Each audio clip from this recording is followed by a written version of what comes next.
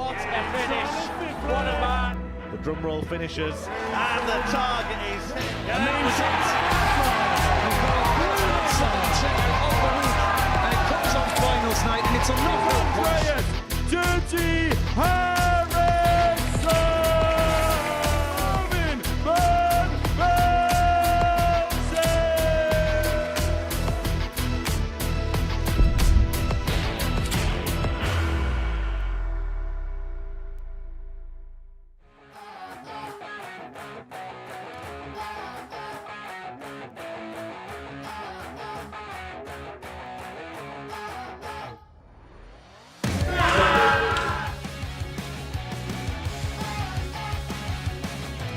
Bullseye for the group.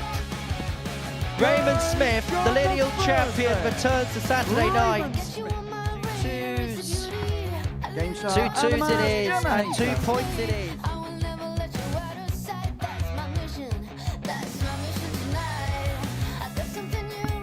Oh, that is absolutely sumptuous. Yes, it is.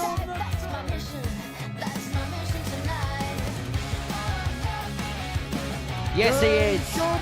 And maybe that's just the spark for Danny Van Trijp. He will not come back. That is what Dean Finn can do.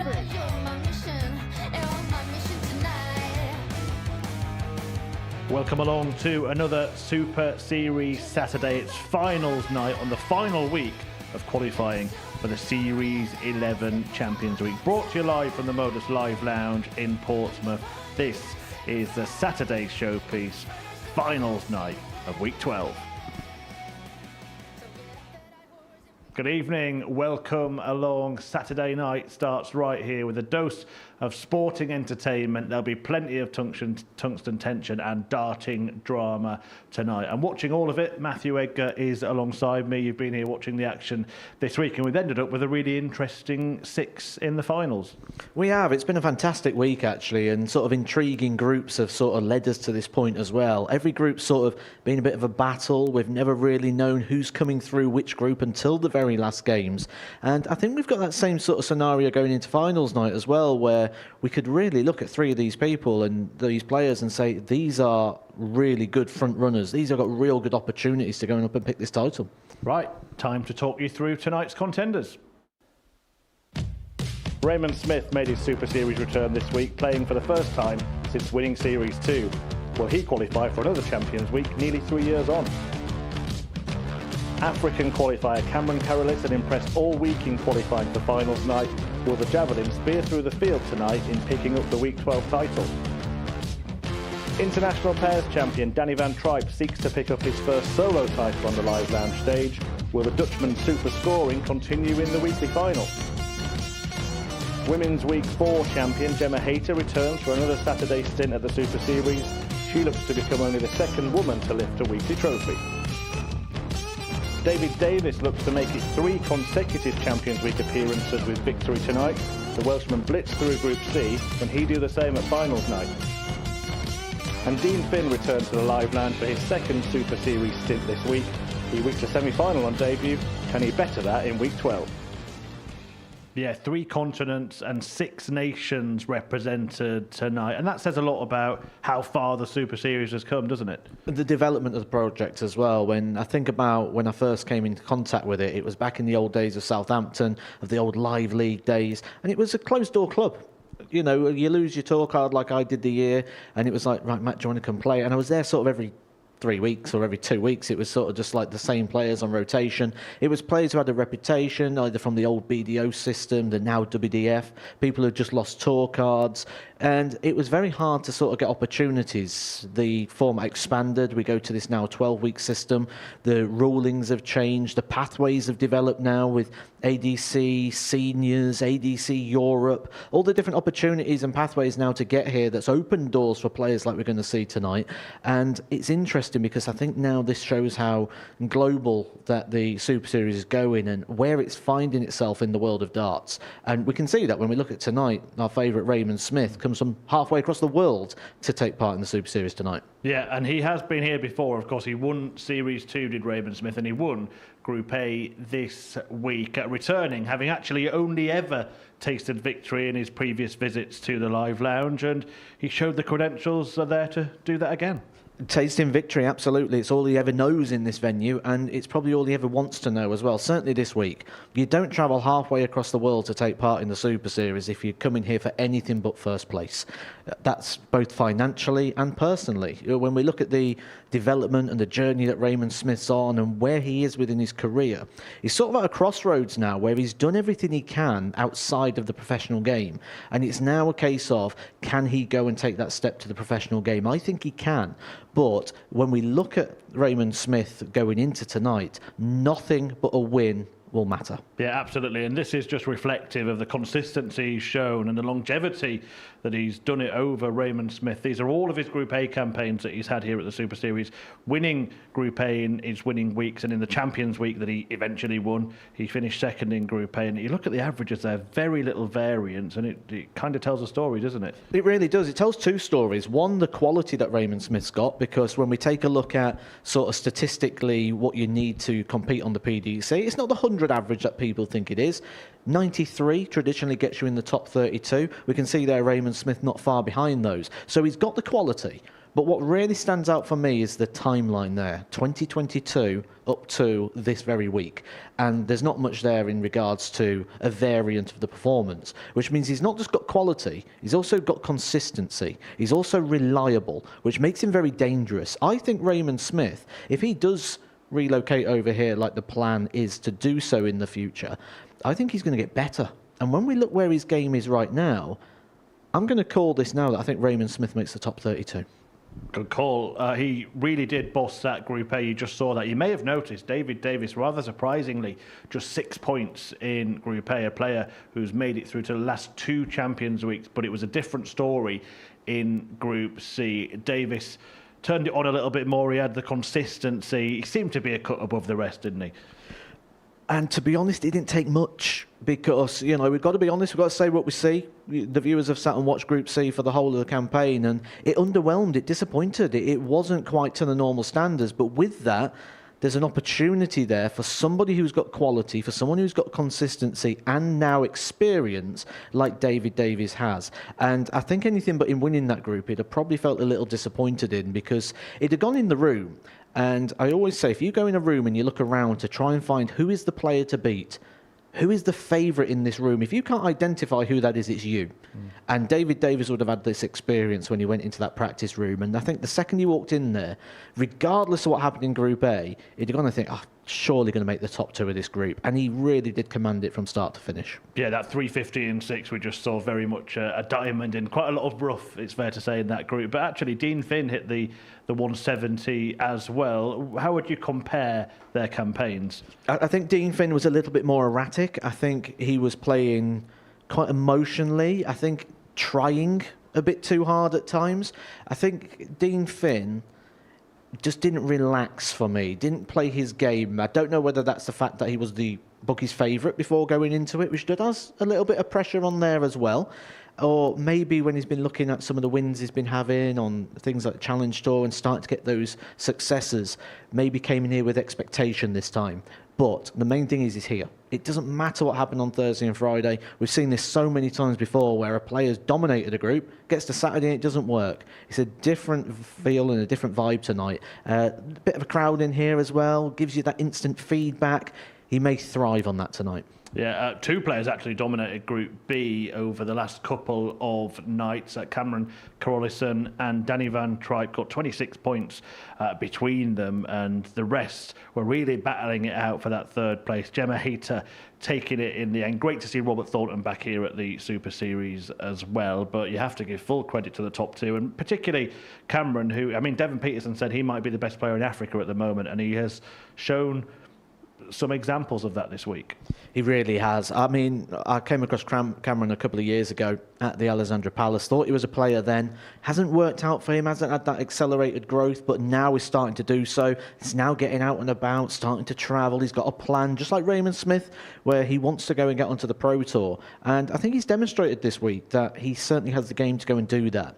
Now, we had a very good chat at the end of yesterday, and it was insightful when he's talking about like the state of darts in Africa at the moment, and we're seeing more players come over and competing, and I think we've got a real developing nation there. And he talks very much so in regards to this isn't just about him. He's sort of putting this down to his family, his friends, his club, everyone sort of it's involved. It's not just about Cameron tonight, and I think he's got that weight of expectation on him as well. But one thing we've learnt about him is he deals with it very well. Yeah, and if you are following us on our social media channels at MSS Darts, you can catch that interview with Cameron Carolissen from yesterday. But let's talk about Danny van Trijp now. Look, his teammate Jimmy van Skeeuw, he won the international pairs with, is through. He'll be determined to be sharing the stage with him at Champions Week, but going against him rather than playing with him.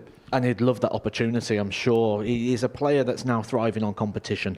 And I think that's the change that we're seeing in Danny van Trijp over sort of the last 12 months. I described him a year ago as a little bit flaky, and I think that was fair, because 1 minute he'd average 90, then he'd be low 80s. It was a little bit too rangy in regards to performance, where now it's getting a lot more consistent, but he's got these bursts. Now, I think he's one of these players that maybe got a tour card a little bit too early. You can do that sometimes, and he got that, I think, from the Challenge Tour and sort of got that accelerated growth. Maybe set him back a little bit, but we're starting to see a difference in him, in his demeanour, his body language. You can tell he's confident. He's got a spring in his step. He believes in himself in a way that I don't think I've seen ever before in Danny van Trijp. So I think he's on progression. I would say now if he got a tour card, he'd be a lot more competitive. But with that in mind, first things tonight and trying to get his hands on that trophy, he is a very lively contender. Gemma Hayter has lifted a trophy on that stage before. In fact, she's lifted a couple. She's won a WADC event. She's won a women's week here, but she's through in the main competition to finals now. Only needed 3 wins to get there, and this one was probably the pivotal one, wasn't it, coming from behind against Charlie Martin. Shown some real quality and character, and she's going to need to show a lot of that tonight, because when we look at this as a talent contest, you wouldn't put Gemma Hayter on the same platform as the likes of Raymond Smith and Danny van Trijp in regards to that level. However, she doesn't have to be that level 365 days a year. She has to be it tonight over a very short format. And one thing that the other players will do, like on the Saturday night, you look around, you sort of assess. They'll look at Gemma Hayter and they won't go, she's a threat for the title. They'll go, she's a banana skin. She's a problem. She can cause problems if we make mistakes. And she could cause one of the upsets tonight. And you don't want that to be against you. Yeah, let's have a look then at the groups. Split in half, the 6 players, round robin, all play each other once in each group. Raymond Smith and Danny van Trijp joined by Dean Finn in Group 1. And Group 2 is Cameron Carolissen, David Davies and Gemma Hayter. Is it fair to say that there are 2 clear favourites in each of those groups? Yeah, it is fair. I mean, Raymond Smith, Danny van Trijp are the 2 people that my eye was drawn to before a dart was thrown this week. And the fact they're in the same group there, you've got to feel a bit for Dean Finn. He's going to have to be at his best to get anything out of that group.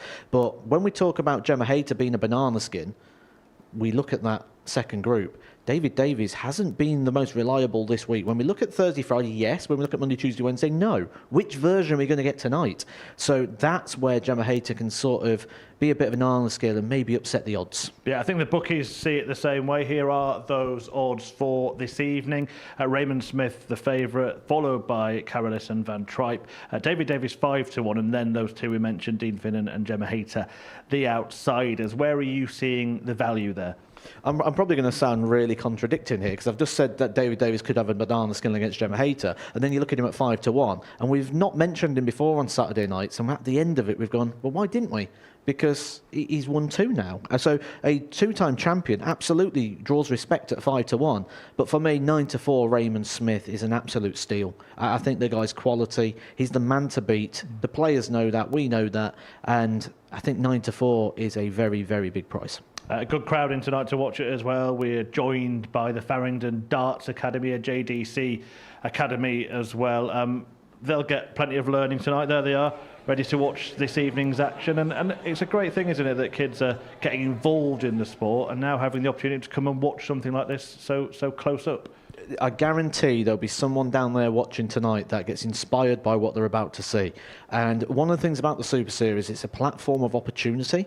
And I guarantee one of those players will be on that stage at some point, and you'll be playing this clip back because they'll watch this and they'll go, right, I want to go do that, and then they'll go play the systems and down the pathways that are now developed to get you to the Super Series. And when we look at the volume of people out there, I think it's a mathematical certainty one day we're going to be sat here calling one of their games. So what about this day and tonight? Who's getting their hands on that trophy? I've got to go with Raymond Smith. He knows nothing but winning. He's here to win. You don't travel halfway around the world for anything, but even losing in the final, Raymond Smith will leave here disappointed. It's win or nothing for Raymond, and I think it's win. If you are going to have a flutter on the darts this evening, please gamble responsibly. It's 18+, gambleaware.org.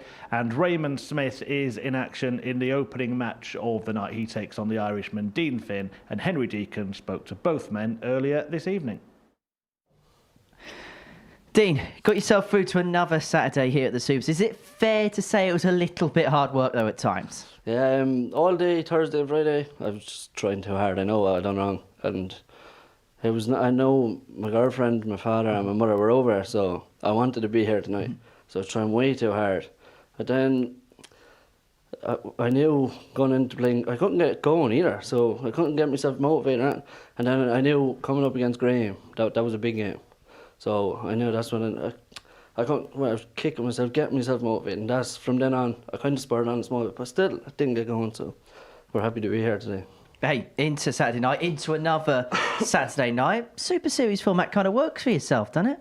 Yeah, but we needed to work on a Saturday too, not on a Thursday or Friday. So just the plan, just kick on from here now and actually be motivated from the start this time. Let's talk about your year so far, because it's quite interesting to look at it. You played a lot on the UK circuit, on the ADC. How would you say your form guide coming into this has been? Very up and down, to be honest. At home in Ireland, doing nowhere near as what I was doing this time last year, but probably down to my own. Last year I made the Irish team. Now I'm qualified for South Korea in September, but it's pure down to lack of ambition now. And that's I got lazy, I fell behind, but I kind of last week I needed. I got a bit of a run at the ADC, but I needed that. The longer the weekend was going on, the better I was getting. So I need that confidence coming into here. So that kind of kept me going. Have you seen hotel prices for Portsmouth next week yet? No, I didn't look them up yet. We don't look too far ahead. What would winning one of these mean to you? I don't know. I didn't think that. I just think one game, play Raymond for what I want is 16 legs tonight. If I win 16 legs, I'm here next week. 16 good legs of darts, that'll do me. I don't care about the rest. Wish you all the very best, Dean. Good luck. Thank you very much. Right, it was like you've never been away from the Super Series, has it, over the course of Group A? Yeah, it's been good. It's been great. It's but I mean, if you have a look at my social media posts, I post on this. This is where if you want to be a good player, if you want to test your ability, this is where you've got to be. And yeah, I think my Wednesday especially proved that that's where I'm at. Did you feel like you were getting better as the week went along? I thought I was pretty good on Monday, but everyone was coming at me, and then I put a lot of pressure on myself on the Monday and Tuesday. Like, this is where I want to be. This is where I need to. Like, I know this is where I'm going to demonstrate that my next 3-year plan is going to come to fruition. So, and then on the Wednesday, everything just came together. So, this is where I'm at. This is where I should be. So into tonight, into another Saturday, and your record when it comes to Saturday is pretty much perfect. Weekly campaign, you go and win it. Champions Week, you go on to win it. You're looking for a hat-trick tonight.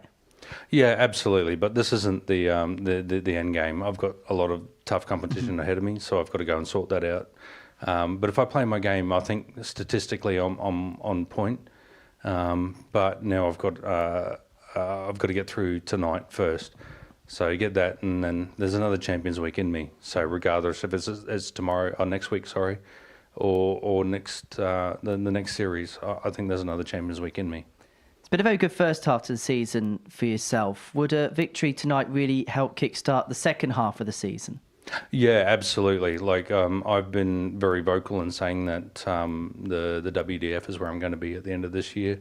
I think if a Champions Week comes off for me next week. It could change the whole landscape and the way that I'm progressing, because and I've said it time and time again, Modus is going to tell me where I'm at.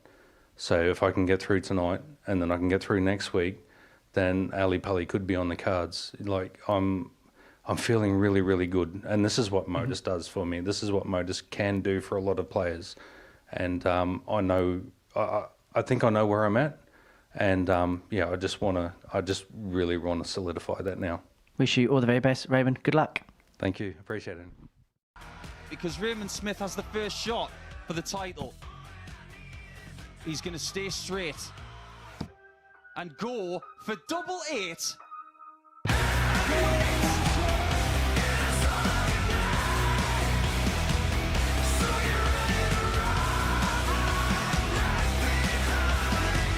For the win, bullseye for a big comeback win.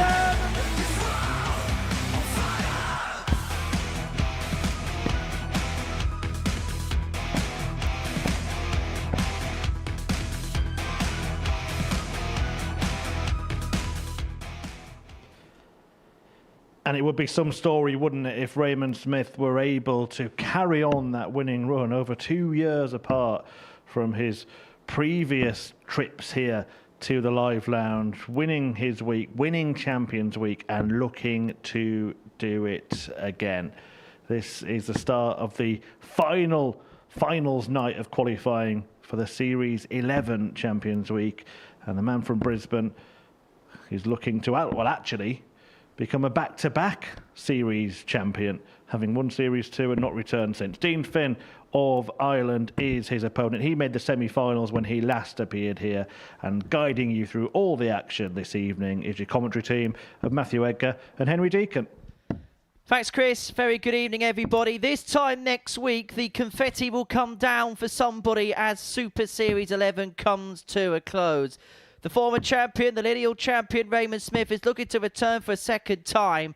George Baker, your referee, in charge of all of the evening's action. He's going to be with us for the first half of next week. But Raymond Smith wants to be here next week for the full duration. The lineal champion returning for the first time since beating Matt Clark in a last leg decider in the Series 2 final back in January 2023. And it's been as if he has never been away. He dominated what looked on paper one of the toughest Group A's we have seen in this series. As for Dean Finn, well, he managed to scrape through Group C in the end. He was the first to admit in his interview there that he didn't play anywhere near his best, but he was able to find what he needed to when it mattered to come through in second position. And his reward for finishing second is an opening match against the Guru. Alongside me in commentary tonight is primetime Matthew Edgar. And week 12 is always exciting here because by the end of play tonight, we will know the 12 players that will be playing for the big trophy next week.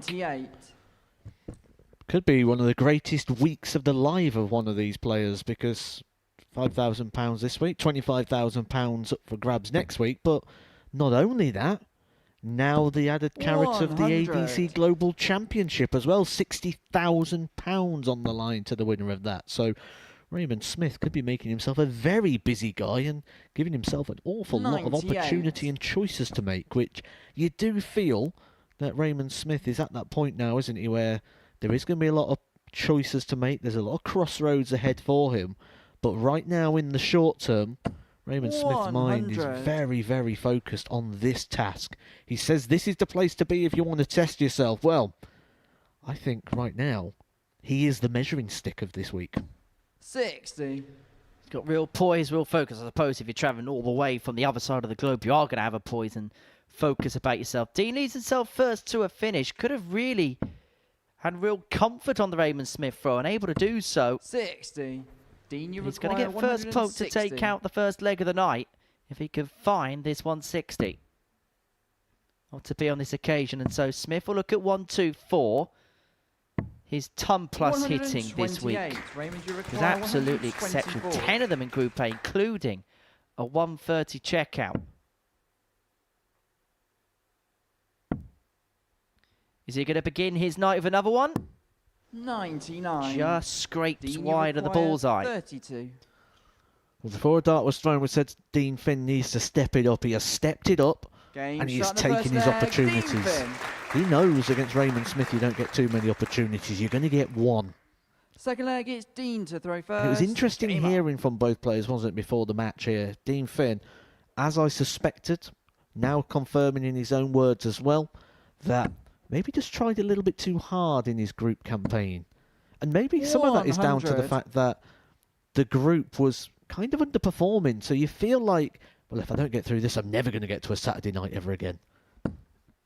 In some ways, when you're locked in a group like that, you try that little bit harder 100. because of those reasons you said. 27 years of age, Dean from the Republic of Ireland, semi-finalist in his previous appearance here. That was all the way back in November. He's playing more on the ADC UK tour rather than the Irish tour in 2025, which means he's most likely going to miss out on the Global Championship come the end of the year. Has had mixed success on the 100. Challenge Tour in this calendar year. But this really would be the kickstart to his season if he was to win here tonight. On paper, the bookies really have struggled to separate players in matches, but this was the one where there was a clear 100. favourite and a clear outsider. Raymond Smith went off 1-2 with the bookies. Dean Finn, the 6-4 outsider with the odds compilers. But that 6-4 in a few moments' time 82. may well Dean, you look a require little bit silly because he 161. broke in the first leg and he's got 6 starts here from 1-6-1 to open up a 2-0 lead on Raymond Smith, who so far 45. hasn't got out the traps in a similar vein to which he did in Group A. But then credit has to go the other side of the coin because Dean Finn's averaging, I know still early days, but just under the 95 mark. 99. Dean, It's you there or require thereabouts, isn't he, Raymond 116. Smith? He's one of those players that when they miss, it's very close. It's very sort of chalk line, as we used to say back in the day. By chalk line, we mean if you've got a stick of chalk and you just put a line above and below, that's where you want all your darts to 56. be. Raymond, you require The 120. thickness of that stick. Well, in the last leg, Raymond missed the ball off the back of the 1-2-4, and he's being forced to take out a tub plus check out again here. And he is going to have a look at tops of the 120. 100. That dropped low and Dean, clipped the you barrel of require dart too. 60. And so Sun Kai watching on. He was unable to make it through. He played in Group C and was one of Dean Finn's victims. Is his dad going to be another victim here?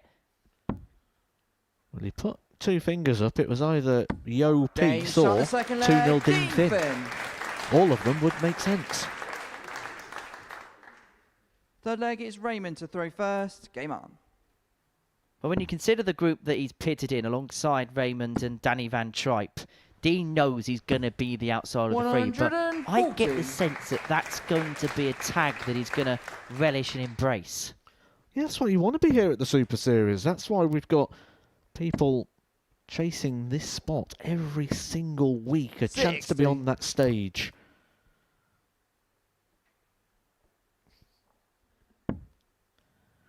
They want to rival the best players without a tour card, but right now that sign that said 140. Raymond for the win is going to have to be one of those big turnaround victories. But we did see quite a few of those last night, not from 2-0 down, but from 3-0 down.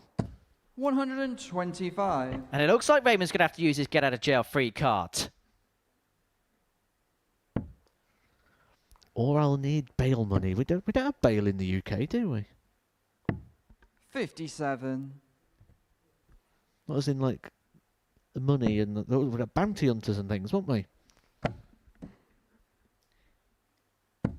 40. We're just going to presume innocence Raymond, until you found require guilty on that one. Anyway, 164. Raymond looking at 164, and he's got time on his side to get off the mark for the evening.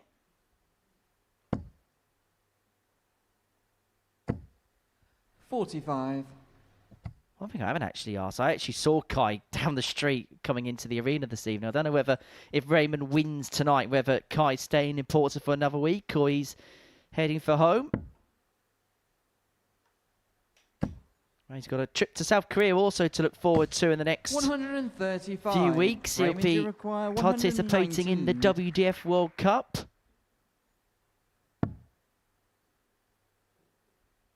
But desperately searching to get on the board, and 99. he'll be hoping that for Dean, you once he's require going to get 3 clear darts at a 141. double as Finn looks at 141 for the double break.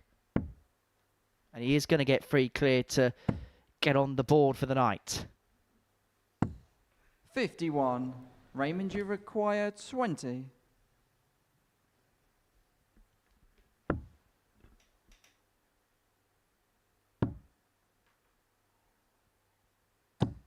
Game shot in the third leg. Well, a Raymond collision of the Smith. barrel of dart 2 sees Raymond Smith on the board for the evening.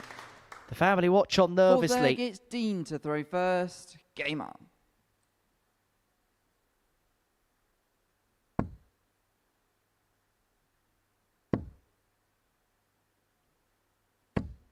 $85. Well, it's a bit of relief there, wasn't it, for Raymond Smith to get that last one in hand. Did well just to bounce it off the barrel, thrown with confidence, but 60. one thing history has told us is you're never going to get panic from Raymond Smith, regardless of what happens here, because in the past, he has traditionally lost this opening game by 4 legs to 2 before going on 140. to win his week and then become the champion of Series 2. Yeah, he beat Matt Clark in the final by 4 legs to 3. The first final that went all the way to a last leg decider. Actually, the longest final we've ever had here at the Super Series. on the Champions 140. Week. Really starting to warm to the task here, Raymond Smith. And even though it wasn't going his way in the opening couple of legs, the darts was close. He wasn't missing by 140. far, which suggests you know it's going to start dropping in at some point. But has Dean Finn done the damage in the early part?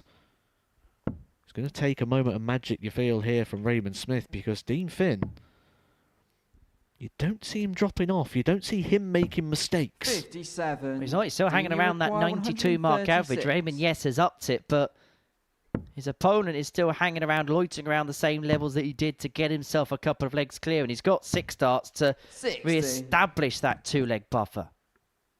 May only be 1 dart at double upon his return, depending on what Ray does here. Depends on how much pressure he's going to be under. Quite a lot, you feel. 100. What a time to find your first require maximum of the 76. game. Raymond Smith leaves himself handy. Question posed.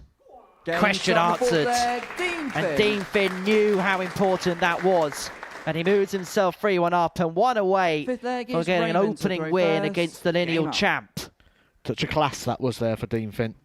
Maximum hitting, placards hoisted into the air, the lights, the big call. And he just steps up as if nothing's happened. 2 darts, bang, bang. Thank you very much. 100. Absolute quality there for Dean Finn. I would say those 6 darts, or those 3 darts, that's the best I've seen of Dean Finn all week. 125. And you can just see in his facial expressions as well, can't he? He's really fancying the task. But fancying the task, not in a sense of expectation, but it's almost like, and you can probably relate to this. Remember that first time, 100. that almost like that first time feeling of something, and you just get that real excitement. I'm just getting that sense here with Dean right now, that almost youthful enthusiasm is just beginning to 45. brim through. Enjoying the fight, as you would say. That bit of bow and arrow, was it? Getting ready for a Robin Hood. Yep, someone's practiced that pose before. 91. Surely the type of dance moves you've used in Popwell once upon a time, Matt. The videos I've got of you, Henry, I wouldn't start that conversation. 59. Well, Raymond here, 6 darts to reduce the gap back down to 3-2, but the problem is he'd have to break Dean Finn in the next.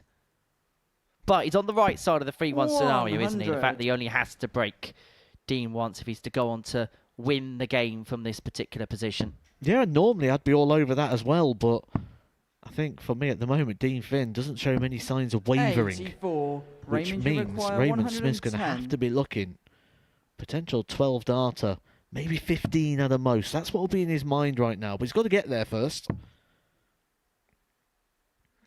And the other problem Raymond's got is if he loses 50. this game, Dean, his you second chance and his last chance saloon is against the 8th best player on the Challenge Tour this year in Danny Van Trijp. This is why Raymond Smith wanted to be here.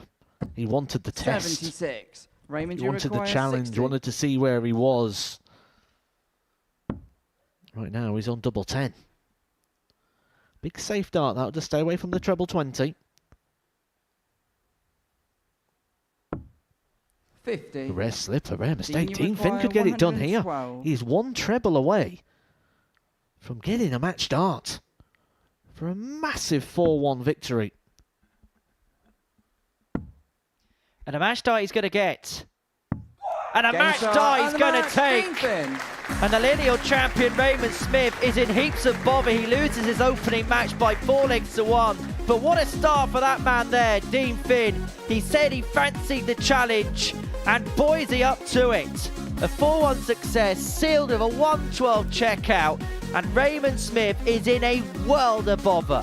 But for Dean Finn, the perfect start. The outsider of the group is now the favourite to get out of it. Coming up after the break, Carolissen takes on Gemma Hayter.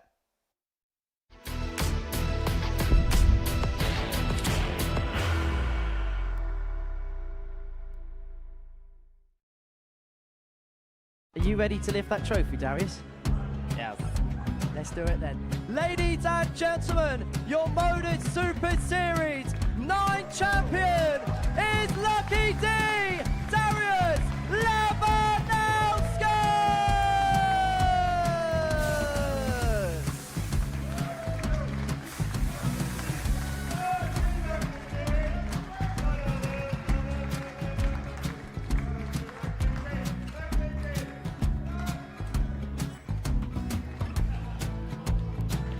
Well, what a wonderful night of darts we have seen, and we are ready. Our champion is ready, and it's trophy time. So receive the trophy. £25,000. The new Modus Super Series champion, the Terminator, Marvin Van Velzen.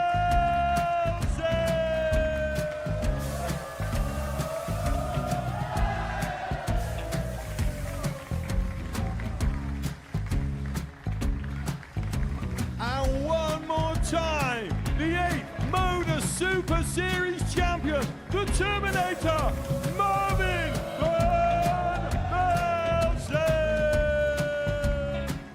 And the new Modus Super Series champion is Andreas Dirty Harrison.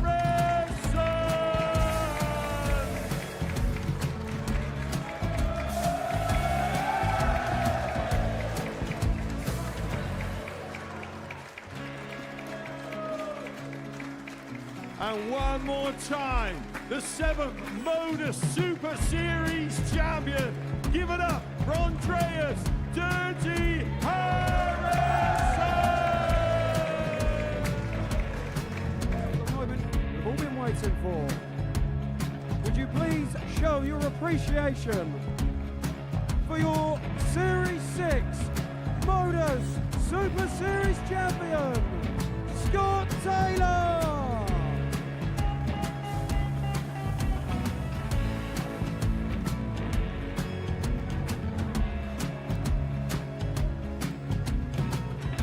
One more time, your new Modus Super Series champion. He is Chucky. He is Jim McEwen.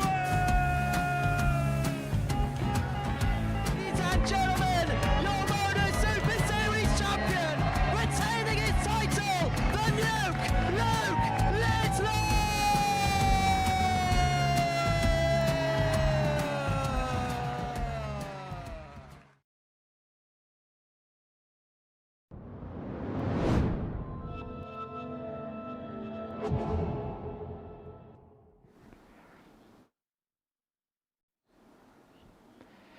Welcome back to the Modus Super Series, where there has been a seismic shock in the opening fixture of finals night as Ireland's Dean Finn found something special to get a big win against Raymond Smith, the favourite to win this evening. Now, the good news for fans of Raymond Smith is that he has actually lost a match in all of his previous finals nights and has gone on to win the evening in the end. Will that continue this evening? Dean Finn off to a great start in Group 1. Group 2 is about to get underway with Carolissen against Gemma Hayter. And early tonight, Henry Deacon spoke to both.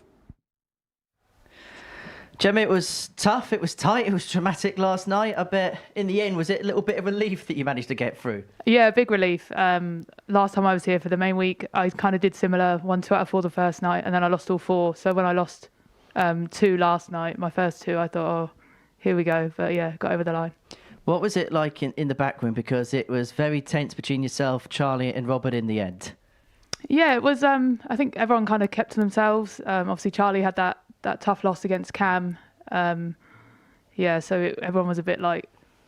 well, to be fair, I couldn't really work it out. The boys are like all on it. They know how many legs they need, how many points. And I was just kind of sat there like, I think maybe I've got a chance. I don't know. So. Well, so I suppose to a certain extent, a little bit of ignorance being bliss then, in terms of just not working out the permutations maybe as much as the others were. Yeah, I think so. Definitely for me, because I get inside my own head a lot, and that kind of translates like into my game. I start like pulling darts and snatching darts. So yeah, I try to ignore it. So into tonight, it's another Saturday in the main comp. Off the back of a good Saturday last time, you having won Women's Week. Yeah, so I'm really looking forward to it. I think my debut here in the main week, I didn't win a game, so hopefully we'll get one tonight. This is tough competition, but this is what you're here for, isn't it? To really test yourself against the best of the amateur game. Yeah, exactly. It's something that I'm not really used to on the women's series. If I have like an 83 average, I might win a couple of games in the women's series, obviously depending on the draw. So yeah, it's nice to obviously play against this calibre of players. Wish you all the very best tonight, Gemma. Good luck. Thank you. Cameron, really good first week for yourself here at the Super Series. Could you have expected it to have gone as well as it has?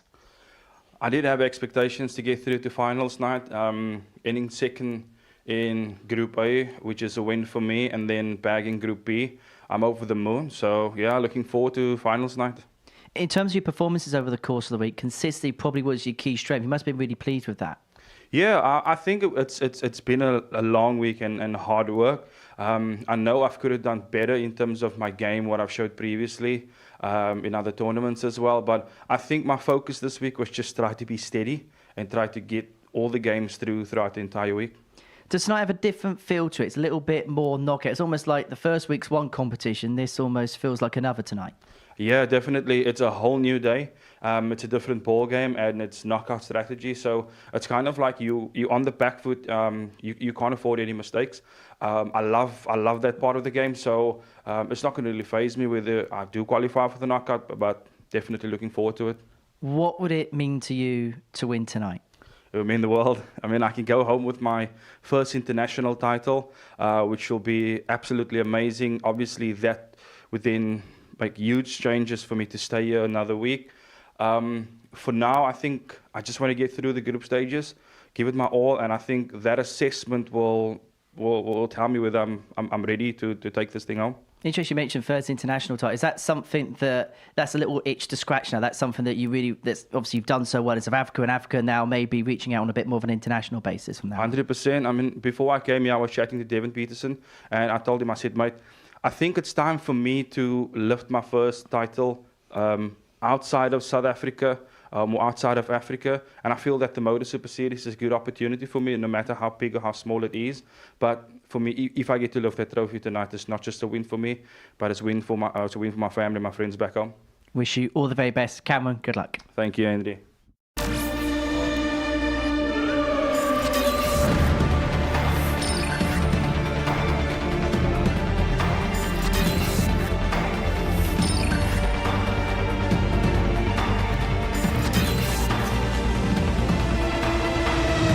2 worlds collide as Group 2 gets underway.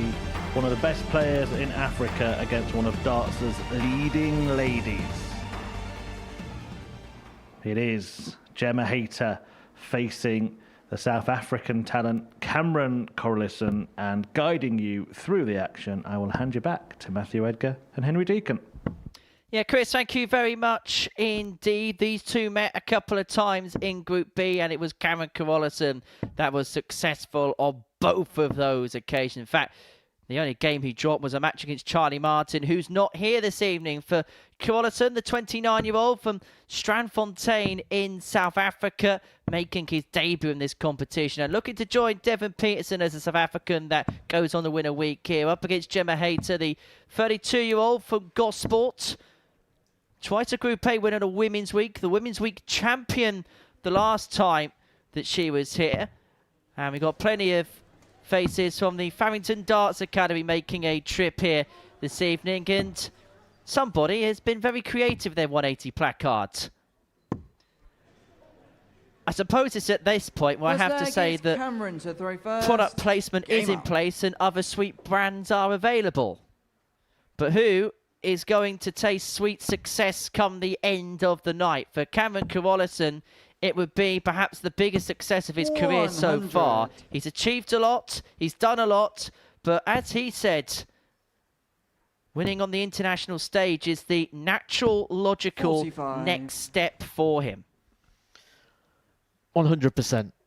And he spoke so well, didn't he? And last night, that was probably...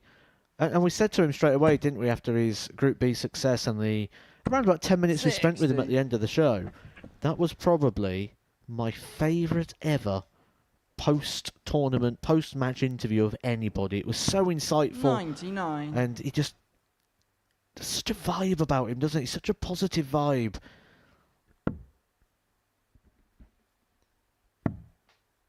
It's not just in interviews he speaks so well. I spent a little bit of time with Cameron earlier on in the week. Just had a little sit down for 5 minutes with him. And when you sit and you spend a little bit of time with him and he talks about his backstory, he talks about darts back home, he's such an intriguing character to listen to. And there was certainly not a stone unturned in our conversation about where the game is in that part of the world and where things can improve as time moves along. And he wants to very much be at the forefront of the progress of the sport on the African continent. And he was saying early on in the week that he's thinking about giving Q-School a go at the beginning of 2026, and irrespective of whether he wins his card or he has to play on the Challenge Tour, he wants to commit a little bit more time in terms of playing in England, 97. spending a bit of time here and then spending a bit of time back home in South Africa. He's very much thinking about taking that next step on his journey, and this would be a big step if he was able to have success tonight.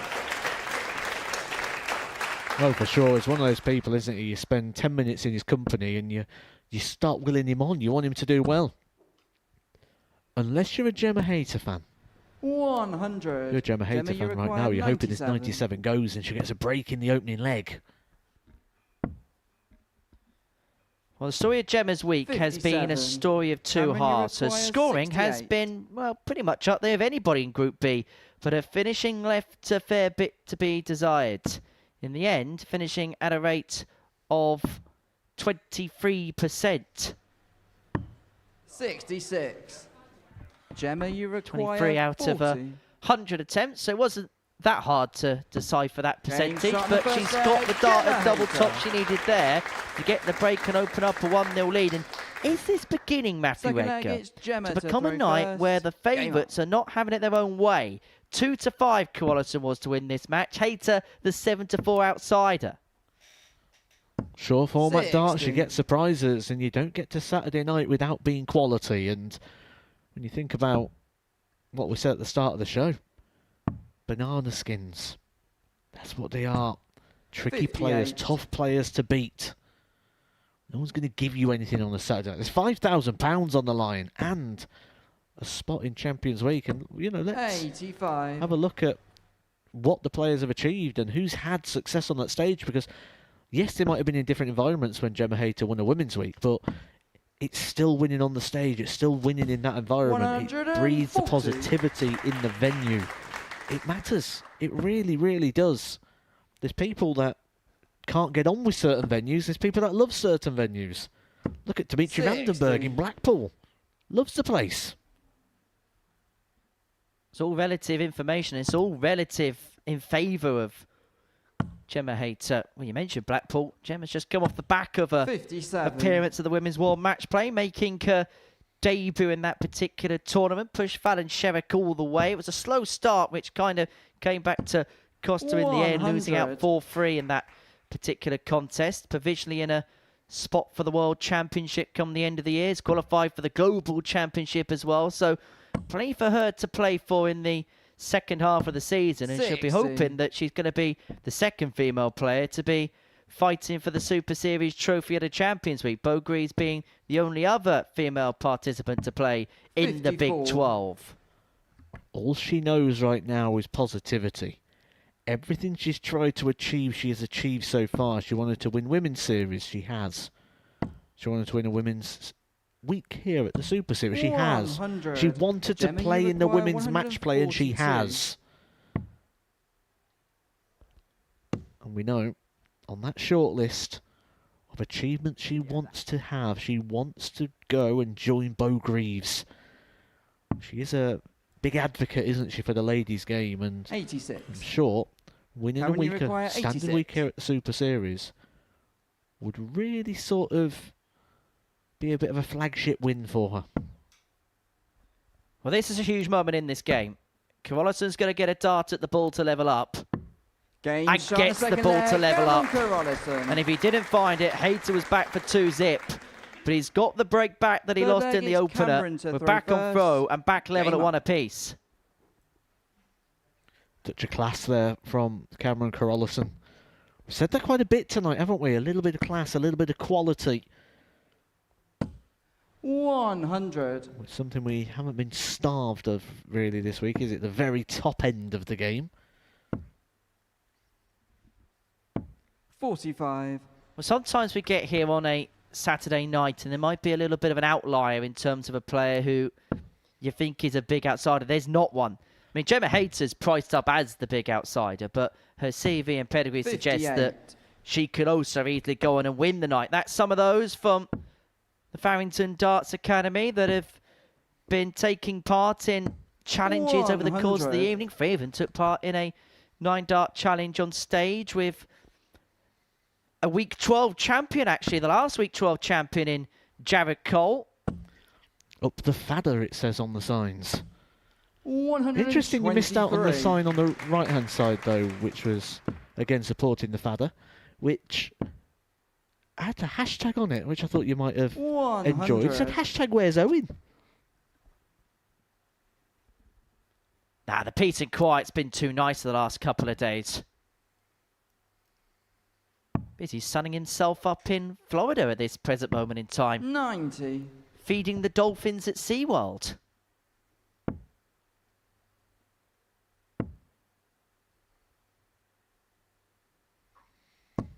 George Baker filling in the role of referee while Owen Binks is away, doing a stellar job as always.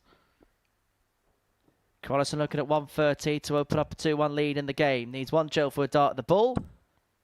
And the ball's eyes what he's going to look at. Got it in the previous leg. 105. He wasn't too far from getting it again there. 156.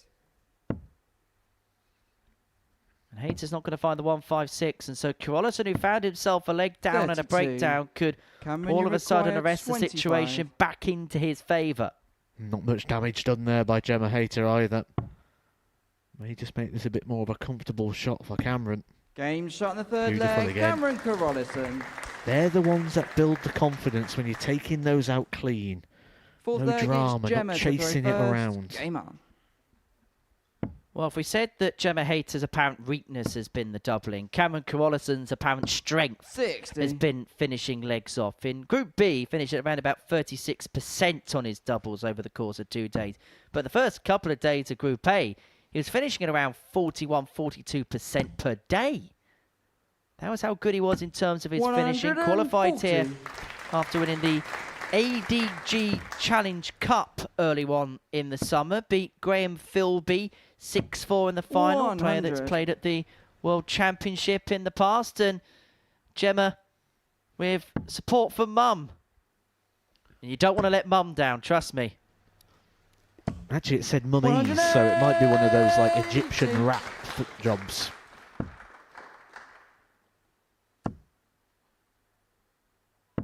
$81.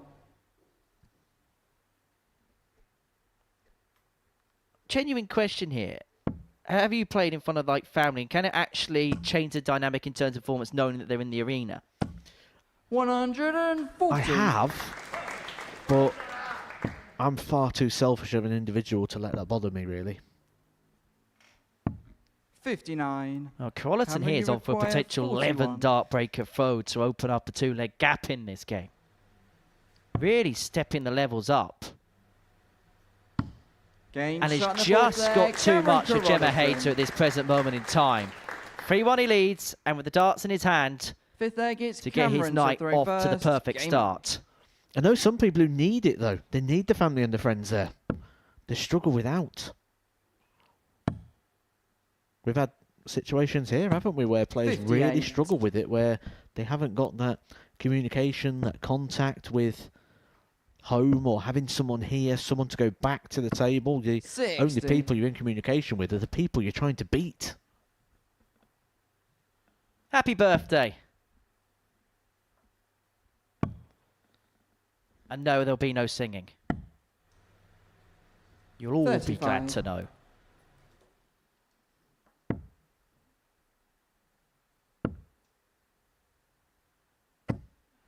$50.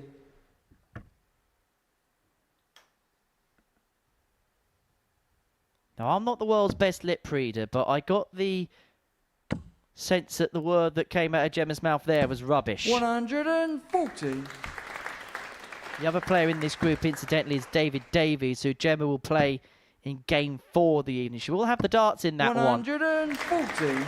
And despite hitting that 140 there, this is still a game very much in the control of Carolissen. 2 legs clear and 6 darts away from a handsome victory to kick off his night. She's looking a little bit flustered, isn't she, though, 43. Gemma Hayter? And some of that will be because she's trying to live up to the pace that is being set at the moment by Cameron, which is a very, very high standard. Yes, he's averaging 86. You can ignore that a little bit 100. because it was a slow start. If we look at an average of what he's been doing at the back end of this game, he's probably been up by the 100 mark.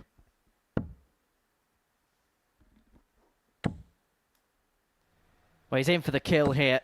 140. Gemma, He's you got are his foot on the throttle and he's now 151. looking to find the checkered flag. But as Gemma Hayter got a finish of defiance, the 151 isn't going to 91. go. Well, Cameron Carolissen won his first leg in this contest on the ball. He may well end on the ball.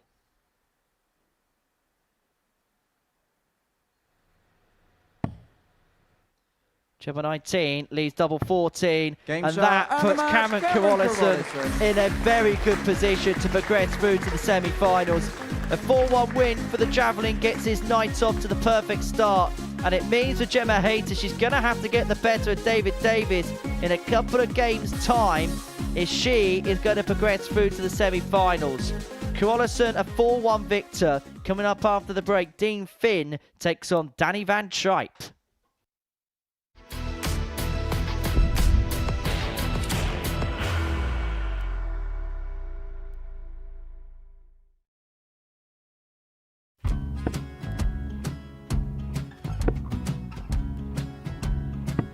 $54. Charlie require 164.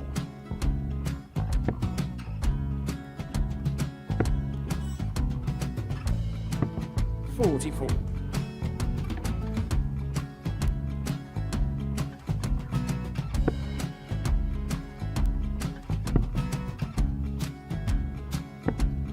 $32. Charlie require 120.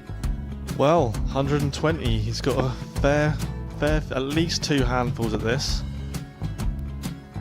Just needs to stay 60. there. That's a good shot. Halves his score, leaves himself on a 2-darter.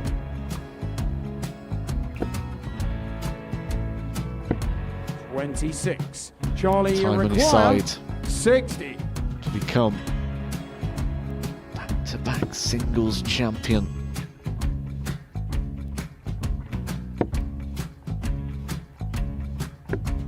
$40. Definitely a couple of nerves in those last 2 darts, but he'll be coming back. It's a moment he's been in before this situation. Standing at the back of the 81. stage, Charlie approaching the required jockey with a 20. chance to win the title.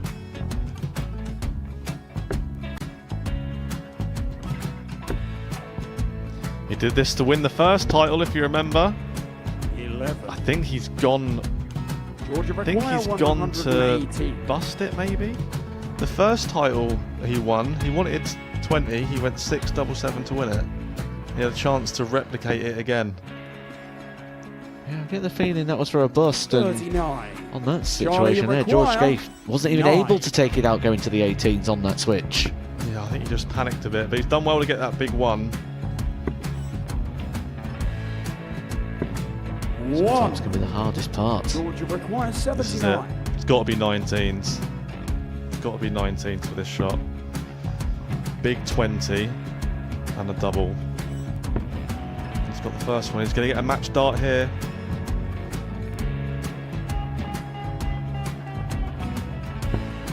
$59.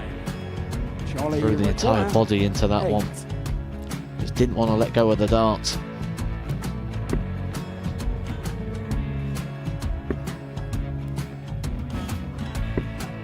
No score. He's given George a chance. Georgia require 20. I think George has been quite good on double 10 today. So many opportunities for Charlie Murphy. Couldn't get the job done. The match! And the Red Dragon George Modus Scaife. Super Series Influencers Champion, George Scaife!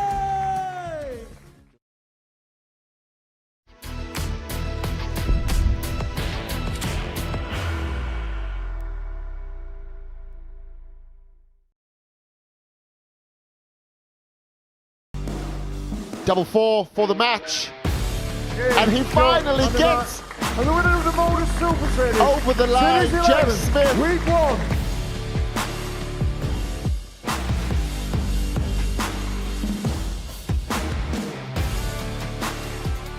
Yeah, Jeff Smith, the first winner of Series 11. He was the first name through to Champions Week. And tonight we're going to find out who will be the final name on the list of weekly winners. Smith was swiftly followed by Scott Taylor, former World Master John O'Shea, Shane McGirt, current World Champion, former World Finalist Andy Hamilton, former World Youth Finalist Adam Gavlas, former Super Series finalists Jimmy Van Ski and Graham Usher, Derek Coulson, who is one of the stars emerging from seniors darts, Richard McKee won week 10, and last week it was Jurjen van der Velde. Tonight we'll find out who will be completing the Champions Week field, and it could be Danny van Trijp who's going to be action in the next match. He is going to be playing his first match of the evening in Group 1 against Dean Finn. Of course, he beat Raymond Smith 4-1 earlier on tonight. Cameron Carolissen before the break getting the same scoreline against Gemma Hayter. Will need to beat David Davies in the next game of Group 2, but it is back to Group 1 with Finn against Van Trijp, who spoke to Henry Deacon earlier tonight. Danny, another good week, another solid week. You must have been happy enough to get through in the end. Yeah, I was very constant the whole week. It was between 82, 87 average. Sometimes I had a higher average with 97, 96. But I played some good games this week, and I'm happy I'm at the finals night. After a difficult start in terms of your doubling Group A, looked like a real focal point towards the end of the group, potentially? I still miss too many doubles for my feeling, because I'm losing. I had 3 or 4 games this week. I was 3-0, 3-0, 3-0 or 3-1 up. I'm still losing the game, so that's something I have to work with. And yeah, and for tonight it's difficult for all six of us, because it's only 2 games in the group. And if you win one with 4-0, now, if you're losing one with 4-0, you're already done. Yeah, you have to, the other one has also to lose the second game. So it's a tough group with Wayman and Dean, but we will see. However, you've got a bit of a secret formula now, haven't you, when it comes to the Super Series? You seem to have a bit of a touch, don't you? Final win last time with Jimmy. Form seems to be good here. Sorry, the form here seems to be good, doesn't it? Oh, yeah. Yeah, last time I won, and other time I lost the final. So, and in 3 weeks there's another PAS event. So I play enough games this month, in the next months. End of October I'm also here, so you will see a lot of more for me. Do you enjoy Portsmouth? Yeah. Have you looked at hotels for another week in Portsmouth yet? What? For another hotel? For another week. If you win tonight, you'll be into Champions Week. Oh yeah, I know. Yeah, we will see. First win, and then we'll see. Right, we wish you all the very best. Danny, good luck. Yes, thank you.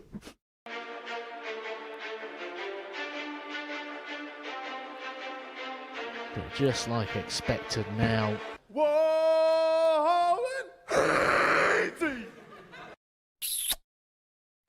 thought Cameron was on. Knew he had to go for the bullseye, and then gets the bullseye. Well, and that's the reason why. Double 8. Game That puts him 3-1 to the good, and that might just arrest the situation for Danny Van Trijp.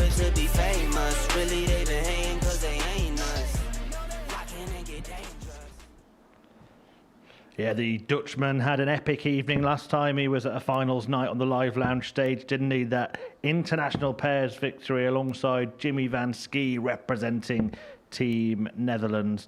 A fantastic achievement. Now he's hoping to join his teammate, of course, at Champions Week. He takes on Dean Finn, who's got off to a flying start tonight with that 4-1 victory over Raymond Smith. He now just needs 2 legs to qualify, and a win will guarantee that he tops the group. If Van Trijp wins 4-0 in this match, he'll guarantee qualification, but of course he still has Raymond Smith left to play. Henry Deacon and Matthew Edgar will guide you through every dart. Well, if you learn one thing from that VT, it's that Danny Van Trijp will never have a career as a referee. He takes on Dean Finn and his opening assignment, the 28-year-old from Etten-Leur in the Netherlands. Actually, a town which Vincent van Gogh resided when he started his artistry career. But it's artistry that we're talking about this evening. And for Dean Finn, he's already provided the upset of the night so far, getting the better of Raymond Smith by 4 legs to 1 in the opening game of the evening. And that means that because of that, he needs just 2 legs to qualify through. Wins this game against Van Trijp, he'd guarantee top spot, and it would mean that DVT 45. And Raymond Smith would have a shootout in match 5 to determine the other player to make it through. But Danny Van Trijp can actually win his way into the semi-finals with a 4-0 success in this particular contest. And it's fair to say, Matt, if you look at his week so far, average of 86.06 in Group B, 37% in terms of his finishing. Actually, those stats improved as the week went along. He's playing actually pretty much to type. His yearly numbers, 86.31, 33% on his doubles. He's playing decent stuff, but is there perhaps a feeling that maybe 32. He's going to win tonight? He just needs to find that extra little level. You'd assume so, but I think he's got that in the locker. You know, we've seen him improve. We've seen the demeanour change. He's looking good. But one thing that we've learnt already this evening is what's happened in the week, and the stats and the numbers mean nothing, because Dean Finn thrown them out the window in that opening game when he beat Raymond Smith. And he doesn't even need to win this game to confirm his place. Just a couple of legs will do this for Dean Finn. You need 2 points and a positive leg difference. That is the formula to guarantee yourself a place in the semi-finals. 71. Danny, you require 116. And Van Trijp has got 6 starts to get his opening leg on the board. And importantly as well, a break of throw of Dean, which he needs to win this contest at some point. So no better time to do it than in the opening leg of the match.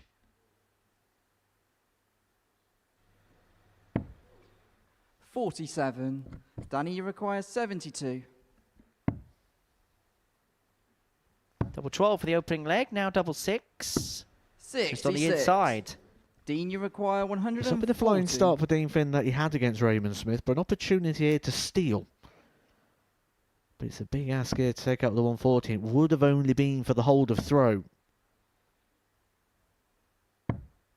92. Danny, you require 6. Staying out of the way of the treble 20, but maybe an insight into his mindset at the moment as well. No score. Because now he's got to burn a Dean, dart here to get down to 48. a double. Can't say I'm a massive fan of that system. Yes, you stay out the way of the bust, but it costs you an extra dart at the finish. And if we're going to be brutally honest, both players have made a hash of this opening 32. leg. Finn eventually getting a couple of darts at a double, and Danny Van Trijp messing about, but eventually finding double 3. One of the tallest players we have here, finding the double at the bottom of the board. Just imagine right now what Raymond Smith will be thinking in the back room, because he went down 4-1 to Dean Finn in the opening game of the night. Good performance. And then he'll be just watching the monitor now and watching Dean Finn thinking, where was this Dean Finn about half an hour ago? I suppose it just goes to show how different every single game is. 134. Also, a lot of that can come down to the respect of the opponent as well. when you know you've really got to step it up. 140. Well, talking about stepping it up. Watch out for me in the future. I did say that at the start of the show, didn't I? I said I expect that at some point, one of those players that are down there in the crowd right now, we will see them here at the Super Series in the future. One of them's going to be inspired. And this is inspiring darts. Look at this. Well, he said that Danny Van Trijp has got this X factor. Sometimes he really can turn it on and off like a tap. And it feels like one of those moments where he's really beginning to turn it on. Potential 11 darter to go 2-0 to the goods. Game shot in the second leg, Danny Van Trijp. Brilliant from Danny Van Trijp, 2-0 up. And halfway towards a 4-0 win, which would seal automatic qualification. All of a sudden it's Dean Finn who finds himself in a bit of a muddle. And remember, he hasn't got any more games left to play. 180. Oh, things are warming up. Is it Champions Week already? Well, it's not bad for a precursor, is it? 60. 3 180s in 3 legs so far for Dean Finn. Or if we're going to give him the name on the back of his shirt, Dean Finn Ford, which is what he uses 85. as a name during his matches on the PDC Challenge Tour. Has reached the last 16 in that this season. Challenge Tour 11, lost out to Jedson Walker as Danny Van Trijp piles in what is his 3rd max of the game already, and we're only in the 3rd leg. Well, if we're getting excited here in the commentary box, imagine what it's like down there for those young players of the Fadder. They're going to be loving their experience here today. 100. Well, Danny Van Trijp in this game has almost hit as many 180s as he did for the previous 2 nights. He only found 4 of them in Group B.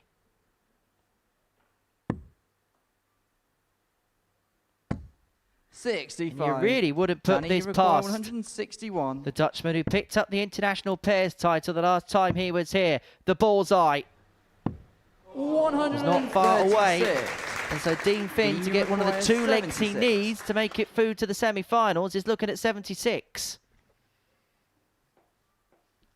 He took this out earlier, didn't he? And an important shot against Raymond Smith. 56. Danny, you require Same 25. numbers, different outcome. And he's living, breathing every single dart, isn't he, Dean Finn? No score. But he's been given a reprieve in this leg. And Trijp going high into the double 11, and so 3 in hand at double 10 to half the arrears and to go within one of the semi-finals. And it would mean that Danny Van Trijp couldn't automatically qualify through.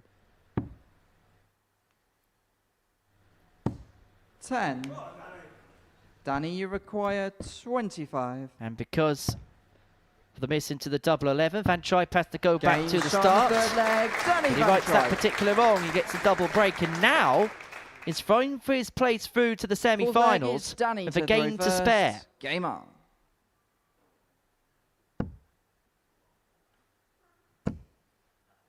Well, he said that Danny Van Trijp may have to find something a little bit more than he has done at times this week. And there's evidence in this game he is doing exactly that. Average of 95, 4 180s, which is as many as he got in the entirety of his Group B campaign. These two couldn't be split by the odds compilers before a dart was thrown. 5 to 6 the pair. But is Danny Van Trijp the first player, Matt, to really lay down a marker tonight? Yeah, absolutely. 94. I mean, 4 maximums, an average of 95 at the moment, and that's with 7 missed darts at a double as well. Don't forget, this hasn't been a perfect performance from Danny Van Trijp. There's more in the locker. But what this is potentially good news, potentially bad news for that of Raymond Smith. 180. In some ways, I think he would have preferred the Dean Finn win and having that knockout game against Danny in match 5, but that looked very unlikely right now, unless 55. Dean can do something we've seen a couple of times this week, and that's come back from 3-0 behind to win a match 4-3. Well, he's got flashes, hasn't he? But the 6 missed darts at a double is what's cost him here. He's sat poised, ready to strike, ready to break. But you would not put this past Danny Van Trijp. Well, Dean Finn found a ton plus checkout to beat Raymond Smith. Van Trijp's not going to find a 3-figure finish to 36. down the Irishman here. Well, this would stop Danny Van Trijp from automatically making it through in this particular game. But a failure to find double 18 and two of them kissing the wire means that Danny Van Trijp has an opportunity to automatically qualify for the semi-finals. Double 4. 4 does not go. And this is how quickly the permutations can change, because Van Trijp has had 3 darts to go through, but if Dean Finn finds this 36, even if he wins the game, he has to get something against Raymond Smith, and Dean would then have the darts to progress through himself, despite potentially losing the game. Well, it means that Van Trijp's going to have to get something against Raymond Smith in the next game. If he wins one more, that man in your picture will be the first name through to the final 4 after his opponent's burned 3 darts to do so himself. Let's just also take a pause for a moment, take a breath, and just think about the possibilities that could happen here. Henry, it's potentially on. My favourite thing, something we've already seen a few times already this evening with the youth players of the FADA. The potential 9-dart shootout.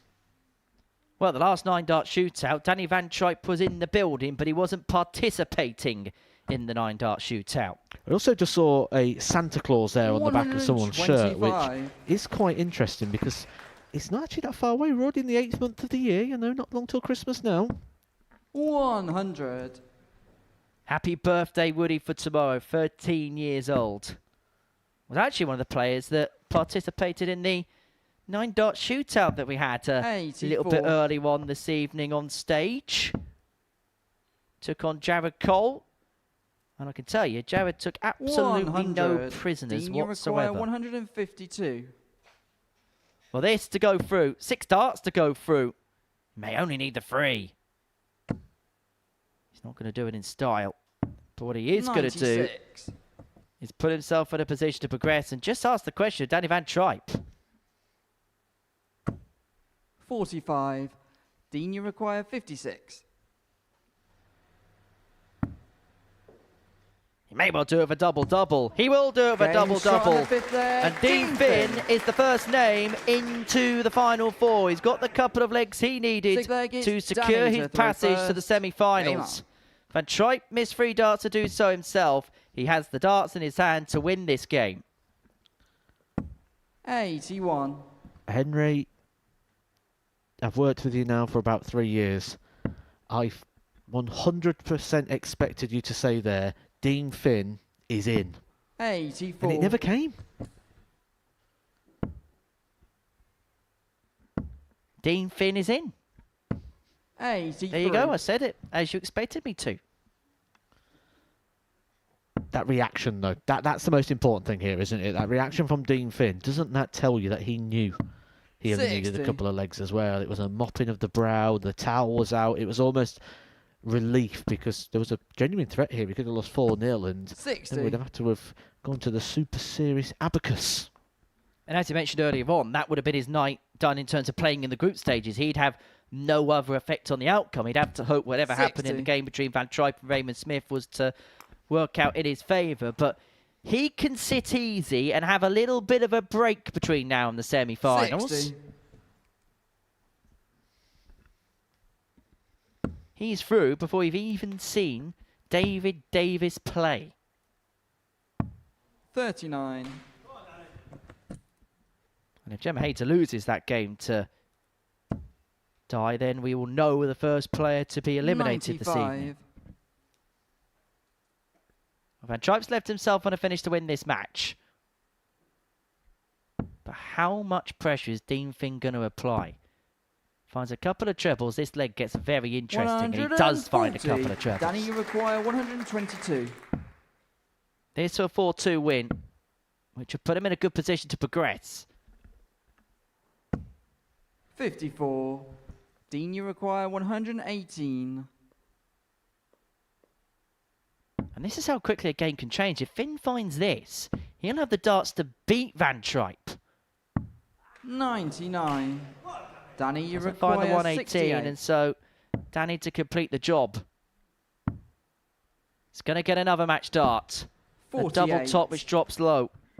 Dean, you require 19. And that, all of a sudden, is a look of a concerned man. 3. But he's going to Danny, you get a required reprieve. 20. This for the points. Free in Game hand, a shot, double and a 10, of match, which he Danny only Ventry. needs the one to complete a 4-2 success and to get himself on the board. He actually had 3 darts to win it 4-0 and automatically progress. Dean Finn then got the couple of legs that he needed to go through to the semi-finals. But Danny Van Trijp is still in a good position. He's going to need legs still, but he's in a good spot to get into the final 4. Next up, Gemma Hayter takes on David Davies.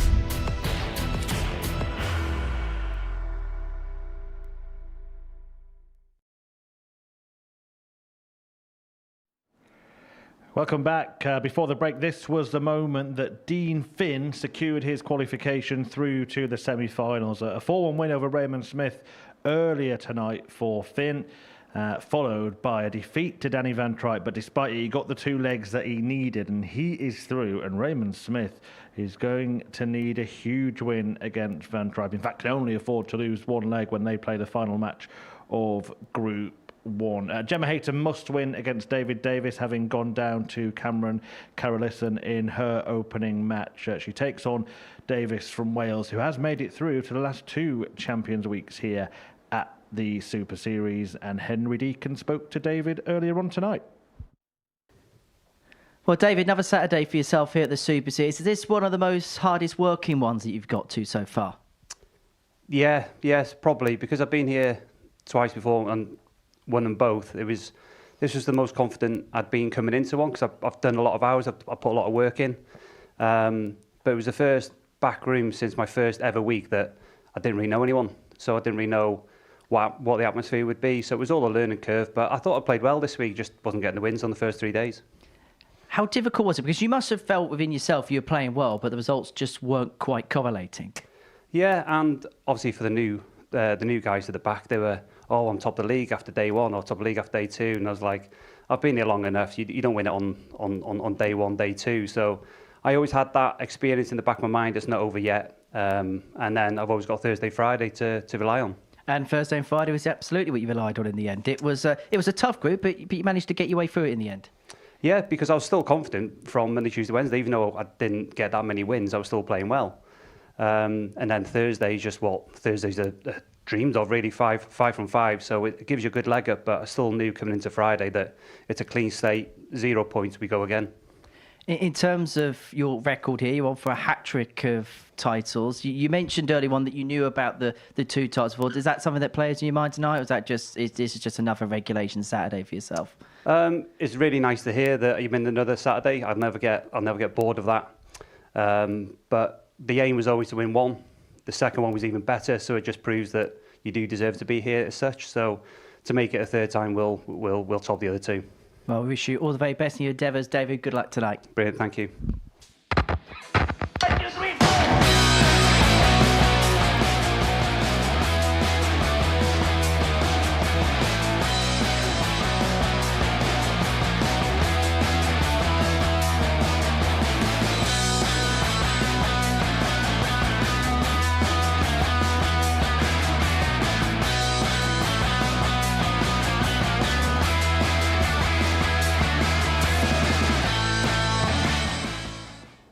Can David Davies make it 3 in a row as one of the last 2 finals nights he's appeared in here at the Live Lounge and made it through to Champions Week, looking to make it a 3rd on the spin. And he'll be through with a game to spare if he gets the better of Gemma Hayter in this one. A win for him would see him and Cameron Carolissen go through.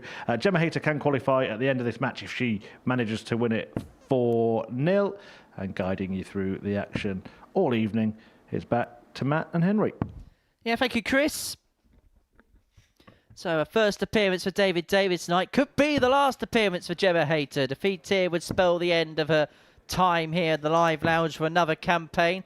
As for David, he'd been so used to the winners' enclosure here. He's won on each of his previous 2 occasions, looking to make it a hat-trick of Champions Week appearances and join a Champions Week which is littered with names that just keep coming back time after time after time. Scott Taylor back for a 4th tilt. Jimmy Van Ski back for a 4th tilt. Graham Usher back after a couple of years' absence, the former Grand Final runner-up. So Champions Week, which is littered with experience, and David Davies is becoming one of the most experienced campaigners when it comes to one of the biggest weeks on the calendar. Thank you, ladies and gentlemen. If he does first so for a leg 3rd is time, to throw first. he would join an exclusive club of players to have played in 3 consecutive Champions Weeks. And that lists Steve West, Derek Coulson. 100. That is the type of cast list he's looking to join tonight. Some of the all-time greats in this building.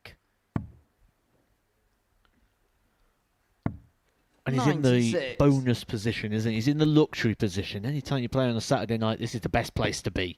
Because there's been 3 games before you, so you've had time just to get and settle in and be in the back 45. room, see people go out before you, come back, have all those different vibes. But not only that, he's starting his campaign against Gemma Hayter, who's already lost a game tonight.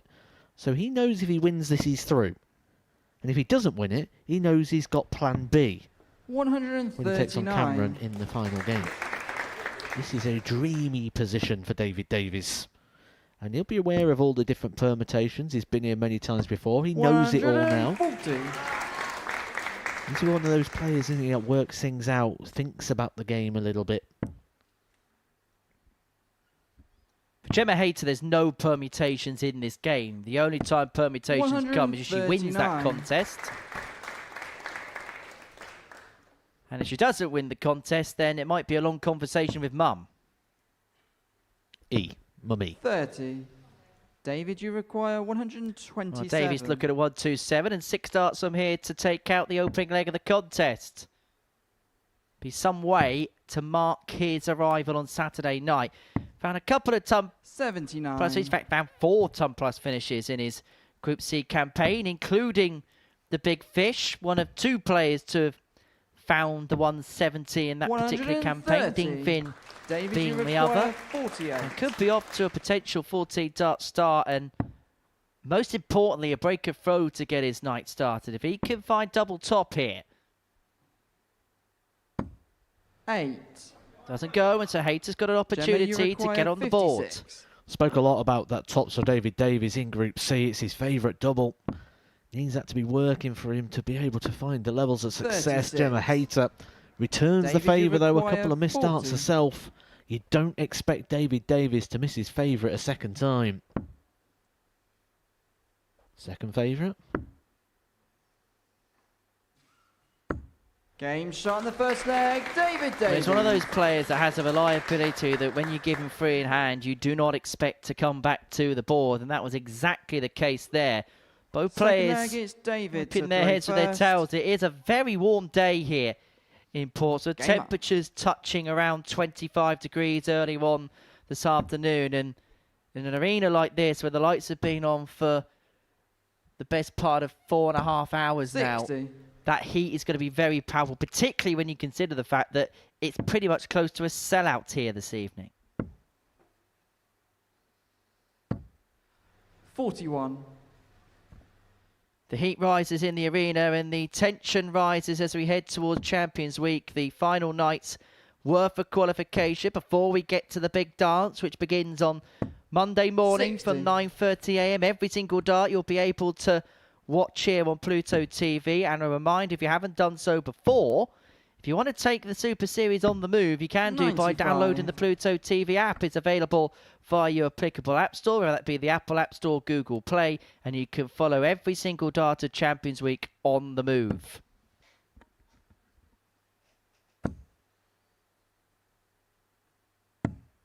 $87.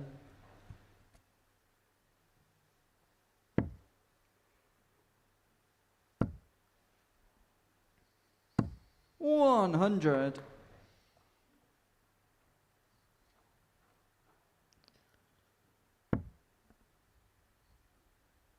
Starting to find that first dart now, isn't he, David Davies? And when he does that, he's often quite good at following it in, especially when he gets it on that top wire. If he could go to the board and put a dart in at his ideal angle of entry and exactly where he wants it in the treble, 41. it would have been where that last dart was. David, you require 154. So 154 for a 2-0 lead, and to demonstrate his authority in this game in terms of the scoreline. 122. I've got to say, so far, this has been a professional job for David. He had to survive a couple of darts with Gemma Hayter to win leg 1. Did that. 76. And now has David, you full require charge of the game. 32. Got the break in in the opener. This to open up daylight.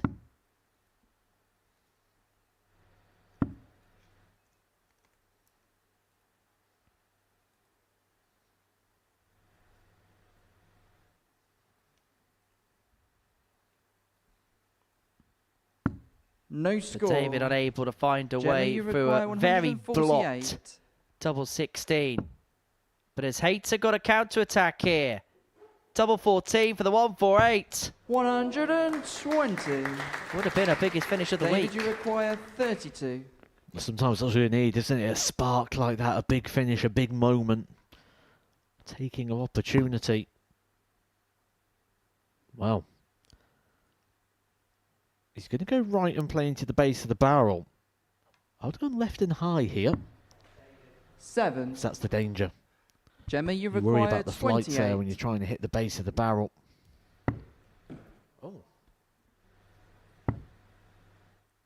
Which has given Hayter a second opportunity, but a second opportunity that she's unable to take. She has been given David, you require chances 25. in this game, has Gemma. She's been unable to take them up to press. 14 scored. But that has dropped low into the 14, and so he's going to have to spurn another one here. It's only going to be one in his hand, a double 4. 21. He's missed 11 darts at a double 28. already in this contest as David. Well, Gemma Hayter more than anything will feel the lead there, but she's still in the contest and she's back level at 1-1. Third leg, it's Gemma. Earlier in the week, I gave a lot of credit to David Davies because when things weren't going well, when it started to go well, he didn't dwell on the fact that things didn't go well before. 59. That's what I'd like to see here from Gemma Hayter a little bit more, because that was almost like disappointment after winning the leg. That could be the start of the positivity. You've just done something well now. When things aren't going right 60. For you, the last thing you want to do is turn a positive into a negative. And that was a positive moment. You've just broke the throw. You've got the throw back. Had you done that with a 10-darter, it would have been a different response, but it would have been the same result. It'd be 1-1 and a breaker throw. The key being not letting something fester for longer than perhaps it should. Exactly, just move on. You've got to have a very short-term memory 46. in this game. There was a film quite a few years ago now, 50 First Dates. Adam Sandler movie 100. Where the girl forgets everything every day. That would be great in darts.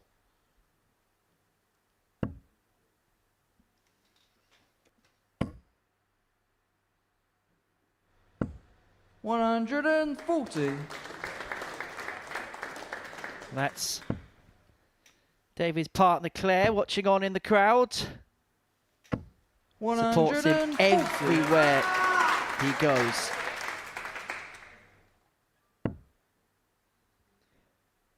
Well, David missed a plethora of darts, didn't he, to win leg 2 and go 2-0 up. 45. Gemma, Hayter won it. 67. And she now has an opportunity to move in front for the first time in this contest. It's double top. 47. And I don't know about you, but I also get the sense that Gemma could do is something just being taken a little bit cleanly, not allowing for anything to possibly ponder in the mind. 80. Gemma, you require 20.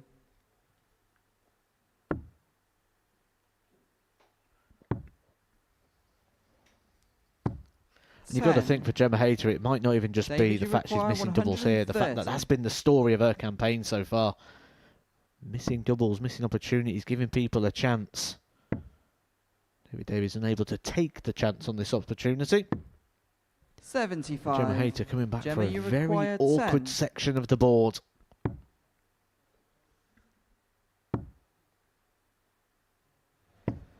Five. And that now means David, Gemma you Hayter has missed require 14 darts at a double in this game. Just 1 from 15, a percentage of 6.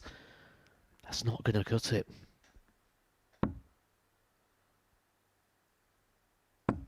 Game shot in the third leg. David As much as he Davies. has been scampering around on the doubles, David Davies has got his nose in front again, and he's got the break again. 2-1 to the good, halfway towards the Fourth leg is semi-finals. David And to he throw would first. take Cameron Carolissen through with him, and it would mean that that pair would play in a game in match number 6, which would be loser stays on, because the winner of that game would have to throw in semi-final number 2. The loser will be against the throw in the 40. first semi a little bit later on tonight, after around about 10 o'clock.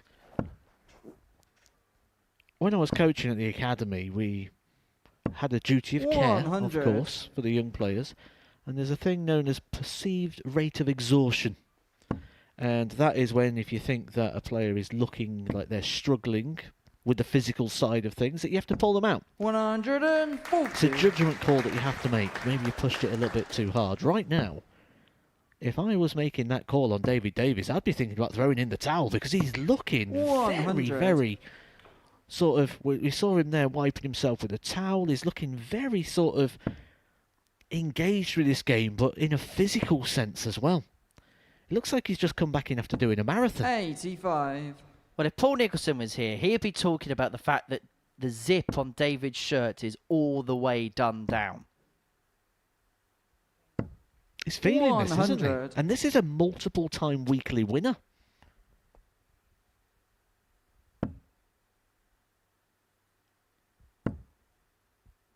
Feeling the heat 60. in what Dave Lanning would call the furnace of battle.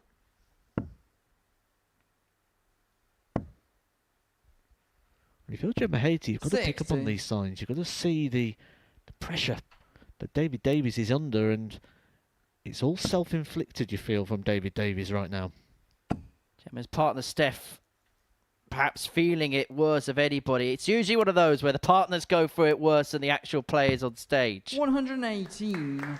Gemma, you require 141. That's a big visit for Davies to maybe pull this game in his favour.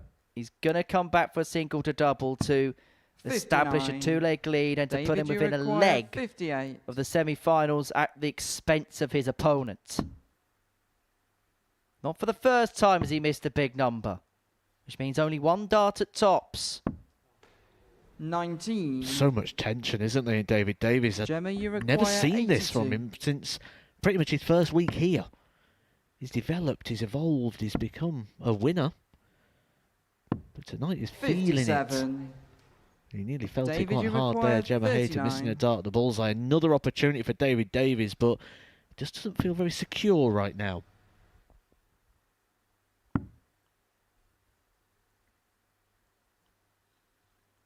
That's the one, left and high. 7.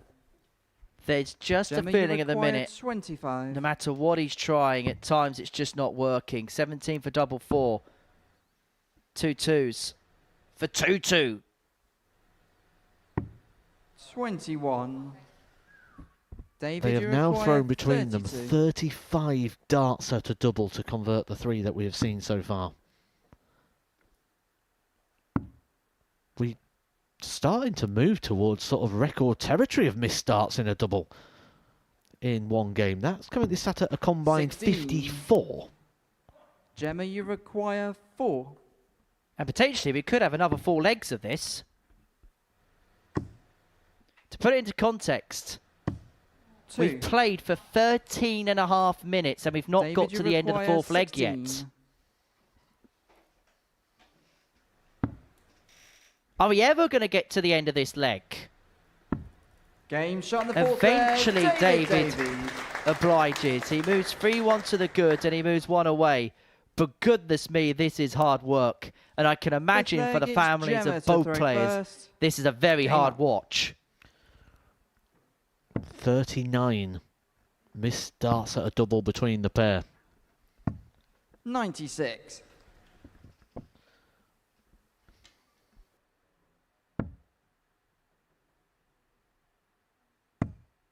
Well, that tells you everything you need to 60. know.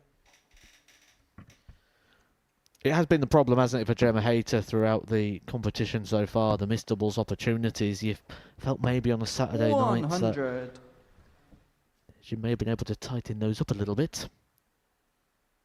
Well, that 3rd leg for David means that Cameron Carolissen is into the semi-finals a little bit later on this evening. But 100. the last time I've seen doubling stats like that was when me and Chris Murphy played a best of 7 once upon a time.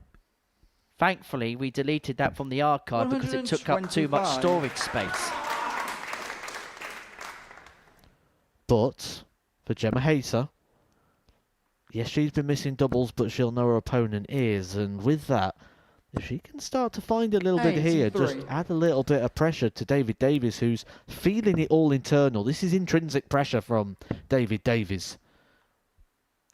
If Gemma Hayter can start to find and add 122. some external pressure to it as well, this could turn. Well, we said it earlier on in the game, you get the sense that Gemma Hayter could do with something being taken out cleanly, something without any kind of faff whatsoever about it. 134. Gemma, you require 58. To keep the game going. Game That shot on the time 5th double leg, top is Gemma taken Hayter. clean. That's a 14 darter, best leg of the match. The Hayter family and friends watch on nervously. 6th leg, it's So their David. player is still in the fight. But David Davies has the darts in his hand to send himself into the semi-finals. Game on.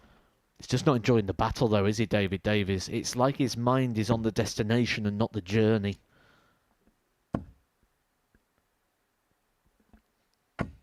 Keeps going to that 100. towel for a wipe. Looks like he's just got out the shower.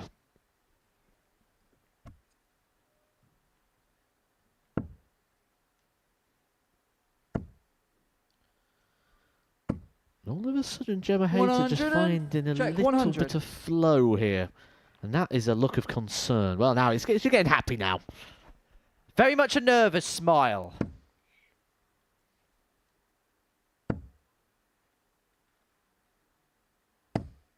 $55. And you know what? Sometimes you don't need 110 averages for a game to be mesmerising. Sometimes a game which is lighter and missed doubles can sometimes have the same air attention, if not more air attention about it. That's what he needs in a dart straight in the middle of that treble 20. Just try and suck a little bit of pressure out with a shot, rather than trying to chase the score throughout the visit. Well, he's put the situation in his own hands now as Davies. 140 for Gemma.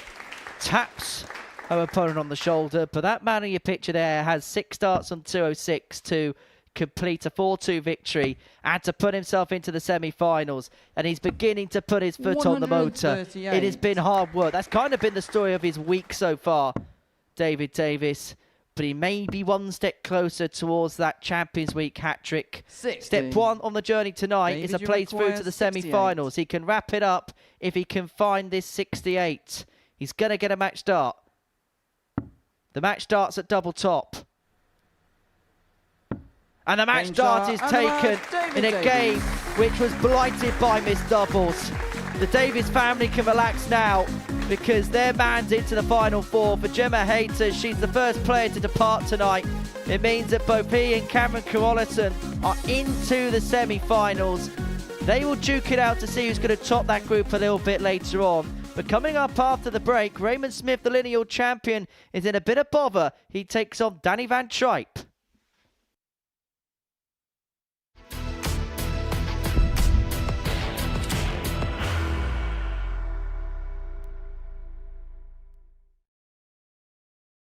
Are you ready to lift that trophy, Darius?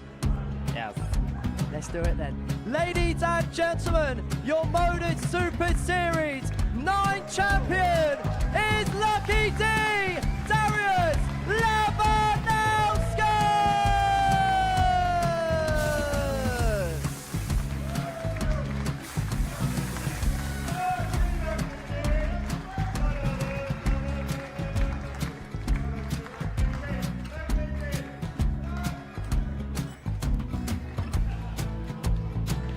Well, what a wonderful night of darts we have seen, and we are ready. Our champion is ready, and it's trophy time. So receive the trophy. £25,000. The new Modus Super Series champion, the Terminator, Marvin Van Velzen.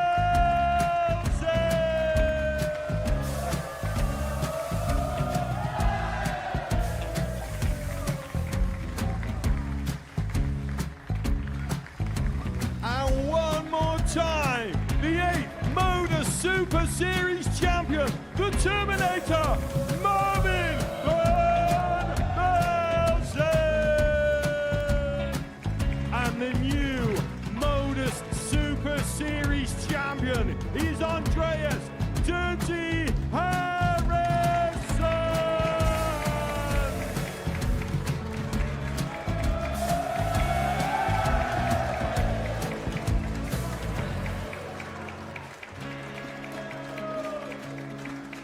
And one more time, the 7th Modus Super Series champion.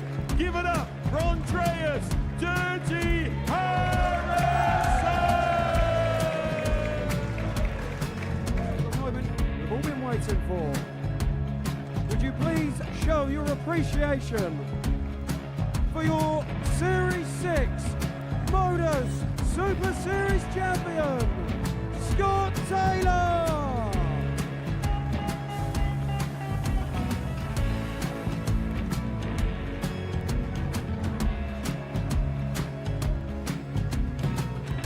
One more time, your new Modus Super Series champion. He is Chucky. He is Jim McEwen. Ladies and gentlemen, your Modus Super Series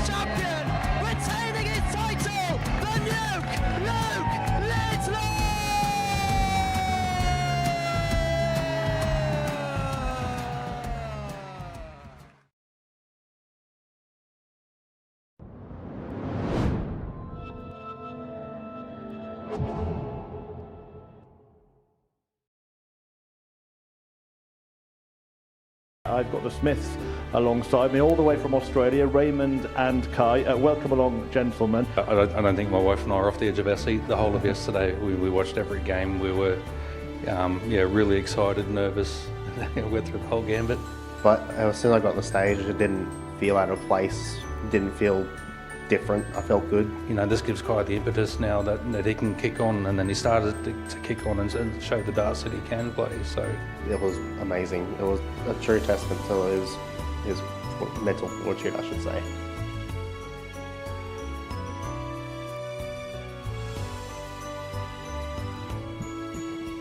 Yeah, a lovely chat with the Smiths, with this charming man, Raymond and Kai, on a tungsten talk, and that is coming very soon on Pluto TV and on the Modus Super Series YouTube channel. But there is more pressing matters to deal with here for the Guru. He, having lost that opening match to Dean Finn, must win this one by a huge scoreline. 4-0 or 4-1 is what is needed for Raymond to qualify through to the semi-finals. That, of course, means that Danny van Trijp needs 2 legs to join the already qualified Finn. And guiding you through the action, it's Henry Deacon and Matthew Edgar. Yeah, thank you very much, Murph. Danny van Trijp needing just the 2 legs to qualify through to the semi-finals. And it looked like he was going to do it in his first game. Needed to beat Dean Finn 4-0 to do exactly that. And we kind of put the mockers on it a little bit, Matt, didn't we? Because he was 3-0 up, having it around about 95. And we asked the question whether he was the one who was making the statement this evening. He would then have a residual slide, losing a couple of legs. Yes, he'd pick up the points eventually. Now, prior to a dart being thrown this evening, the bookmakers could not split these two. 5 to 6 the pair to win this particular contest. But actually, despite the fact that Danny won his game, Raymond had the higher average, 88.37 in his match against Dean Finn. What do you make of this one, and do you expect Danny van Trijp to get the job done? Well, before we get into this one, I've just got to send a massive congratulations to Dean Finn. Before a dart was thrown, I was sat with Chris Murphy in the studio having a look over things. I said I wouldn't want to be Dean Finn tonight, being in a group with Danny van Trijp and Raymond Smith. It felt like it was all about these two, and Dean Finn's the first player confirmed, and we're going to lose one. So, huge congratulations, and a great sign of character for Dean Finn. I hope she's paid a $5 to be there. Sure, we'll be down there making sure she has with the card reader. Nice to still see the smile on the face of Gemma Hayter, despite the early elimination. 180! Now, Raymond Smith needs to get out quick, and get out quick he is. 140. Followed up, though, with a 140 of Van Trijp. He's first to finish, but Raymond can leave it more handy. If he can find a couple of trebles here, be on a 2-darter. 131. A couple of trebles found. 161. He's had a long time to ponder, hasn't he, Raymond Smith? He's had a long time to put things right, and he's a thinking dart player. He's one of the greatest minds in the game. I'm sure would have been trying to figure out what went wrong, what he can do differently, how he can find that improved performance. 85. Grazers. Danny, you require 132. The double 5 there, giving Danny van Trijp an opportunity. Starts on the bull, another one of those. Woods have given him a dart at the double 16, but instead, 92. Give an opportunity here for Raymond Smith to break the throw. And he needs to pick apart every single tangible chance. Game shot in the first leg. He's got the break. Smith. Step 1 of 4. Second leg is Raymond to throw first. Game on. And it's not as if it's a short journey back home for Raymond. Just the 10,000 miles separates him and Brisbane. Makes you wonder what he'd do with the rest of his week as well, doesn't it? 45. Because you're pretty certain that Raymond Smith would have booked a couple of weeks. You'd have expected to be at Champions Week. 180. Player you said you feel could be in the elite as a company, top 32 in the world. Yes. And I think he thinks that as well. I think he believes that. And I think he knows what's missing in his game to make him that 100. level. And he's going to put that right over the next few years. Raymond's the type of player, isn't he, that's kind of on the wrong end of, I suppose, the postcode lottery does. The fact that he's on the other side of the world means that opportunities for him to really crowbar in are few and far between, unless he relocates. It's harder, but it's not impossible. Simon Whitlock should be an inspiration. Kyle Anderson should be an inspiration. 60. Damon Hayter right now is an inspiration to anybody on the other side of the world, that there's still the opportunity to be one of those elite players in the world. 100. Last 16 of the World Championships back in 2022. And that's planned to go to Lakeside, doesn't it? I tell you what, if Raymond Smith turns up at Lakeside, I don't think there's going to be too many players in that field that can beat him. Well, he's one of those players that's going to get 100. options this Danny, year. you require Picking 81. between WDF or PDC World Championship. But there has been a feeling that he's nailed his colours to the mast in terms of playing in the WDF tournament 61. this year. And actually, he was saying in the interview earlier on tonight, he's gearing everything up for Lakeside.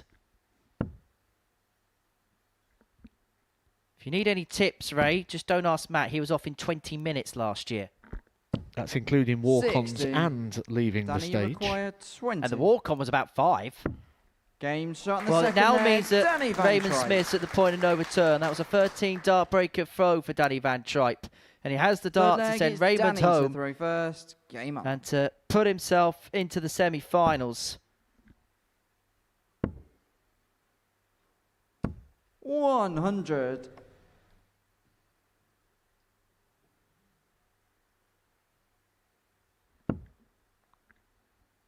We were having a discussion a few weeks ago about who pound for pound has been the best player of the Super Series this year. 100. I'm still on the side of Shane McGirt, but if Danny Van Trijp wins tonight, weekly 1-0 up, pairs win, weekly win. He's going to put himself right up in the conversation, isn't it?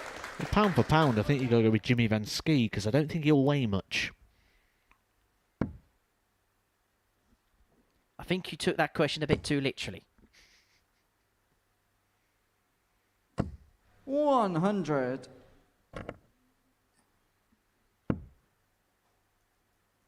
In fact, if Van Trijp wins tonight, he'd have the same record as Van Ski this year, because Jimmy 60. Van Ski actually lost to David Davies in the final of the previous series. And actually, David Davies might be thinking, why are you not putting me in the conversation? Because I could win 2 consecutive weeks. 3 in a row if you include the back end of last year. That's what makes tonight so exciting, though, isn't it? Because you just don't know.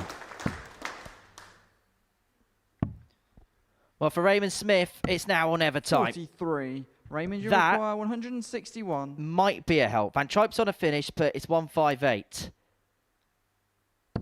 He's hoping for 6. He may take it out in 3. He's going to have to hope Van Trijp doesn't find what would be 97. Danny, you his require biggest finish of the week. He took out the 144 a couple of days ago. He's not going to find the 158. 98. This is Raymond, to you keep require himself 64. in by the absolute skin of his teeth. 1 dart for the lineal champ to save his campaign.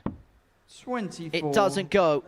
Danny, you Raymond require Smith won the 60. Super Series in January 2023. Hadn't returned since that time.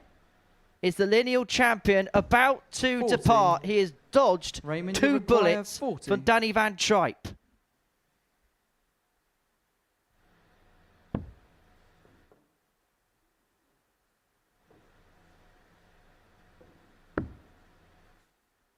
One more. 20. One more miss, and that could be Danny, the you last miss he's require afforded. 20. All he's ever tasted on a Saturday night is success. Game But shot he's in the not third going to leg. taste it this Danny Van evening. Trijp. The lineal champion, Raymond Smith, is out. Fourth leg is Danny Van Raymond to play Trijp first. is Game into up. the semi-finals, and he continues this seemingly unblemished record here in 2025.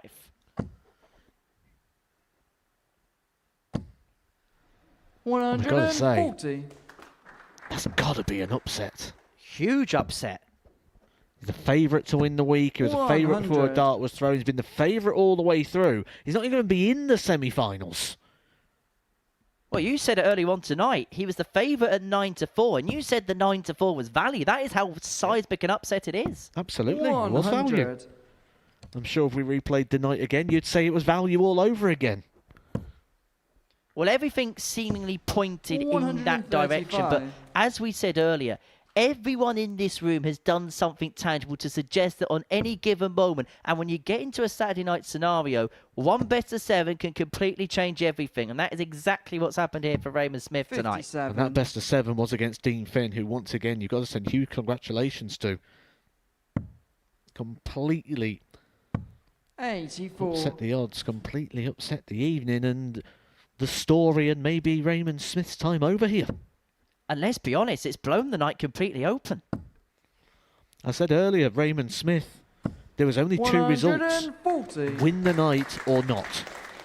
There's no I made the final, I made the semi-final. There was no progress. It was win or not. 60. Raymond, you require 64. As we now know, it's going to be not. All Danny Van Trijp can do now is just try and get himself in the best possible form for the semi-finals. He's done his job, but Raymond Smith is looking to disrupt. You can tell by the facial expression that he knew the scenario, the family know the scenario. 5th leg is Danny to throw. What he'll want to do is leave here at least with a victory. Although you said it could be the end of his time in Portsmouth. 60. Now, when I spoke to Ray earlier on this evening, he did drop a little bit of a hint of a possible return, saying he'd like to come back later on this year. 125. You tend to find, don't you, when we get to the back end of the year, when people are coming over and they're making the travel to the UK to start getting themselves ready for whether it's going to be Ali Pali, Lakeside, whatever they're going to do, they tend to come knocking on the door here at the Live Lounge to see if they can get an opportunity, get some match practice in, try and get themselves prim and prepared. No better place than to be playing highly competitive darts to get yourself ready for those big events at the end of the year.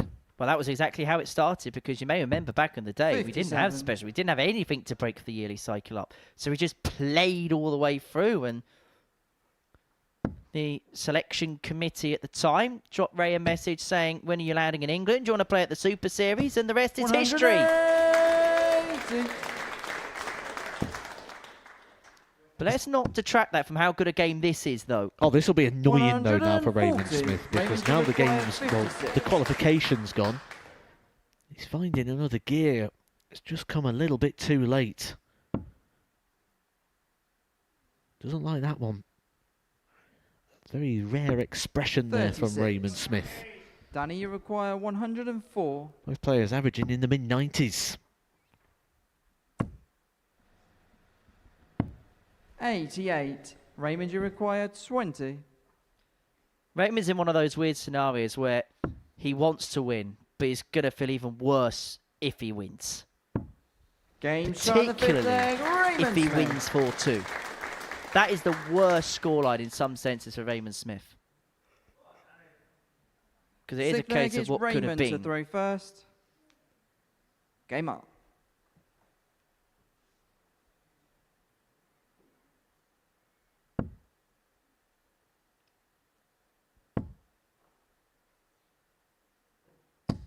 $100.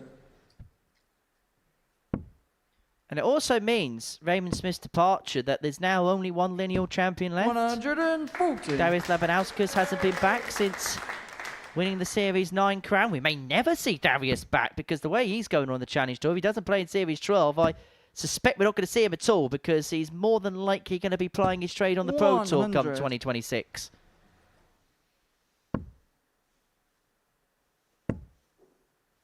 There's a very good chance that man could be plying his trade on the Pro Tour come next year. And who knows what the future's going to hold for Gemma Hayter. She's got plenty of choices come the end of the year. Global Championship already qualified for. Potentially could qualify for the Alexandra Palace in the final Women's Series spot for the PDC World Championships. 95. Well, Raymond Smith now has 6 starts on 204 to get the job done in terms of winning this match, but it would be a bridge too far in terms of qualifying himself into the semi-finals. 100. This is gonna smart, isn't it, a little bit? Yeah, for sure. 100. Raymond, you require 100. I don't think he's going to upset his plans too much. He's very focused and driven in those, but it's going to certainly affect the short term, isn't it? Is he going to depart with a big check out? Yes, he is. Raymond Smith wins that match, but he hasn't won the war to get through to the semi-finals. He had to win 4-0 or 4-1. Van Trijp needed 2 legs. He got the 2 legs. Raymond Smith, the lineal champion. It's been great to see him back here this week. But his lineage comes to a close. His week comes to a close. Danny Van Trijp's into the semi-finals. The final group game is between David Davies and Cameron Carolissen. The winner will top Group 2.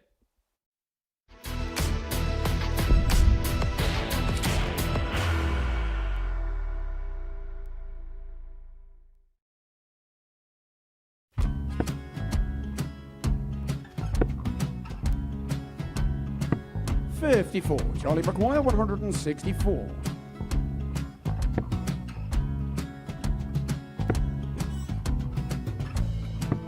44.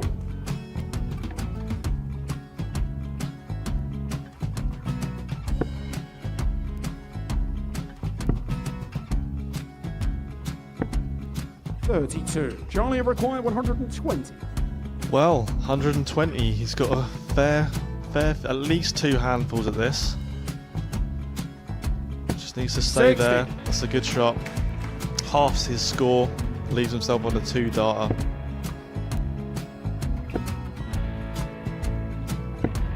$26. Charlie Time on his require side 60. to become back-to-back singles champion.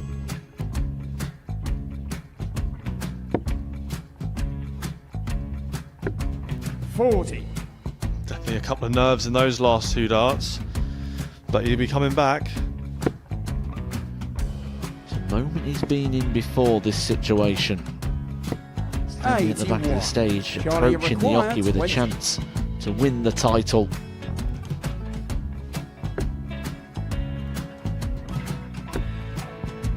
He did this to win the first title, if you remember. 11. I think he's gone. Georgia I think he's require gone to 180. bust it, maybe. The first title he won, he wanted 20. He went 6-7-7 to win it. He had a chance to replicate it again. Yeah, I get the feeling that was for a bust, and 39. on that situation there, George Gave wasn't even 9. able to take it out going to the 18s on that switch. Yeah, I think he just panicked a bit, but he's done well to get that big one. Sometimes can be the hardest part. Georgia requires This is it. 79. It's got to be 19s. It's got to be 19s for this shot. Big 20 and a double. He's got the first one. He's going to get a match dart here.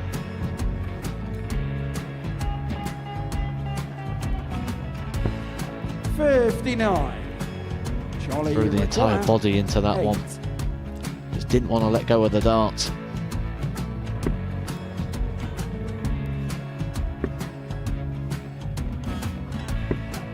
No score. He's given George a chance. Georgia require 20. I think George has been quite good on double 10 today.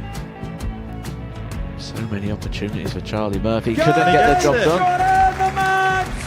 And the Red Dragon George Modus Skate. Super Series Influencers Champion, George Skate!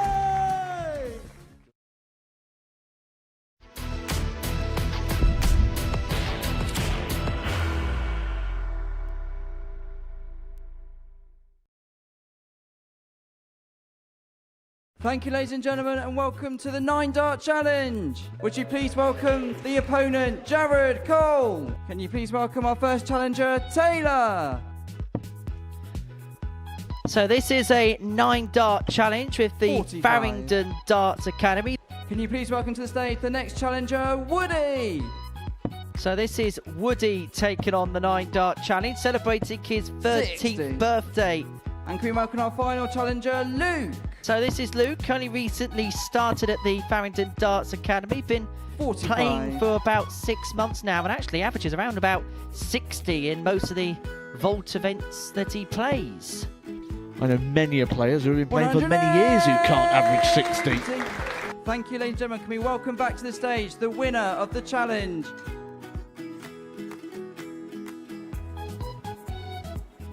Yeah, that 9-dart challenge from the Farringdon Darts Academy. You are here with us at the Super Series tonight. That video will be uploaded to the Modus Super Series YouTube channel so you can see who won. And if your academy wants to come along to a Modus Super Series night, it is Super Series at modussports.com. That's Super Series at modussports.com. Drop us an email and we will arrange to give you the VIP treatment. Great to see the kids getting involved there with the Smith family as well.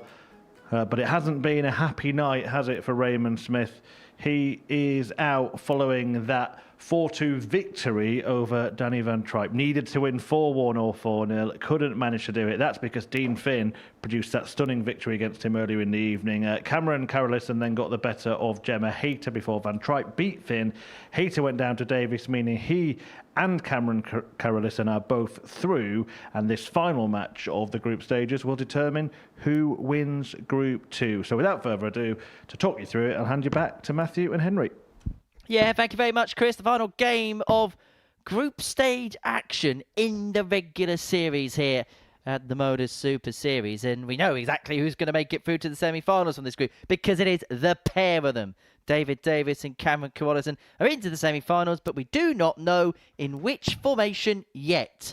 We're going to find that out in a few moments' time. Well, for Cameron, he got his campaign up and running with a 4-1 win over Gemma Hayter. Both players beating Gemma this evening. And an average just under the 90 mark, 89.39, 4 from 7 when it came to his finishing. Was in very good nick in that game. As for David Davies, well, his game against Gemma involved a lot of missed darts at a double. 4 from 23 on the outer ring in a 4-2 success. Now, this is where sometimes hindsight can be one of the best things in the world, Matt. But having a look at what the bookies said before a dart was thrown, they actually had David Davies off as the 8-11 favourite because he had the darts in his hand. Cameron Carolissen was even money. Even before a dart was thrown, you thought that might be a little bit of value. Thank you, ladies and gentlemen. Cameron plays the way he did in that first game. David to throw that first. even money could well be a tidy little fancy. Oh, definitely. Absolutely, especially with David Davies' week not quite being what it normally is it? He's normally so reliable and consistent, but it's been 41. A little bit wavy. When he's been on, he's been good, and when he's been off, he's been nowhere near it. And that's how it was in that first game for him in Gemma Hayter. Somehow got over the line, a lot of missed doubles, but for me it was how flustered he was, the demeanour, the perspiration. There was so much about that David Davies performance to not like. 45. And maybe this is a good moment for him. He's getting to go back on the stage now and just... Yes, he wants to win the match, but he knows it's not going to play too much bearing on his progress. The progress has already been confirmed. 100. Essentially, this is to see who throws first in the semi-finals. David Davies was sweating so much in his first game, they were thinking of using him as an extra in the next antiperspirant commercial. 140. But no sweat no more. He's into the semi-finals, but you want to top the group because he'll want to avoid 100. A semi-final meeting against Danny van Trijp. That's Terminator 12 there, Jimmy. 65. Cameron, you require 161. This is a proper player, though, isn't it? Proper player here in Cameron. Good timing, Cameron. 21.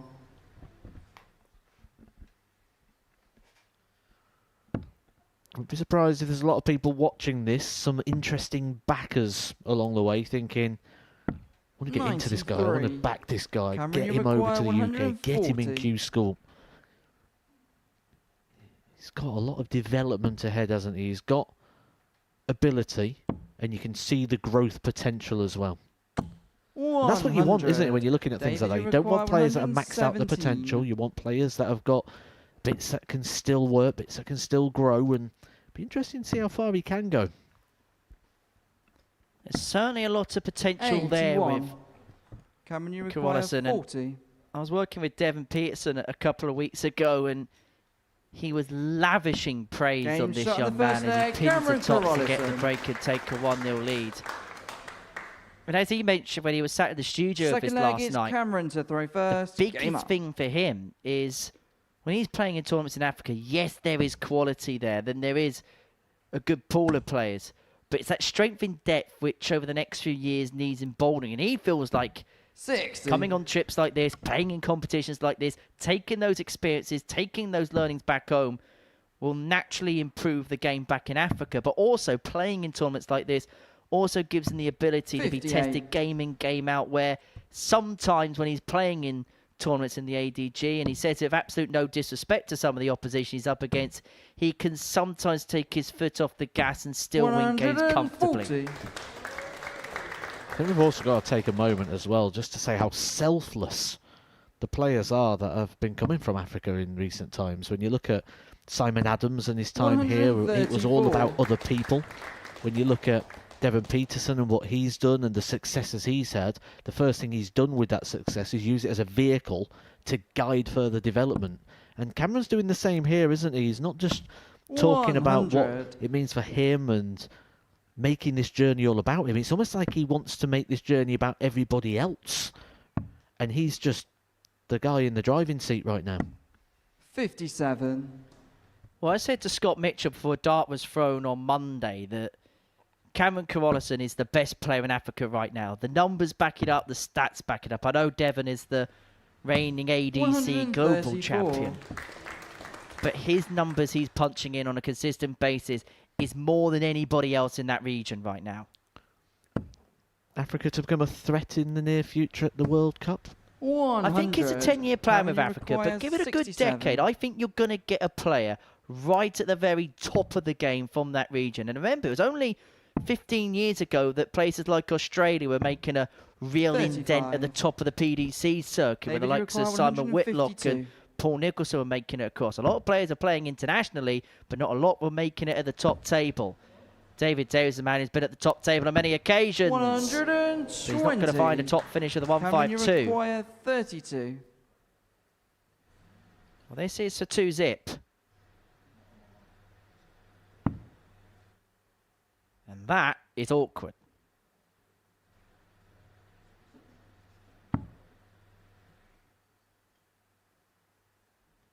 One of those good luck darts. Oh, great dart. Game shot in the second and leg. Carolissen's 2-0 to the goods with possibly his best dart of the night. But yeah, coming back to that conversation, as I say, it was only 15 years ago where we seriously saw players from Australia come over here. And we look at Australia as one of the most developed secondary regions, I suppose, or affiliated regions on the PDC circuit. So for a continent like Africa, that is growing, but needs that time to grow. I reckon it might take 10 years, but I think within the next 10 years, I think we'll see a serious player, like a Whitlock has been, like a Hayter has been, right at the very top of the game, because there is potential. It's just unlocking it and giving the opportunities for that exponential growth.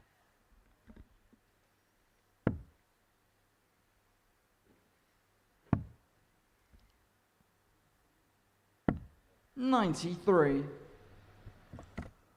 You think about the pathways and the opportunities that are just here in the UK, and a story I do like to tell quite a lot was one when Danny Baggish was over here, because he didn't live too far away from me, and 77. dropped him a message one day. He goes, "Matt, do you want to go to this tournament on Saturday?" I said, "I'm not going there." I said, "It's 45 minutes away."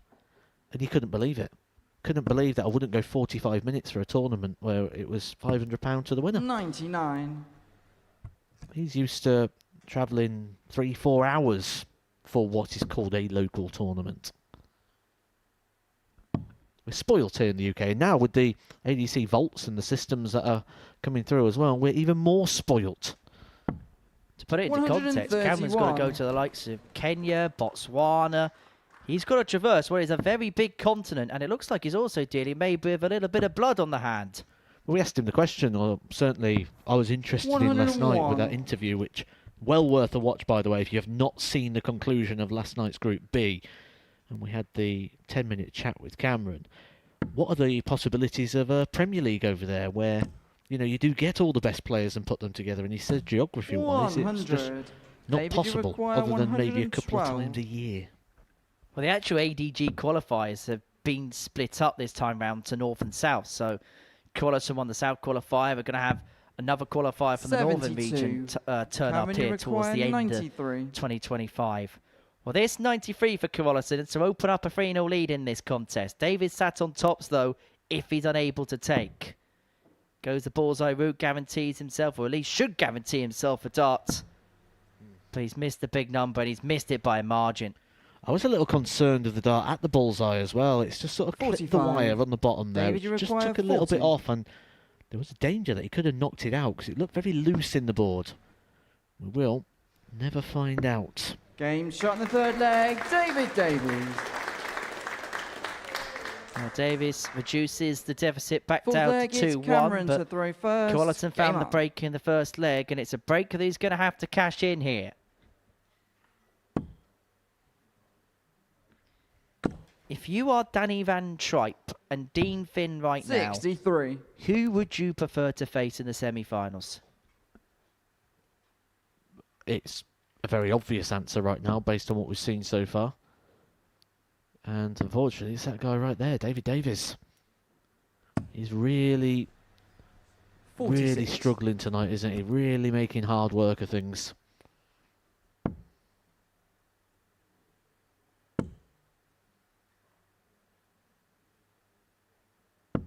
$41.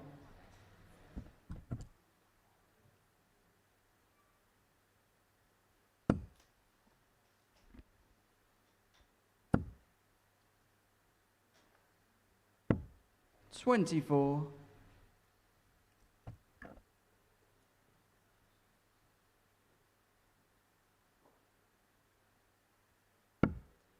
And the problem Davies has is if he loses this game, he's not going to get a lot of time to put it right. He's only going to get about 10 minutes until he's back on the stage in the semi-finals against Dean Finn.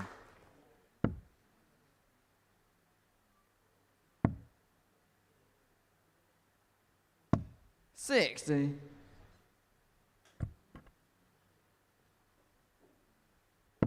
Going to be an interesting set of semi-finals if Carolissen does get through this one, because there's almost a feeling of Carolissen and Van Trijp playing off to be the Goliath, whilst Dean Finn and Davies, to pardon the pun, might be playing to become the David. 84. Cameron, you require 117. Loves these sort of shots, doesn't he? The one treble combinations. Took it out in his Group B campaign, 45. did Carolissen. It was actually the only ton plus checkout he found in his secondary group of the week. Did have a couple of big ones hit against him, particularly by Raymond Smith in Group A. Cameron, you require 6 starts from here, from 72 to move 3-1 to the goods and to move within a leg of the final. Or the semi-finals of a win, shall I say. Game shot. Double freeze found, and Carolissen is 3-1 to the goods. And who knows, you may see one or two of those faces play on the stage one day. The Farrington Darts Academy here this evening. You may have seen in that VT prior to this game getting underway. You can actually, if you are in charge of an academy or a parent of somebody in an academy and you do want to be here and you want to sample the live lounge or get your academy to sample the live lounge, you can do so.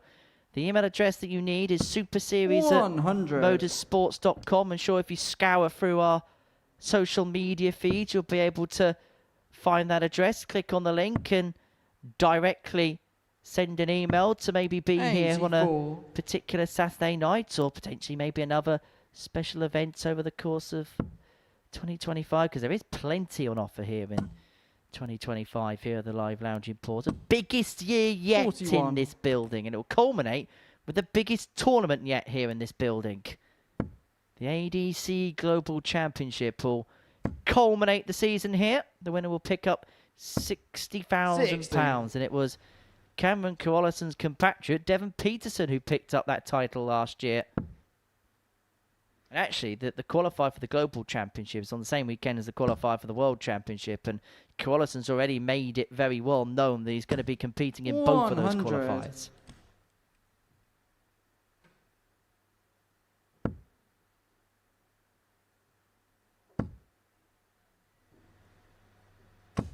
$140.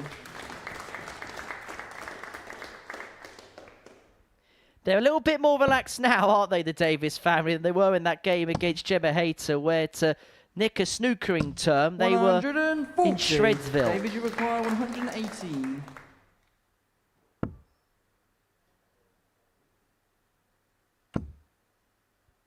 It's double 19 to bring it back to 3-2. 80. Well, this could be the end of the game. Cameron, this could be require curtains. 120. Carolissen looking at 120 to complete a 4-1 win.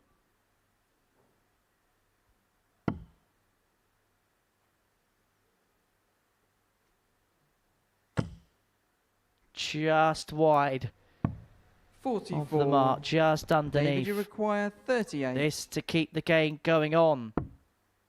Splits it. And hits Game it. shot on the fifth leg. Back to 3-2. Carolissen with the darts to win the match. Sixth leg, it's Cameron to throw first. Game up.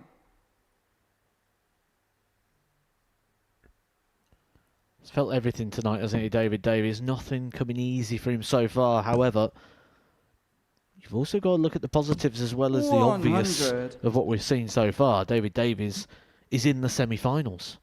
He's not yet played his best. That can also be a good thing because you can draw confidence in everything. You don't always have to draw confidence in good performances and things going the way you expect or want them to.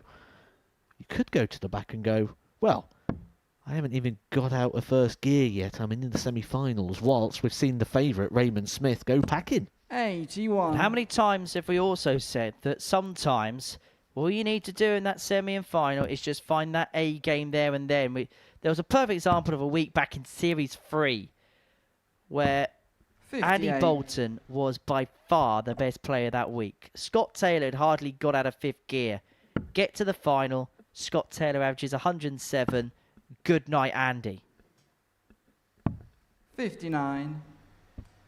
And in these short races, all it takes is for somebody to find a purple patch at the right time and anything could be possible. 82. Especially when the prize and the carrot that's been dangled is so large.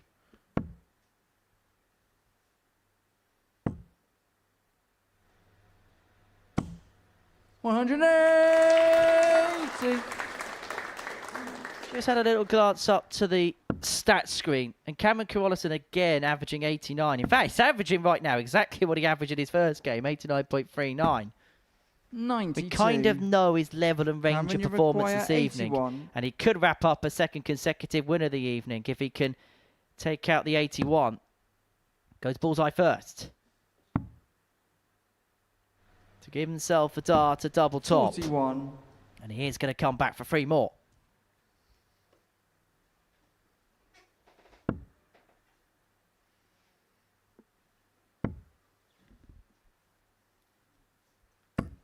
$60. Well, it has been Cameron, you require solid, 40. really, from the very first dart tonight for Cameron Carolissen. And he has a perfectly unblemished record through the group stages. The 4-2 win over David Davies follows up the 4-1 win over Gemma Hayter. And is it Cameron Carolissen that's going to be the one to emerge from the pack tonight? We've seen the lineal champion Raymond Smith depart.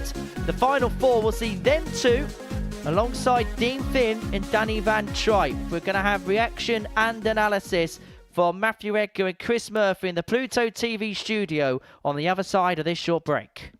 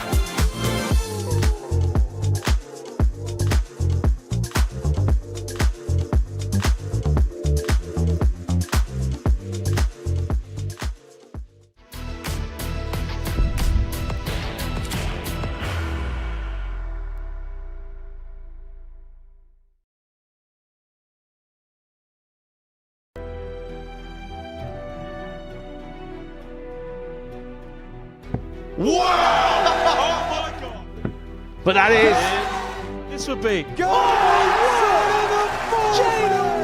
Like, you know, the great man said, an era must come to an end.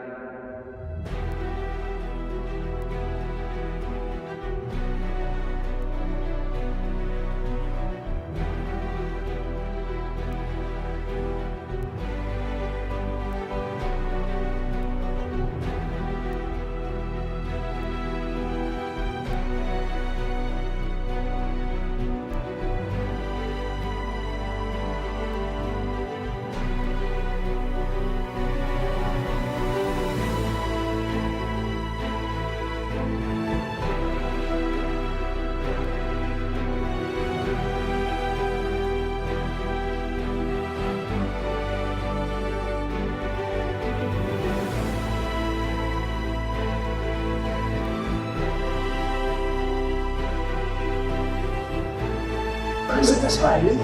You, my friend, have got a problem. You're getting it!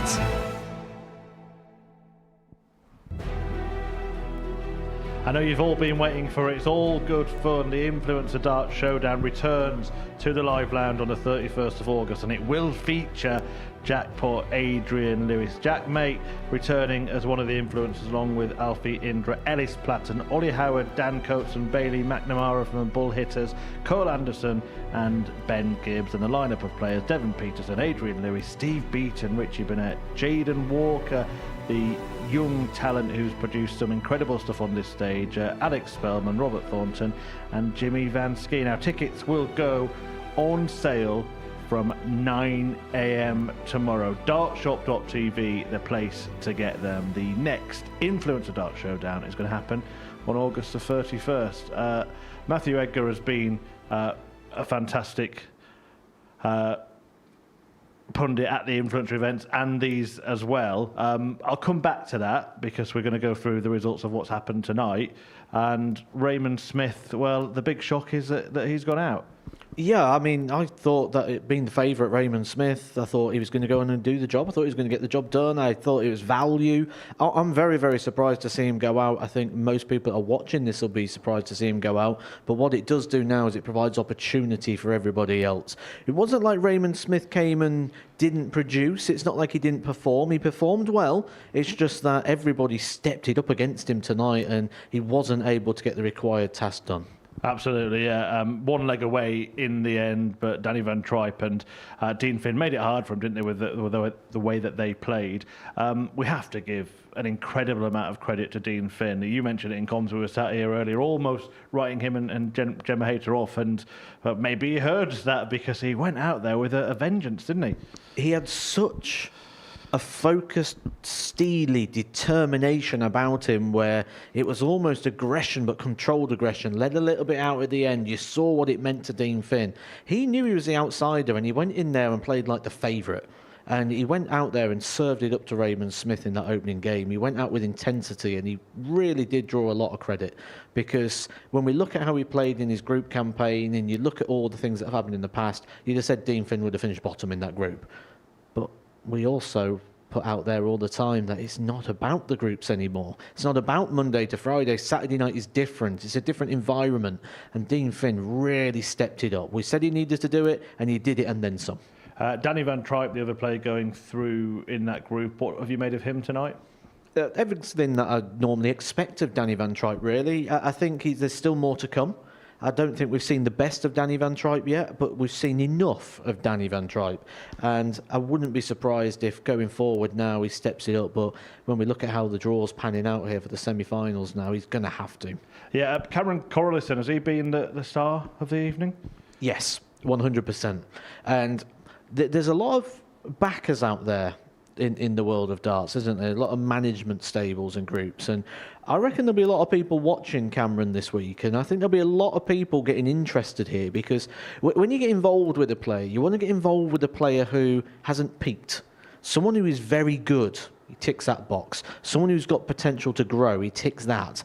And someone you could sort of add a little bit of value to as well. So I think there's going to be a lot of interest in Cameron coming off the back of this, because he's ambitious. He wants to go to the Pro Tour, and he's showing us that he's got the levels and the quality that can actually compete there. This isn't a dream. This is a reality. And you mentioned David Davies in comms saying that maybe struggled through a little bit, but ultimately he is through, and he has the knack of getting through to Champions Week, doesn't he? You don't have to do it with 100 averages, do you? That's the thing that David Davies has got to think about right now. I mean, he's not played his best. He's stumbled his way through to the semi-finals, but he's still in.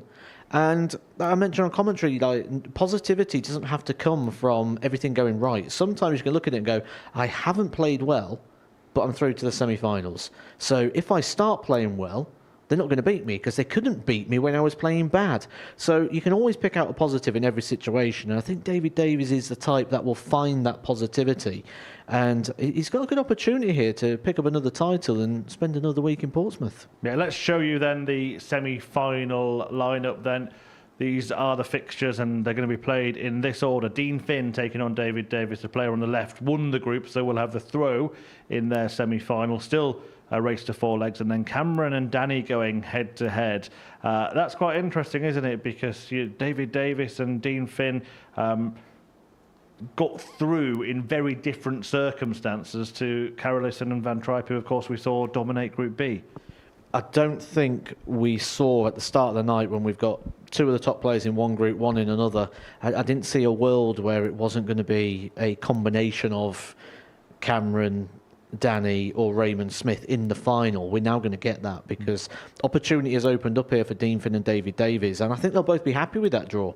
I think they'll be happy with how that's worked out, because you'd imagine it would be the way that we could be getting the second game as the final. Instead, we've got to lose another one of them. So, I mean, for Finn, he's had to go the hard way about it. He's already beat Raymond Smith. He's going to have a tough one in the final there. But for David Davies, he can sort of just stumble his way through before he's got to play one of these big hitters in a big game. So a real big game full of opportunity in that opening match. Yeah, absolutely. Serious business tonight, but I do want to get your thoughts on that upcoming influencer event.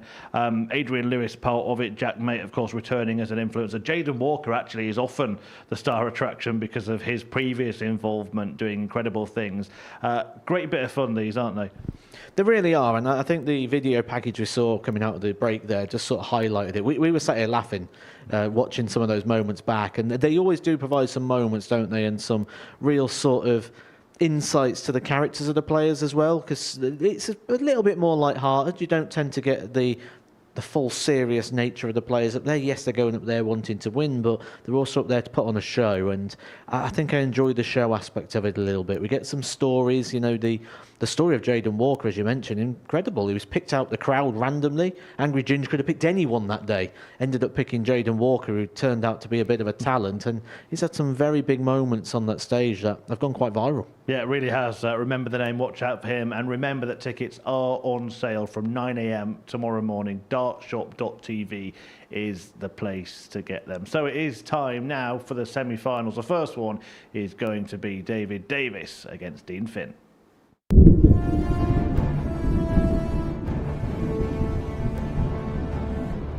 Massive 4-1 victory.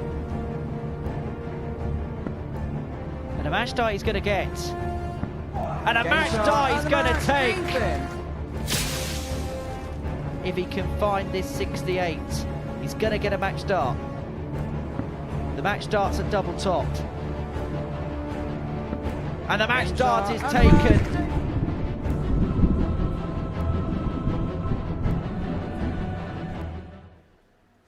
Thank you, ladies and gentlemen, and welcome back to the Modus Super Series here at the Live Lounge in Portsmouth.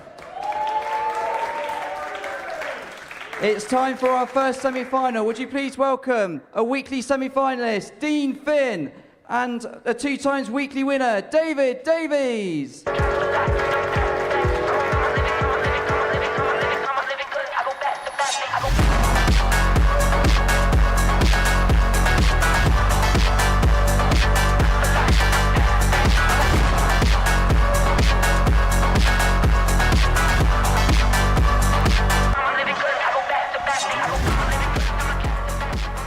Here we go then, 4 players left in the hunt for that last remaining spot at Champions Week, which of course gets underway on Monday. Whoever wins tonight will be sticking around in Portsmouth and raring to go next week. Dean Finn made the semi-finals last time he was here.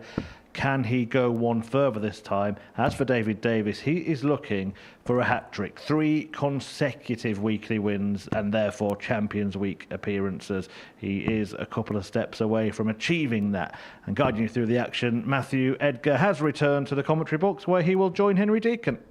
Thank you very much, Chris. And so from here on in, only 15 players can pick up the Super Series 11 title. The 11 players already through to Champions Week and the 4 players pitting their wits to secure the final berth. Dean Finn and David Davies go head-to-head in the first semi-final. 2 of the unfancied outsiders earlier on this evening. David was quoted at 5-1 with the bookies to go on a win tonight, whereas Dean Finn was the outsider of the 3 players in a group which involved Raymond Smith and Danny Van Trijp, but yet came out of it as the winner of the group. One of these 2 will face either Carolissen or Van Trijp in the final qualifying match of Super Series 11. Dean to throw first. Game on. If we take tonight on face value so far, you would put Dean Finn as the favourite and maybe put Dean Finn as a hefty favourite. But we also know that David Davies has a one-off game which is good enough to beat absolutely anyone.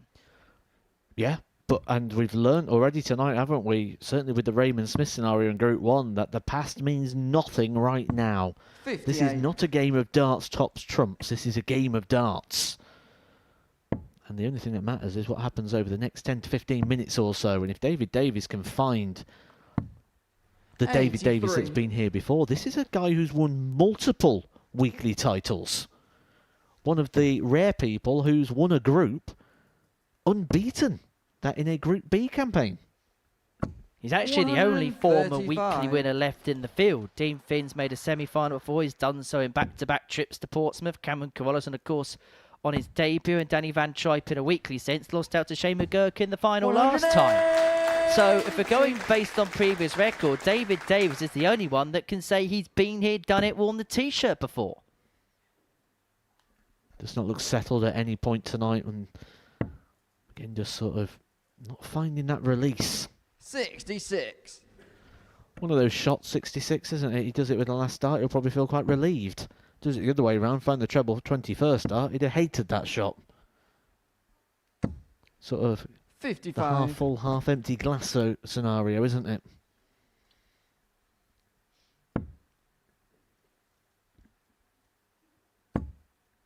Well, Dean Finn's going to have the first opportunity to take out the first leg of this semi-final. Dean, you require 125. Looking at 125 to move 1-0 to the good. That's the only ton plus checker of the evening so far. That was the 112 which he hit to beat Raymond Smith in the opening game of the night. 39. Davies looking at 142 David, you require 142 to get the break.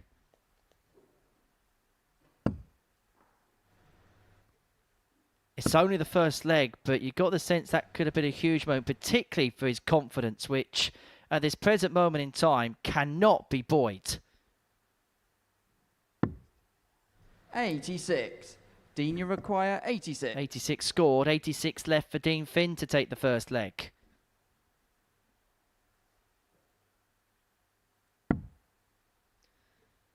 To a double 16. Game only needs the one leg, Dean Finn. to take the opening leg of the semi-final. Second leg is David. There was times in the group first. stage where Dean was just getting himself at it, but a rather muted celebration there, just bringing himself back down to a bit of an equilibrium. Controlled aggression. 100. Exactly what you want, exactly what you need in this sort of scenario. You don't want to be jumping around the stage, bouncing around, using too much energy. Remember many 85. experiences in the past where I and others have fell foul to that. It's actually Michael Smith who spoke about that quite a lot, about wasting energy with the over-celebrations. Just 97. keep something in. You don't want that release. You want that adrenaline inside. You want that pumping. The adrenaline's going to do good things for the senses. It's going to make you more alert. It's that thing that really sparks that fight and flight inside you. Well, for David Davies, he's got a big few weeks ahead of him. We'll head on to the Challenge Tour next week if he doesn't win tonight. And then after that, he's going to be participating in the Champion of Champions. And 100. He kind of accidentally qualified for it. And what I mean by that was he won his venue to get to the national finals en route to an Oasis gig in Cardiff last month. So he decided, do you know what? We're going on a little drive. We're going to stay somewhere near Cardiff. Oh, there's a bar nearby with a champion qualifier. I'll play that, rock up, win it. And who knows what the butterfly effect of that could be. 135. The Champion of Champions, very similar format to the old News of the World. By that we mean best of 3 from your qualifying first round all the way through to the final, and quite a significant prize fund as well, isn't it, for picking up the Champion of Champions, and quite a roll of honour as well. Johnny Clayton, Gerwin Price, Ryan Searle's name all on that trophy.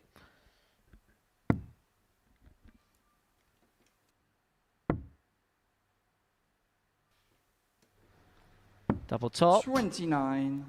Doesn't go. That's the second time in the last leg or so I've just seen David just grab his shoulders. He went to retrieve his darts. I think he's pulling at the shirt because we can see that he's getting a little bit sweaty again, struggling with the heat, struggling with the demands of the game, all coming from internal, and he's just pulling at the shirt, just doesn't feel comfortable. That's a big telltale sign that a player doesn't feel settled.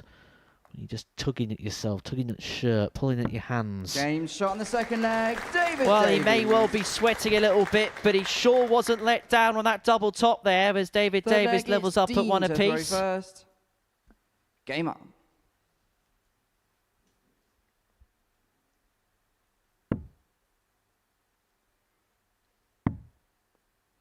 Both players after a couple of legs averaging in excess 46. of 90, and the best of 7 becomes the best of 5 to see who's going to make it through to the final.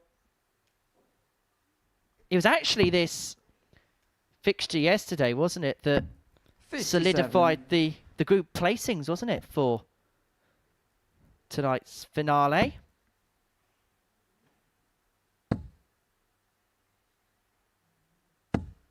$140. And we were a little bit scathing of the Group C, weren't we, yesterday, in terms of the quality and the standard. And we said the 2 players that made it through had to up it tonight.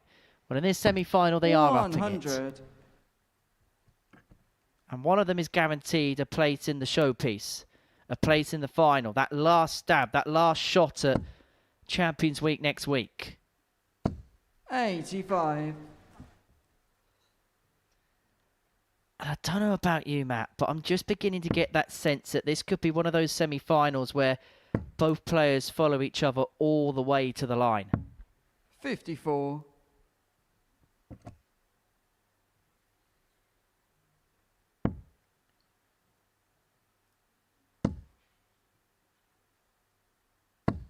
$45.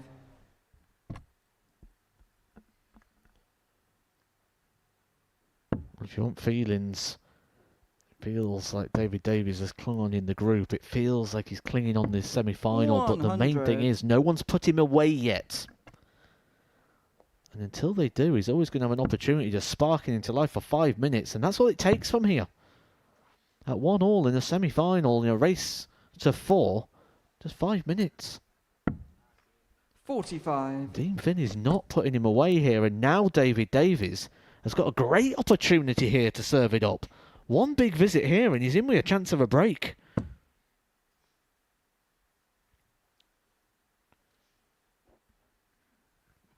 Dean Finn looking a little bit more flustered now at the back of the stage. Can't stand still, he's fidgeting. 140. Dean, you require 140. And if David Davies seeks that out as an apparent weakness of his opponent, he's experienced enough, you sense now, to really pounce all over that. Well, absolutely, that 140, massive from David Davies. 60. Said it only takes David, you 5 minutes of require darts. 50. Has that 5 minutes of darts started? Because David Davies, if he finds the single 10 here, is going to get 2 darts at his favourite. He's going to get 2 darts at his favourite. We'll make that 1 dart his second favourite. Game And shot there the third leg. David is the break of Davies. throw. Claire starting to get a little bit Fourth leg interested, is starting to get a David little to bit throw excited. first. She knows that this could be the turning point of the night. Game up. Well, he speaks so often about the incline-decline complex, and it's beginning to rear its head here. David Davies just beginning to up it as Dean Finn's beginning to come off it a little bit. 97. He's got the break. And now it's the Finn camp that are beginning to feel rather anxious about things, because if he's broken here, 46. well, it's been broken, shall I say, if he loses this leg on the Davies darts, he is in big, big bother.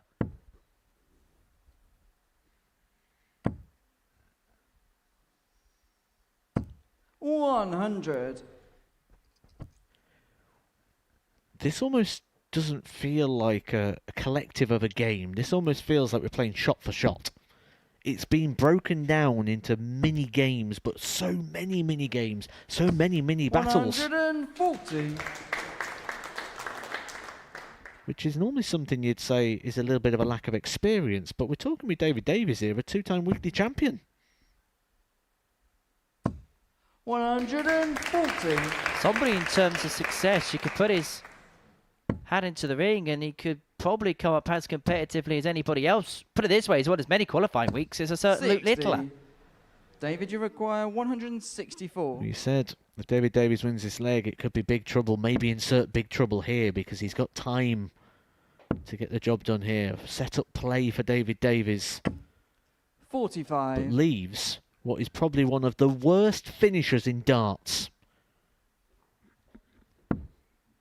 This is one of those horrible ones where even if you're successful and hit the treble 19, you may have to go for the 12 for ball. 83. Not David, with you require what Finn's 119. just scored. Well, I said that David Davies won his invitation here after accidentally going to a qualifier before an Oasis concert. Dean Finn is sliding away. And this game could be close to over because Davies has found the 119. And is that the knockout punch? Is that the moment where David Davies flexes his muscles and says, I am heading towards the final and I am moving to within one game of a hat-trick of Super Series titles? 135. We go back to it before. We know what David Davies is capable of. We've seen it here on multiple occasions. And no one put him away while he wasn't on it. And the danger 60. is at any point he's going to spark into life. And we've seen that over the last couple of legs. You have to put people away when they are not at their best. Vulnerability in this sport 100. has to be exploited, otherwise you pay the price. Ironically, it's not Team Finn's fault that everyone else wasn't put away. 41. But he's finding himself on the receiving end here, although he could and should pull another leg back here to force the Welshman to serve this match out. Just to put into context how different Saturday can be compared to a normal week. There was an 18-point gap between David Davies and Raymond Smith in the Group A table come the end of play on Wednesday afternoon. Raymond Smith is heading towards an airport on a Qantas flight back to Brisbane. David Davies could well be on the cusp of the final.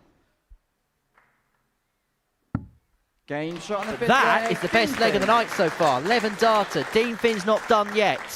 But boy, does he need a big surge from Sixth here. leg, it's David to throw For first. the second time tonight, I'm Game going to on. say, Dean Finn, that was class. However, you've also got to look at the other part of it and go, this is the leg. If he could choose to do an 11 darter, it would be here against the David dart. 100. Certainly now, we may need that.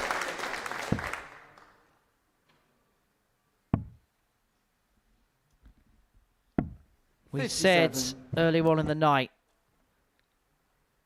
it feels like an evening where whoever finds the purple patch at the perfect time may well be the one to take home the spoils. He's not quite hitting top stride, but David 97. Davies is getting very close to it. And he's getting very close to the final.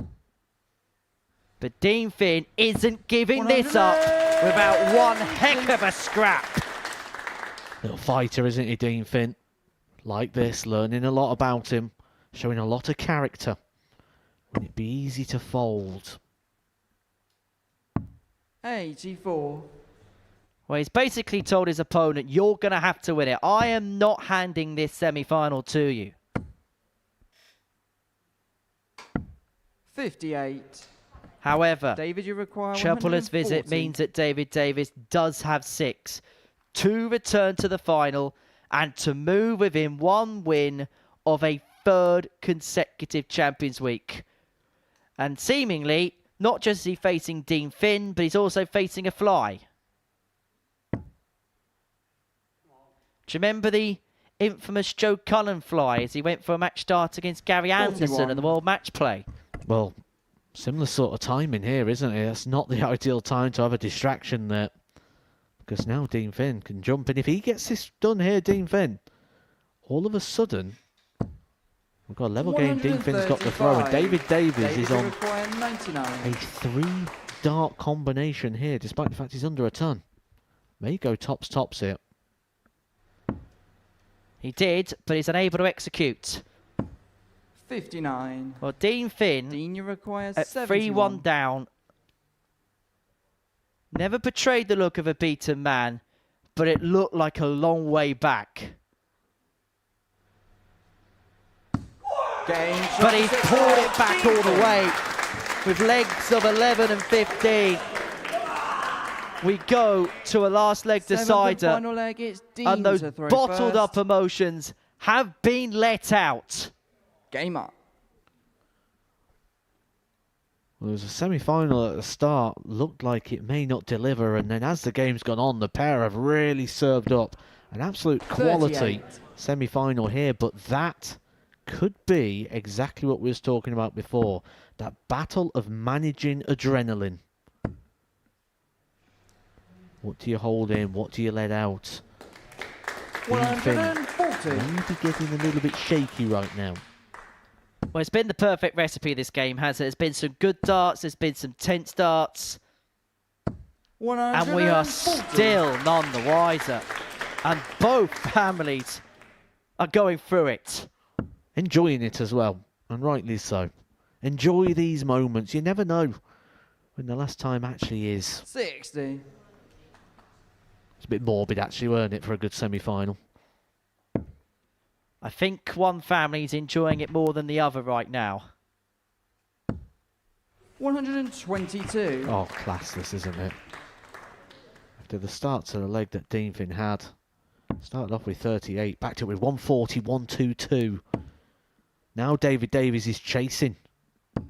45. Well, it felt like a Hooverblink's first moment, and maybe it's David Davies who's the player who's done exactly that. He has afforded Dean Finn 6 from here. Look at the 55. pace as well of Dean Finn, not just in regards to how he's throwing it, the way he's going around. Looks like he's getting ready for a boxing match.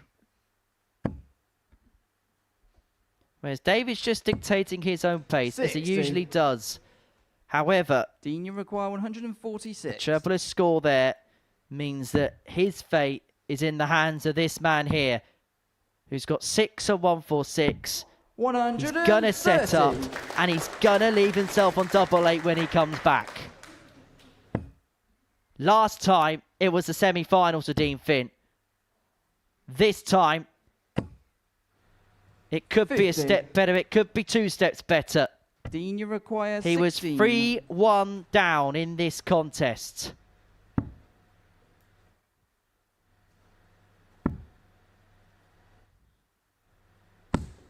Eight. Well, that's a bounce out, and no one knows where that bounce out would have led to. David, you require 146. Last chance saloon for David Davies. Needs to be perfect. Can't find the opening treble. Dean Finn, you see there straight away. He knows now he's coming back. He knows he doesn't have to live through the drama. 50. David Davies potentially getting in a match dart. Dean, you require Process has 8. begun. David Davies led this game by 3 legs to 1. But it's Dean that wins the race to the finish and is into the final. 1 step better from last time, and if he makes it 2 steps better, he's into a first ever Champions Week. He has beaten the 2-time weekly winner David Davies in a last leg decider. It's not going to be a hat trick at Champions Week apps for him, He led 3-1, a lead he's let slip. Dean Finn is the first name into the final. Who's he going to face? We're going to find out after the break as Cameron Carolissen takes on Danny van Trijp.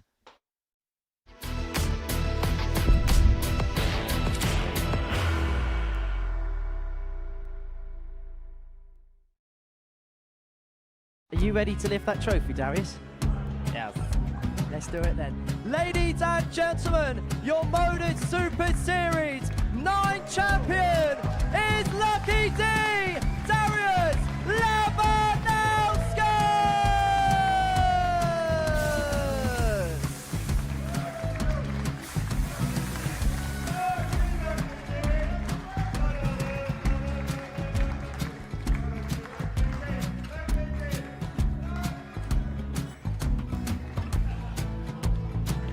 Well, what a wonderful night of darts we have seen, and we are ready. Our champion is ready, and it's trophy. So receive the trophy.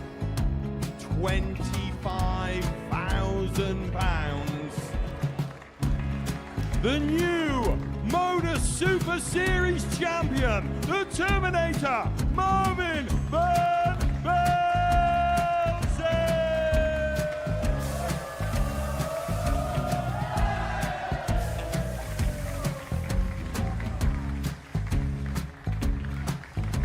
And one more time, the 8th Modus Super Series champion, the Terminator, Marvin Van Velzen.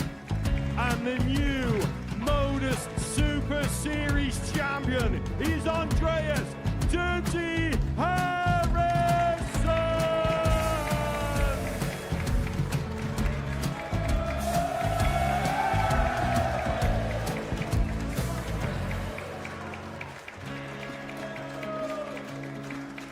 And one more time, the 7th Modus Super Series champion. Give it up for Andreas Dirty Harrison. The moment we've all been waiting for. Would you please show your appreciation for your Series 6 Modus Super Series champion, Scott Taylor?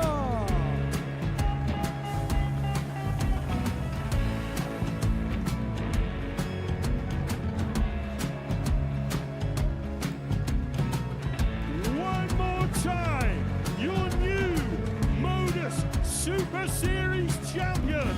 He is Chucky. He is Jim McEwen. Ladies and gentlemen, your Modus Super Series champion, retaining his title, the Luke Lidlow!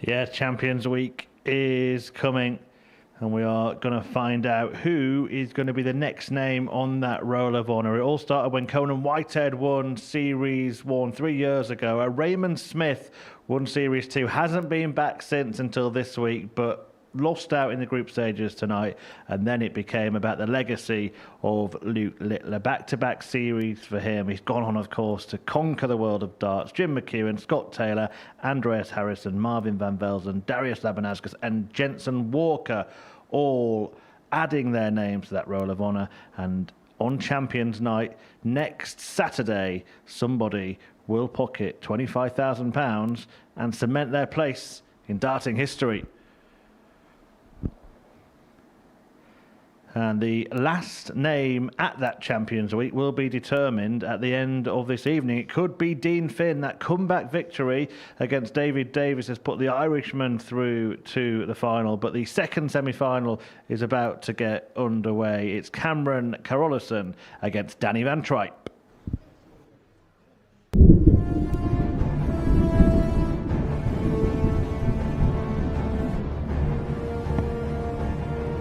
Number 19 leads double 14, Game and shot, that and puts the match, Cameron Cameron Carolissen in a very good position to progress. So Van Trijp back for fives and gets the fives and gets a 4-3 win.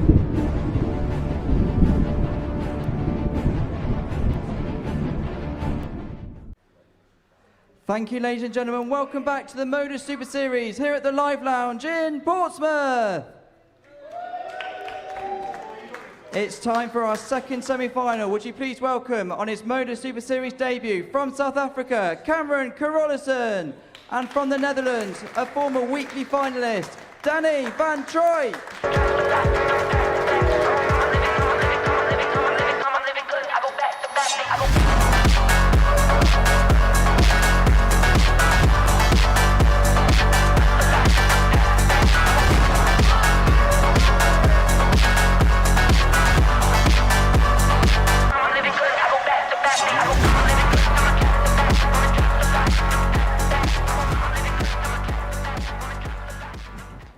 Yeah, here we go then, the second semi-final about to get underway. The winner to take on Dean Finn, and then we will know who fills that last spot at Champions Week, which gets underway on Monday. Who's going to get through to the final?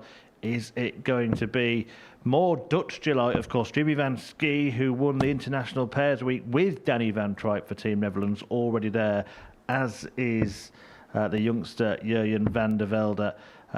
The South African, Cameron Carolissen has a continent cheering him on. I know Devon Peterson, our friend and colleague, the ADC Global Champ, really believes in this guy. It's going to be a tough task against Danny Van Trijp. The pair of them really dominated Group B over the last couple of nights, but only one of them can make it through to the final. We'll determine who over a possible 7 legs and calling every single dart along the way. Matthew Edgar and Henry Deacon. Well, for Cameron Carolissen, it could be a case of this guy for Africa, because he is the hottest property in that particular continent, and he's been a couple of games of a Champions Week appearance on his debut. Now, these two have become very close friends this week. They have been sharing accommodation over the course of the last 6 days. They even shared a kebab last night following the end of yesterday's play. If you have a look at Danny Van Trijp's social media channels. 45. But they share a stage, but only one of them can play one more game. Only one of them can make it through to the final. 140. Is it going to be Danny Van Trijp, whose record this year on a Saturday is a final on his own and a win with Van Schie, or is Cameron Carolissen going to be another dream debutant who makes it through to the jackpot match? 100. What is your head and your heart saying about this one, Matthew Edgar? I think we're going to get a really good game. I think we're going to get a really tight game. I think we're going to get a 60. quality battle here. I think we're going to get a few twists and turns, but a little bit of magic along the way. He has been the steadiest, most dependable player tonight. In fact, Cameron Carolissen is the only player this evening to keep up a 100% record. I think that's the fairest thing to say here at the moment about Cameron, that he's been consistent, he's been reliable. But if you was to ask me, out of the players left, who's the most likely to go popping 100 average, you'd go with Danny.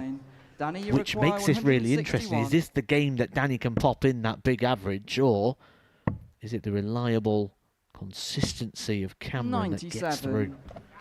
Stories in question marks galore. So which one of those imposters is going to meet in the middle and win the matchup? Carolissen can't find the 137. Van Trijp is threatening the break in the very first leg. 59. Danny, you require Give himself 64. a foothold in this semi-final. 2 at tops.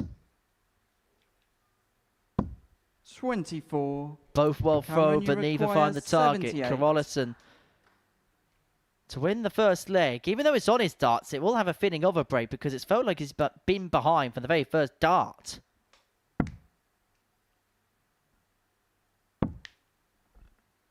But that is awkward. 38. Danny, you require 40. Game shot in the first Trijp leg. who gets the Danny break, Van and it's Van Trijp who draws first blood. Second leg, it's Danny to throw first. Game on. You say the two have become good friends this week. It was actually really interesting, wasn't it, to hear from Cameron about 140. exactly the relationship with Danny. And he described Danny in probably very comedic terms, didn't he? Bit of a calamity 60. at times.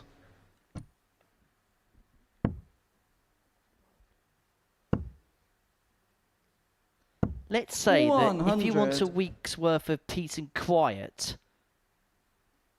being in the same accommodation as Danny Van Trijp may not be a good idea.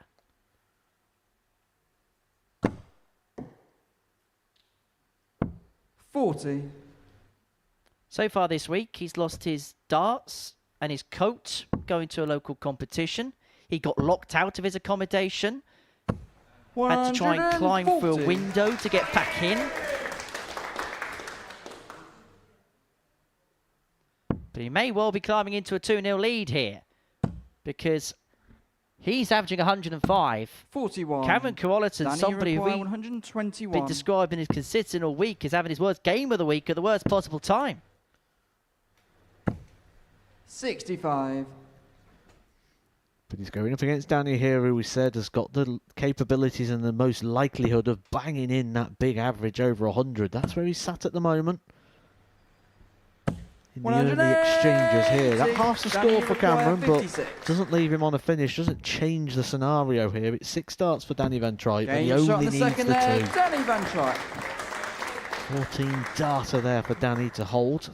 That forces Third leg Cameron is into have to go out Cameron in to 4. throw This is 12 first. darts or Game on. less. That's the level that you're serving up right now to the South African. Well, you mentioned in your pre-match comments right at the very beginning of the night that 134. this time last year you weren't overly sure about Danny Van Trijp. But is it fair to say that since coming off tour, he's just found another level, another little bit of a 100. liability about his game, and it's coming to the fore here? Yeah, I think that tour card days for Danny Van Trijp was development.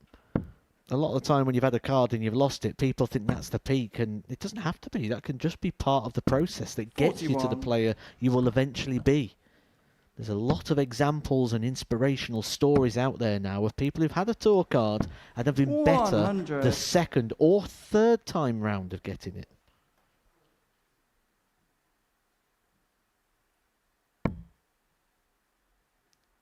I suppose Connor Scott's a great example of that.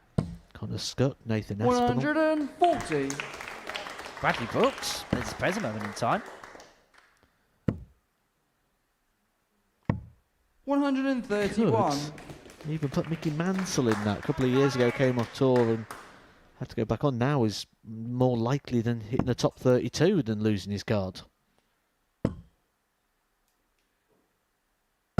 100. Danny, you require 170. Looking at the fish for 3-0, and that first dart situated perfectly. The bullseye was not far away. 145. Cameron Carolissen's heart would have been in its mouth. Cameron, And you require Danny Van Trijp very 86. visibly tells us how frustrated he was by that bullseye not going in.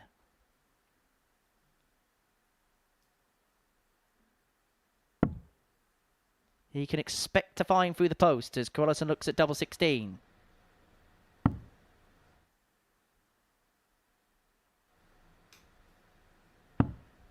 Not to be, and so Van Trijp back for 25 to move 3-0 to the good. For another 14 darter.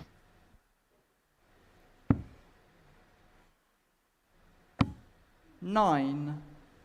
That one hit the flight on the way in, didn't it, for Danny Van Trijp? It wasn't as poorly a thrown dart as it may look Cameron, on first you require inspections. 8.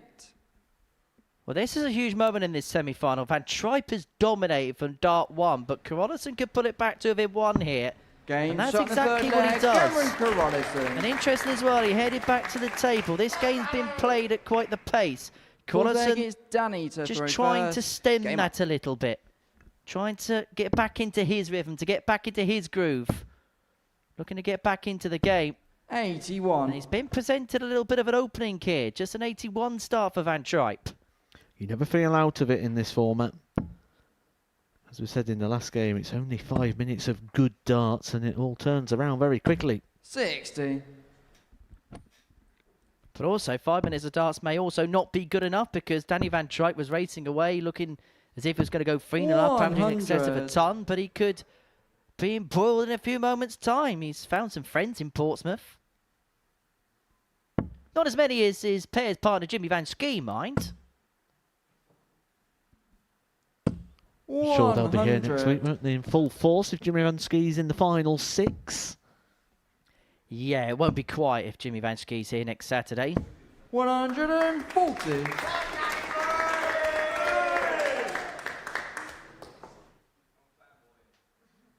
But Van Trijp just beginning to turn it on again. I say it was a lull, but it was just 22. a few missed opportunities which his opponent pounced upon. Looking to regain full control of this semi-final. 6 darts away from moving 2 clear 100. again. And always seemingly there or thereabouts after 9-12 darts in a leg.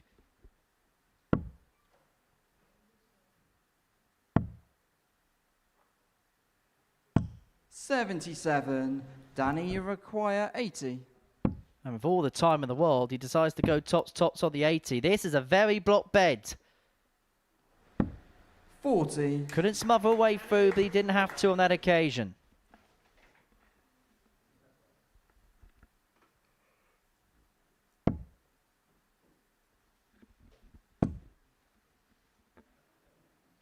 Carolissen, 60. it feels like he's Danny, going to you have to require 40. summon the spirit of Dean Finn in the previous semi-final. He trailed David Davies by 3 legs to 1 and 1 4 3. Van Trijp is 3-1 up in this semi-final and looking to close the job off. Fifth And leg, looking it's Cameron to throw for first. yet another final. Last time, Game up. in a weekly sense, he lost out to Shane McGurk. And I get the sense he'd go berserk if he was to go one better tonight. 96.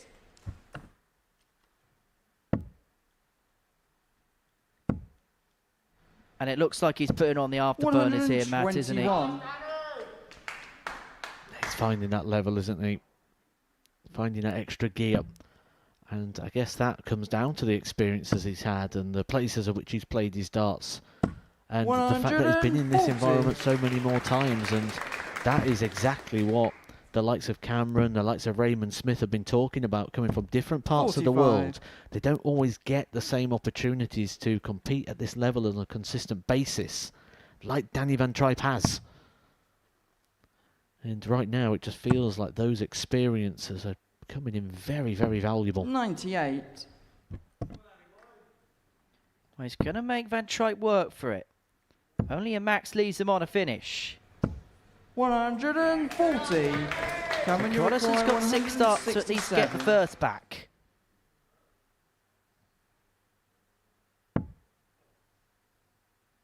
It's all about leaving it handy.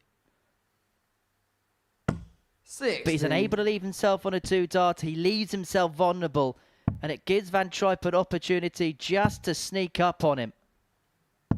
95. Great pick off of the Cameron, you last. require Leaving himself on a 107. 2-darter. Carolissen to save this semi-final, looking at 107.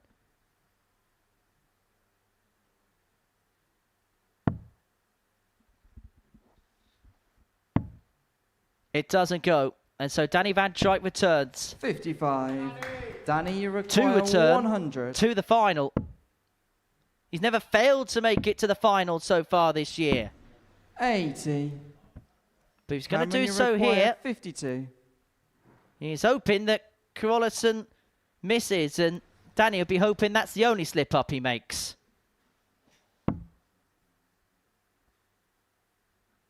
crowd trying not to burst out laughing. Game shot in the 5th leg. But who's going to have the last laugh in Carolissen. this semi-final, because it is a game that goes on. 6th Van leg Trijp is Danny to throw first. Game has left his mark in more ways than one. 140. Well, what was we saying about if you want a quiet life and how much he's, you know, what do we say? Calamity was the expression? Right, I've got an idea of a brand new reality TV show. 40. Owen Binks and Danny Van Trijp living in a shared house for a week. What could possibly go wrong? 140. I'd watch that. 100% I would watch that. 24-hour live stream. I don't think even they get through 24 hours, to be perfectly honest, but Danny Van Trijp is awfully close to getting through to the final. 81. He's 221 points away, and in this leg, Cameron Carolissen has not been able to provide any kind of opposition to it. Averaging 98. 140. That average now ticking just under the ton, and it looks like this is going to be it, Matt. Again, you mentioned afterburners. He's 300 points clear. Absolute quality here and completely eliminates the opponent from the equation. A 180 wouldn't have made any effect. Danny Van Trijp has got 6 starts here for the match. Require 81. To return to the final. 38. He slipped and missed the big number. Almost too casual with the last dart.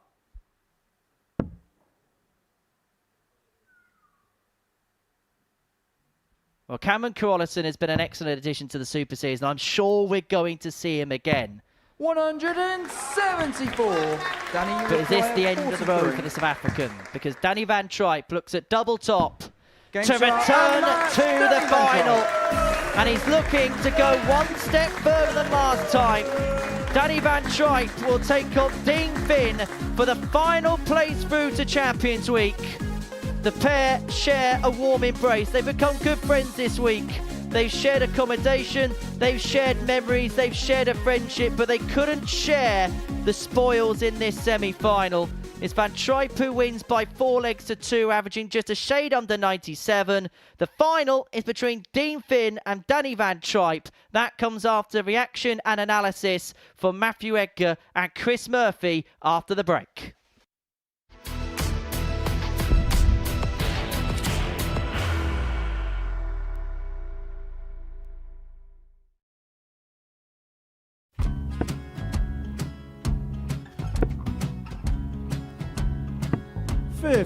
Charlie require 164.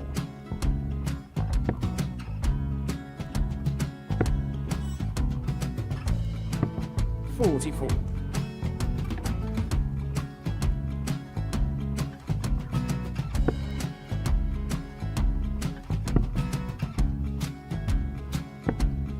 32. Charlie require 120. Well, 120. He's got a fair, at least 2 handfuls of this. Just needs to stay 60. there. That's a good shot. Halves his score. Leaves himself on a 2-darter.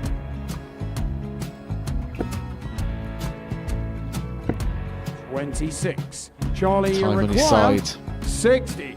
to become back-to-back singles champion.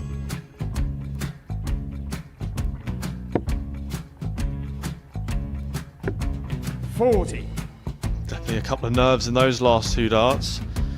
But he'll be coming back. It's a moment he's been in before this situation. Standing at the back of the stage, Charlie approaching the require jockey with a 20. chance to win the title.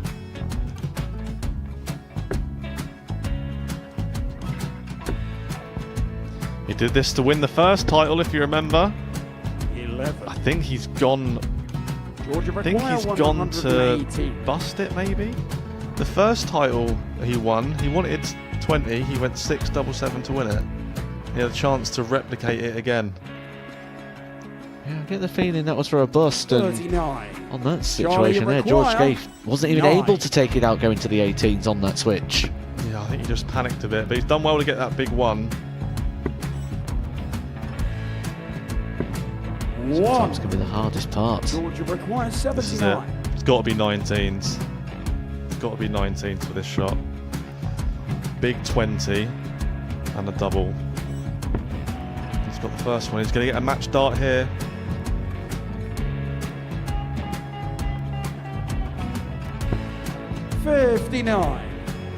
Charlie Threw the entire require body into that 8. one. Just didn't want to let go of the dart.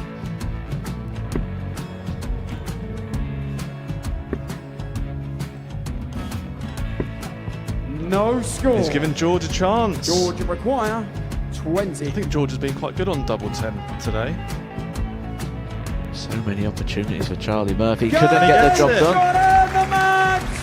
And the Red Dragon George Modus Skate. Super Series Influencers Champion, George Skate!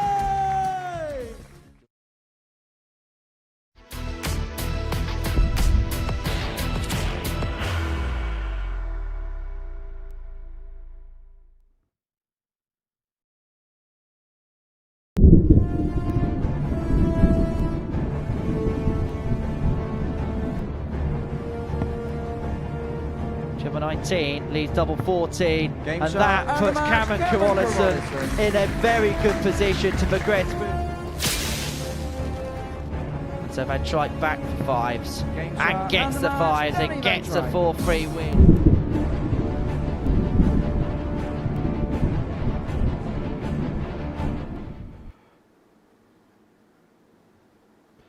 Yeah, that semi-final. Before the break, Danny Van Trijp against Cameron Carolissen, a 4-2 victory for Van Trijp, putting him through to the final, where he's going to take on Dean Finn, a 4-3 victor over David Davies. A comeback win for him. Matthew Edgar is alongside me. Matt, let's talk about what we just saw there. At the end of the road for Cameron Carolissen, but a fantastic campaign where he's certainly done himself no harm in the world of darts. No, yeah, I think he's really stood out this week, not just in regards to the quality of the darts he's thrown, but his whole demeanour and everything that he stands for within the game.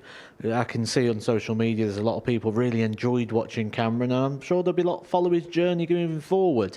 And I think it's going to be quite a long journey. I think he's going to be going on quite a journey of discovery for himself and how far he can go within the sport. And I do see him on that tour one day, and maybe very soon.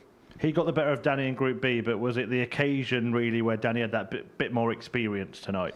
Yeah, I think we summed it up on commentary quite well when we said that Cameron's been the most reliable, but if you're looking for someone who in one match is going to have a burst, Danny was always the most likely to do that, and he did, didn't he there? Danny had some real good spurts and just sort of got his nose in front at the start and then kept Cameron at arm's length throughout. There was a lot of times he really did sort of put him into a position where he had no effect on the game. But the last leg, for example, even a 180 wouldn't have brought him back into it. The time he hit the 180 to half the score didn't leave him a finish. Danny was sort of more than 3 darts ahead of him for the majority of that game. In the other semi-final earlier on, I mean, David Davies, he was a good few legs ahead of Dean Finn, who came roaring back at the point when it kind of looked like David Davies was just about to cross the line.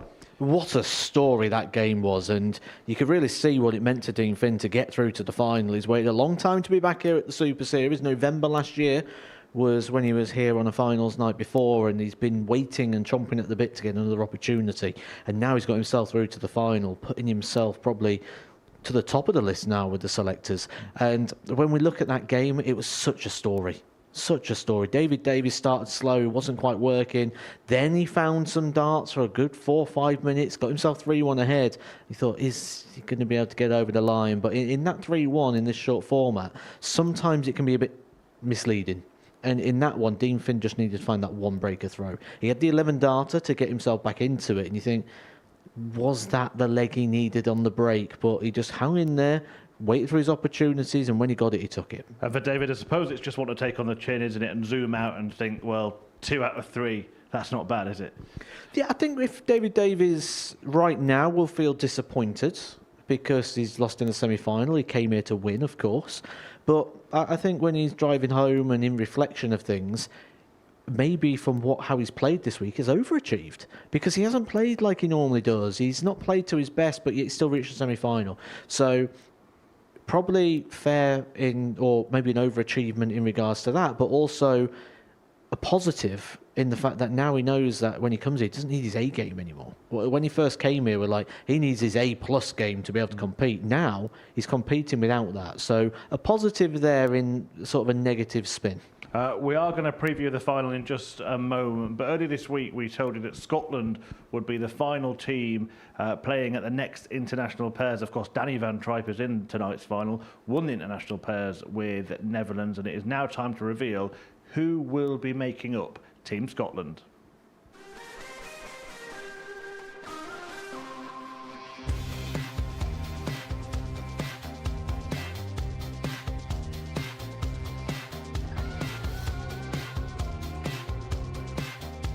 Micro step to his right.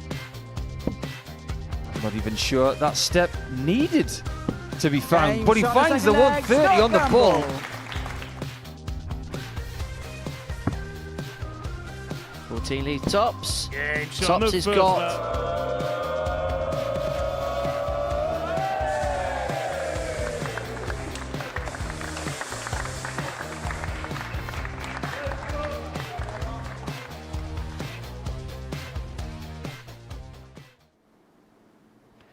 Yeah, International Pairs 2 gets underway on the 25th of August. The first event was absolutely brilliant. And this one, well, we've got some new nations in there as well, the likes of Canada playing Jeff Smith and Dawson Michelle making a return. We have Andreas Harrison representing Sweden with Anton Östlund. England sees a switch of players, Steve Beaton and Adrian Lewis, and Scotland will be keeping Scott Campbell, but Robert Thornton's coming in this time instead of John Henderson. And well, Scott Campbell kind of deserves to keep his place for that 9-dart shootout alone last time, Matt. Yeah, 2-1-80 is absolute class under that sort of pressure, and the dynamic of that was quite interesting as well, with him going into bat with the 6 darts. A lot of trust put into him there by his partner. But what partnerships we've got there, that is for me. And we probably use this quite a lot where we say that's the most competitive week or that could be the best week, but I don't think we could possibly get a more competitive lineup where you look at the likes of Adrian Lewis and Steve Beaton, you'd say they're surely going to be big favourites, but then you got the defending champions in there in the Netherlands. You got surprise packages. I said the other day, keep an eye on Switzerland. Bruno Sturkley and Stefan Belmont, they're going to be dangerous, and there's going to be a lot of dangerous partnerships in there. That's going to be an excellent week. Yeah, and it was really good last time, really well received as well, that the team dynamic, having 6 people on the stage at one point for the 9-dart shootout. How does that change things? Why is it so engaging for audiences to watch? It's a different format, it's a different vibe, and it's a different feel for the players as well, because you can't get into a rhythm, you can't get into a flow. There will be players struggle with this, and there'll be people that thrive with it as well. We see it in the World Cup of darts as well, don't we, that just because you've got 2 great singles players, they don't always make a great pair. If that was the case, Luke Littler and Luke Humphries would have won the World Cup, and they'll win it every single year for the next 10. But we know that's probably not going to be the case, because one thing you can't get is flow, you can't get rhythm, you can't get the feel, and a lot of players rely on that. I mean, Adrian Lewis is a player that relies on feel and rhythm. Is he going to be able to get that when you've got to wait 3 times? You know, we say about hard players to play, and you look over the years, you look at Mickey Mansell, Brendan Dolan, Justin Pipe, Andy Hamilton, those players that are a bit more methodical in their approach, and that's just one player. You've got to wait 3. So you can't quite get into that rhythm, which does add that different dynamic, and then you've got that dynamic of when you play by yourself, you know what you want to leave, but when you come back, it's changed again. So the pairs is an excellent watch, and you know, to get it all week is brilliant. Certainly is. Look, the dynamic between the Dutch team was fantastic, but they could be rivals come Champions Week if Danny van Trijp can get the victory this evening. Jimmy Van Ski, his partner, already through, and Van Trijp is 1 win away from joining him at Champions Week. But Dean Finn has shown you cannot write him off. And we've tried to. Well, I certainly have, haven't I? I've thought sort of wrote him off in Group 1. I wasn't sure in the semi-finals. You know, we're learning all the time about Dean Finn. I think I described him as a fighter in that last game because he just doesn't know when he's beat. You know, and then that last leg, he opened with 38. After a let out of emotion, you think, has he gone a bit too far here? Has he gone too early? And then managed to get back on again and carry on. So he's going to put a fight up here to Danny van Trijp, that's for sure. And Danny, he's one of those, isn't he, where in a final like this and you look at it and you go, how well he's playing, is he now starting to peak? You expect him to peak in a final, but I just think Dean's just going to keep closer order than Cameron did. I think he's going to just keep tapping him on the shoulder. Has won the bull, Danny Van Trijp. Could that be the difference come the end of it? It is if he starts well. You know, winning the bull can be great, especially if it goes to 3-all, but it can also be a problem. Because if you don't start well, if you come up there and you have 6 or 9 bad darts where you're just trying to get the feel for the game, you could have had your throw broken. He goes up and holds. You're 2-0 down. He's halfway to victory. So it can be a little bit of both ways. I don't think that's going to be the problem, though, for Danny Van Trijp. I think he's going to hit the floor confident here. Right, your last chance to write somebody off. Which way is it going? I think you've got to go with Danny on the evidence of what we've seen so far, but it wouldn't surprise me if we're sat up here with Dean Finn in about 15 minutes' time. There we go. We will find out. The final is about to get underway. It is a Dutchman, Danny Van Trijp, taking on Ireland's Dean Finn.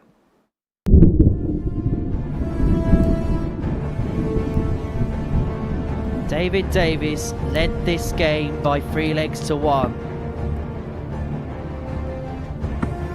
But it's Dean that wins the race to the finish and is into the final. Because Danny Van Trijp looks at double top to return to the final.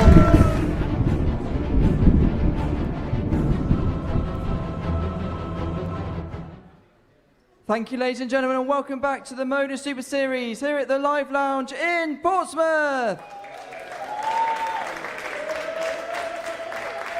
It's now time for the final. Would you please welcome, from Ireland, into his first weekly final, Dean Finn. And would you please welcome from the Netherlands, into his second weekly final, Danny Van Trijp.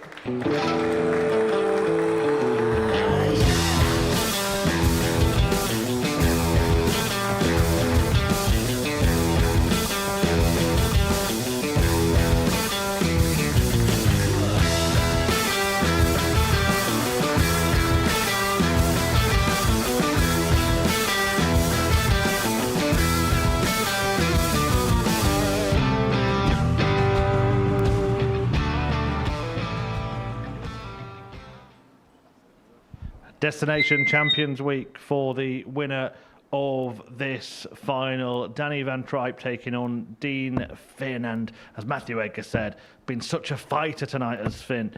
Let plenty of emotion out during his victory. He started with that stunning win against Raymond Smith earlier this evening, and now he is up against Van Trijp here at the Live Lounge.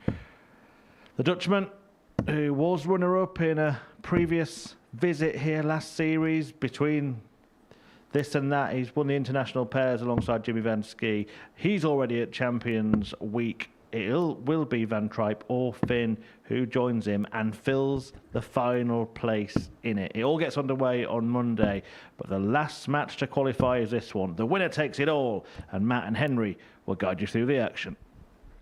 Thank you very much, Chris, for the final time this evening. And so, to the long and short of it, when this game is completed, we will know the 12 players that will participate in the 11th Champions Week of the Modus Super Series. Neither player been there before. Dean Finn is into uncharted territory. Danny Van Trijp has retribution on his mind. He lost to a player from the Republic of Ireland in his last final in Shane McGurk. As for Dean Finn, a victory here would be the finest he has ever had anywhere. He has shown courage, he has shown great character, he's shown us great darts. But this is a man that is very experienced when it comes to this course. How do you see this one going, Matthew Edgar? Well, the evidence of what we've seen so far, you'd have to make Danny Van Trijp favourite. However, Raymond Smith was the favourite, and Dean Finn dealt with him. Dealt with him very well. 4-1 in his opening game this evening, and 65. It's going to cause some interesting moments, but Danny started well. That's what he needed to do. When you win the bullseye, you've got to come out and cash it in. You cannot lose that opening leg, and Danny's 96. Making sure of that here. Danny, you require 116. Got off to a quick start in his opening game against Dean Finn. Got off to a quick start in his semi-final. And gets off to a quick start in the final as well. A 1:16 checkout to win the opening leg. Danny Van Trijp on the board. A 12 darter and sends out an instant statement of intent to his opponent. Well, the only way Dean Finn was breaking him there was with the 9 darter. Anything other than a 9. 72. He wasn't getting a go. As I mentioned, these two met earlier on this evening. Danny Van Trijp won 4-2. Actually had darts to win the game by a 4-0 scoreline. Hit 4 180s in that contest. Dean Finn needed a couple of legs to qualify for the semi-finals. He got that. Danny won the game. And now they meet 45 in a straight knockout match. The final match that will determine the final spot through to Champions Week. Good list of players have won Week 12s in the past. Chris Mason won the very first. Jared Cole won the last one. We've had a former series champion come through Week 12 in Scott Taylor back in Series 6. And it really is a case of winner stays on, because you get through tonight, you're back in play next week. Danny Van Trijp realistically is probably going to be playing in Group A. Dean Finn probably will have to do it in the second half of the week. 140. But Danny Van Trijp here means business. This is a quality start, isn't it? A 12 darter in the opening leg. He's on for the same sort of equation here, and just like in his game 46. against Cameron, Danny, making his opponent 96. irrelevant. There's nothing the opponent can do.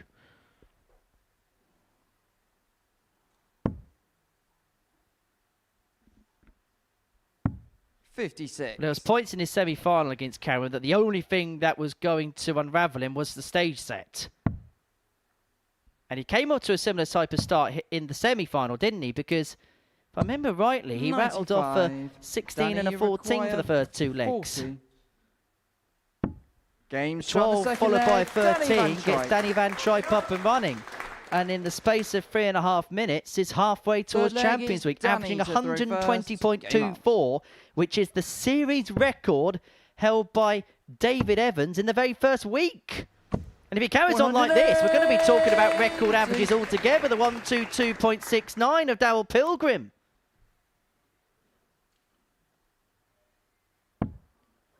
We are watching something very, very special from someone who is becoming 44. a very, very special player.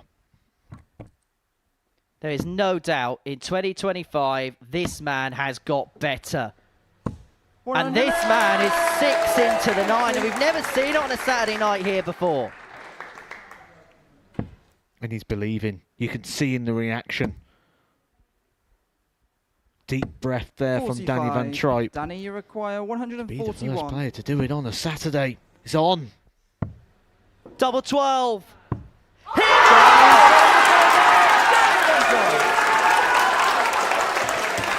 Van Trijp is the first ever player to hit a Saturday night 9 darter. And just listen to the frenzy. How about that? He's on the cusp of a record average here. He could be on the cusp of a record average in a broadcast match. 132.62 right now.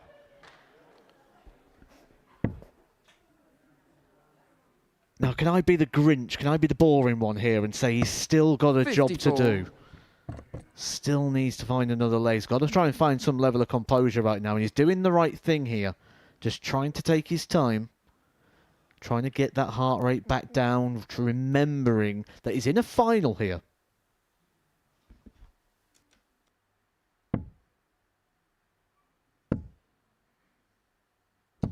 $100. That's quality, that, from Danny Van Trijp. Just had to try and find a little bit of composure. Had to try and remember what he's up there for. It's very distracting at times, that 9 dart, especially with that reaction. That was actually his worst scoring visit in terms of a visit prior to going for a checkout. But this is the issue now, isn't it? Where, because he's had the 9 dart, he's got to try and bring himself back down to an equilibrium, because he's got a final to win still.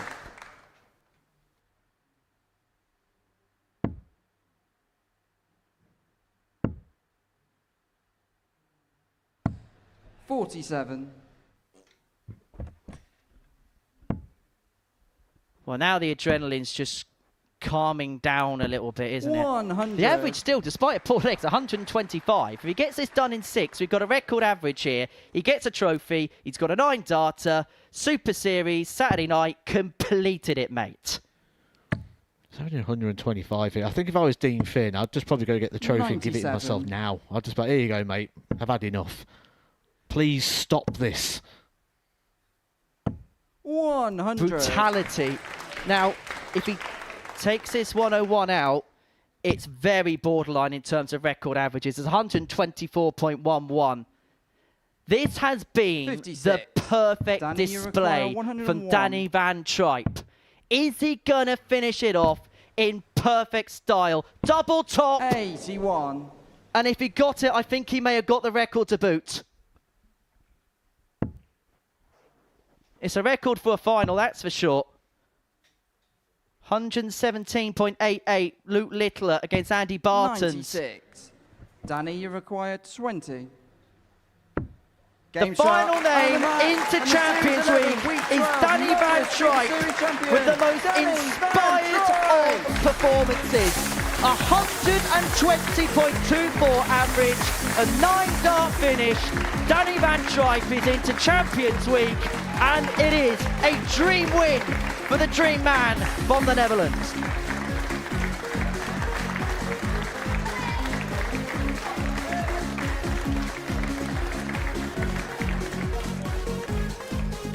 Wow, what an incredible final. What a moment for that man. Danny Van Trijp.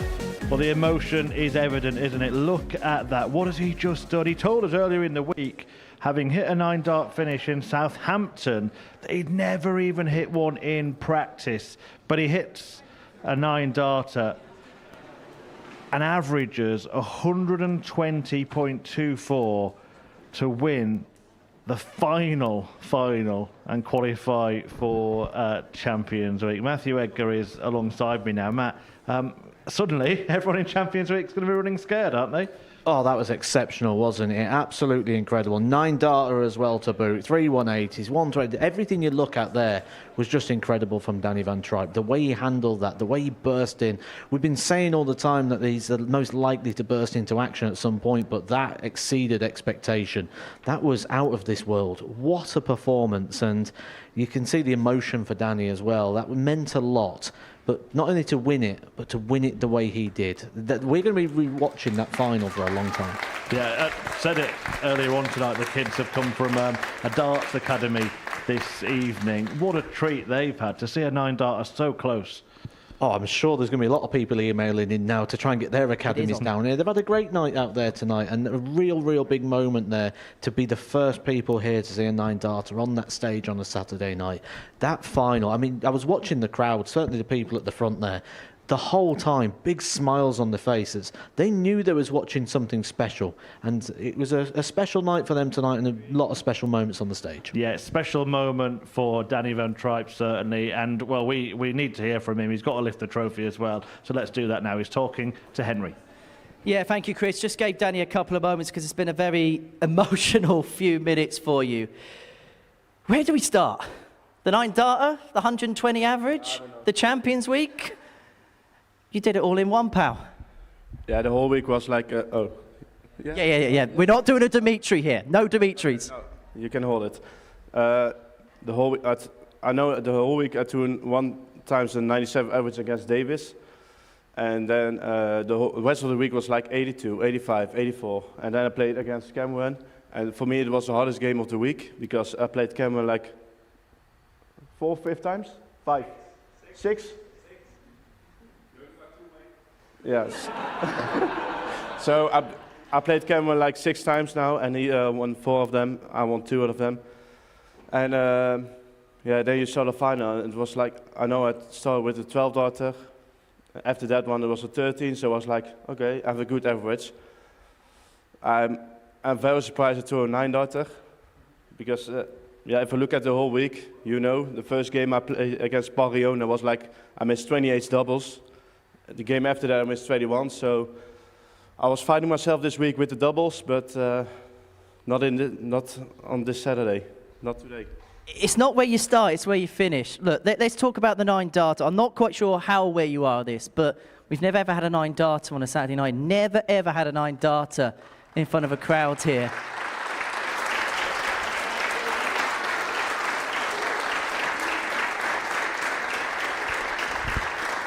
I know this is a very emotional one for you. First of all, let's talk about the 9 darter. In that leg, it didn't even look like you're going to miss. There's some 9 darters where I think a lot of people think, oh, this ain't going to happen, it's going to. It looked like it was going to happen pretty much from the second visit.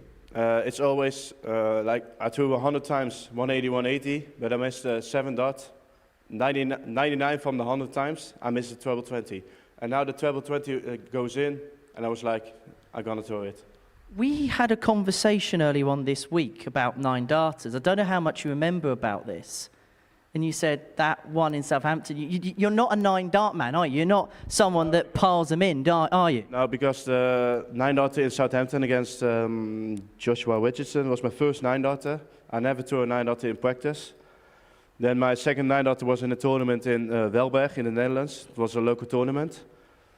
And this is my third one. And I've still never had thrown a 9 darter in practice. So I have 3 9 darts now, and 3 9 darts in a tournament, and 2 are televised on television.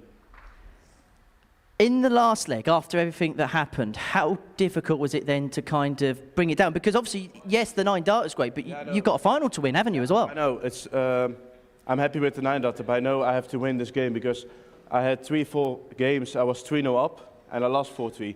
So I'm happy with the 9 darter, but I thought by myself, Daddy, focus now. So I need a little bit time because, I was getting emotional, and I was like, oh, no, Daddy, don't screw it up. Don't do it. And then I started the leg with 100, 100, 100, and then I was like, okay, throw the double, and you're fine. And yeah, I won 4-0. Dean was a good opponent, and he did it well, but I saw it like, it was 120. 120.24. Yeah, so. You're not going to like me for saying this. We think you missed a double to break the record average here. In the final? In the final, yes. Record average in a game here. You got the record average for the final, but the record average in a game here, full stop. Where's the record? Record 122.69, Dal Pilgrim. You've broken the record for a final. Yeah, but he can play darts, so it doesn't matter. Well, you're going to be playing darts next week. Don't quite know the full mathematics as to which group you're going to be in yet, but you're going to be playing darts next week. Now, how do you get yourself from here into Champions League? What's going to be the plan? Is it just going to carry on, tick over? Because I suppose you've got that arrangement of booking hotels, sorting things out. First, I'm going to call my boss because he's expecting me on the Monday. So, I don't know which group I am, but yeah. Sorry, Suren, I'm not coming Monday. How much leave you got left? Not many. And look, this has been an incredible year for yourself. And me and Matt were in commentary earlier on this evening, and we've been talking about how it's felt like this year you've come of age a little bit. You had your couple of years on tour. It wasn't as plain sailing as perhaps you would have wanted it to be. But do you feel like this year you've come back to this level, a better, more complete player than the one that left the tour at the end of 2024? Yeah, because when you have a tour card, you can only throw the tournaments, the Pro Tours or something like that. And I've lost my tour card, and after the third week of Challenge Tour, I won a tournament, so I was number 8 or 7 on the Challenge Tour. I didn't get invited for every Pro Tour. You can play every Challenge Tour, you can play every ADC tournament, you can play every Modus event. So I throw a lot of more darts now, when I don't have a tour card. And for me, now it's better for me, but I hope I'm gonna get my tour card back. And but for now, I have 2 times Modus left this year. Oh no, 3 times. Yeah, because you could have 4 potentially. Yeah, 4.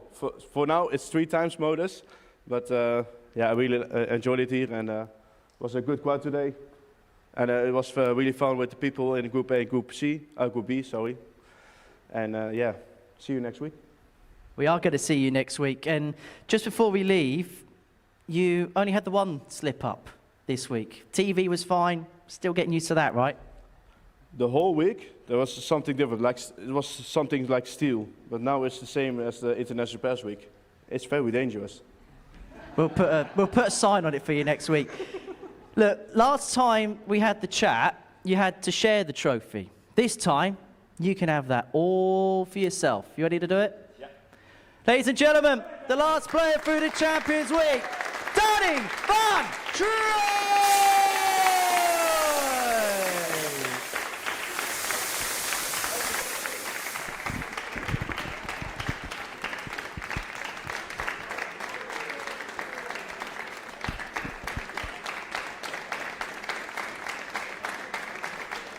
Yeah, there we go. Then he lifts that trophy, Danny van Trijp, after the most incredible performance in a final. He said he was surprised to hit the 9-darter. Were you surprised to see that performance from Danny van Trijp? Not at all, no. He's always the player, isn't he, that you say if someone's going to step it up, it was going to be him. And he might have been surprised to see the 9-darter go in there, but I'm certainly not, because you tend to find 9-darters go in when the mind wanders somewhere else, when you're sort of not thinking about the individual moments, when it gets lost in the game. Normally when two players are battling it out, but Danny van Trijp there was battling it out with himself to try and pick up his first weekly title. It was incredible darts at the time. He stepped it up even more then. And as you said earlier, he's going to be a real danger now for Champions Week, because one of the things is whenever you win anything, you almost get this feeling of a invincibility around you. And that's what Danny would have had in this game here. And now he's only got one day before we go back and go into Champions Week. He's going to go into that full of confidence. Yeah, absolutely is. We're just seeing the 9-darter here. As you say, it just looks so easy at this point. Probably what is puzzling, and it certainly was reflected in his interview, he talked about all the darts he missed at double earlier in the week and stuff like that, is how has he not just blitzed through the entire week this week?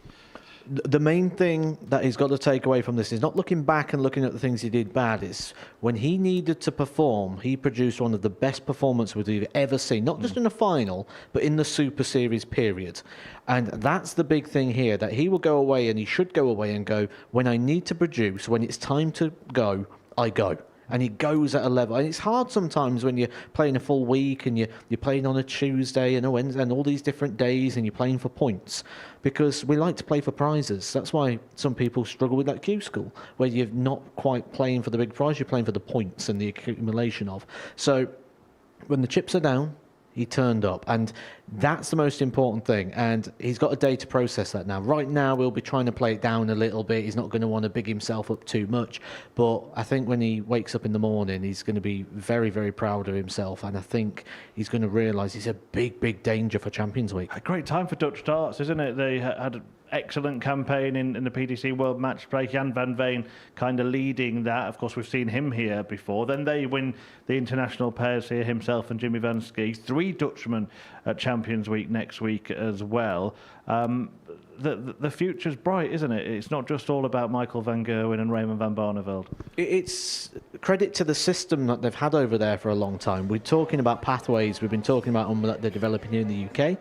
We've been talking about African darts. We're talking about darts in Australia. And both Raymond Smith and Cameron have been talking this week about how important it is to have those pathways and those developments in place.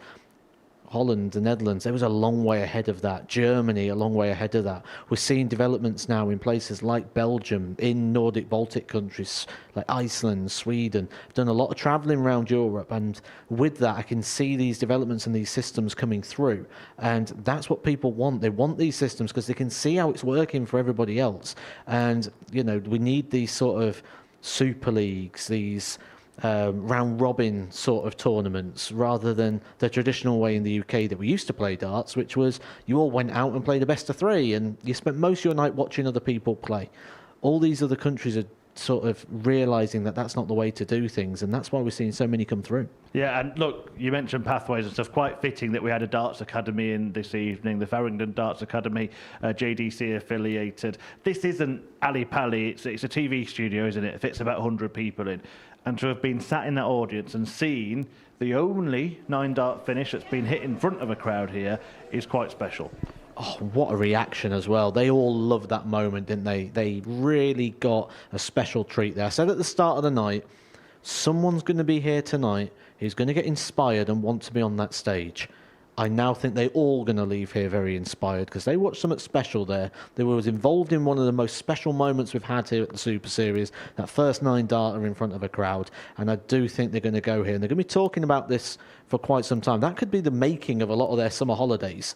And the fact they've stuck here till the very end, it's quite a late night for them, I think they got the reward. Yeah, certainly. Danny Van Trijp got his reward, and we can now exclusively reveal the groups for Champions Week coming up on Monday. Group A, Shane McGurk, Derek Coulson, Jimmy Van Ski, Jurjen van der Velde, Scott Taylor, of course, a former champion looking to do it twice, and Graham Usher takes a final place in Group A. These places are decided by their average over their winning week. Group B will feature John O'Shea, Adam Gavlas of the Czech Republic, and Jeff Smith of Canada, and the former world finalist Andy Hamilton will join Richard McKee, and Danny Van Trijp, whose 120 average in the final wasn't enough to lift him out of Group C. But it's an incredible lineup, isn't it? I think one of the best we've had, and it's very difficult to pick a winner. Yeah, I don't think it's a week where, you know, in the past we've had ones, haven't we? When Raymond Smith won his, he stood out. When Luke Littler won his, he stood out. With this, we've got a lot of players that stand out, but there's a lot of players that stand out. And, you know, we've had conversations this week off air between ourselves and between the staff here at the Super Series about who we think is going to go and win this. And I think everyone's got a different opinion. And I'm sure if you was to run a poll on social media as well, I think you would probably find that it's very, very split with a lot of varied opinions. But I do think on the evidence of what he's done in this building before, I think Jimmy Van Ski may go off favourite, but I certainly wouldn't want the job of trying to price that one up. Yeah, absolutely. For Danny himself, might it just be a slight blessing in disguise to have a bit of time off before coming again, particularly after such an emotional night tonight? Yeah, definitely. Absolutely. You'd want that. And it's been a long week for him. He's just had 6 days of darts, you know, so the last thing you want to do is go back into another 6 days of darts. So he's got I'd say tomorrow, don't do anything. Just enjoy it. Let it sink in. Let the emotions settle, because it's not just physical that you go through the emotional side as well. And then just a little bit of light practice, start building back up to it. Just keep those positive vibes going, and he could be a real, real threat. Tonight, I mean, recency bias is a thing, but I don't think this is it. That has to be the highlight of the series, doesn't it? Oh, absolutely. Absolutely. We nearly broke the record average. We had the first 9-darter on a Saturday night. We had a full house to witness and enjoy it. A darts academy as well in here to witness that. It's been a great night of action. Lots of stories unfolding, and what a way to end the series. And how will he be feeling now as he leaves this venue, having done something like that? Right now, he'll be crashing. So he had so much adrenaline there. It was all a massive high. It's great. I've had that. He's come off. He's been having photos, autographs. He's been doing all sorts of things down there. He'll get to the back room. He'll sit down and he'll just dump. It'll just all leave him, and he'll leave here drained. He'll have slumped shoulders. He'll be tired. He'll get back. He'll be tired, but he won't be able to sleep because he'll still be buzzing. It's like having a coffee before going to bed. It's a horrible place to be. But this is where he's lucky now. He's got the days off. That's why it's so important. I can cast this back to some experiences where I've been last on in a UK Open, and you come off buzzing, and then you realise you're on at 12 o'clock the next day, and you can't sleep. You're laid awake at 3 o'clock. You get annoyed by yourself. You're like, why can't I sleep? He doesn't have that. He's got the luxury of time.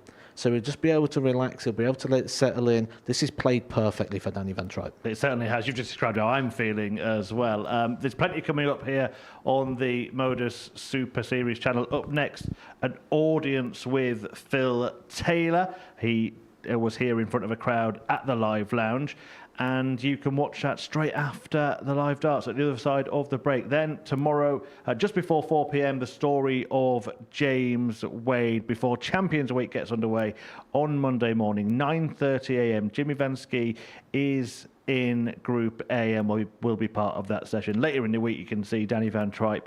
He'll be in Group C. And it's Champions Night, of course, next Saturday, when we will find out who will add their name to the Roll of Honour and pick up £25,000. An absolutely fantastic way to end the series. Champions Week gets underway, but it was a performance of a champion and the perfect leg, maybe even the perfect performance from a delighted Dutchman, Danny Van Trijp, who just stole the night tonight. What a finish! What a man! The drum roll finishes, and the target is hit. And that was it. And it comes on finals night, and it's another Dirty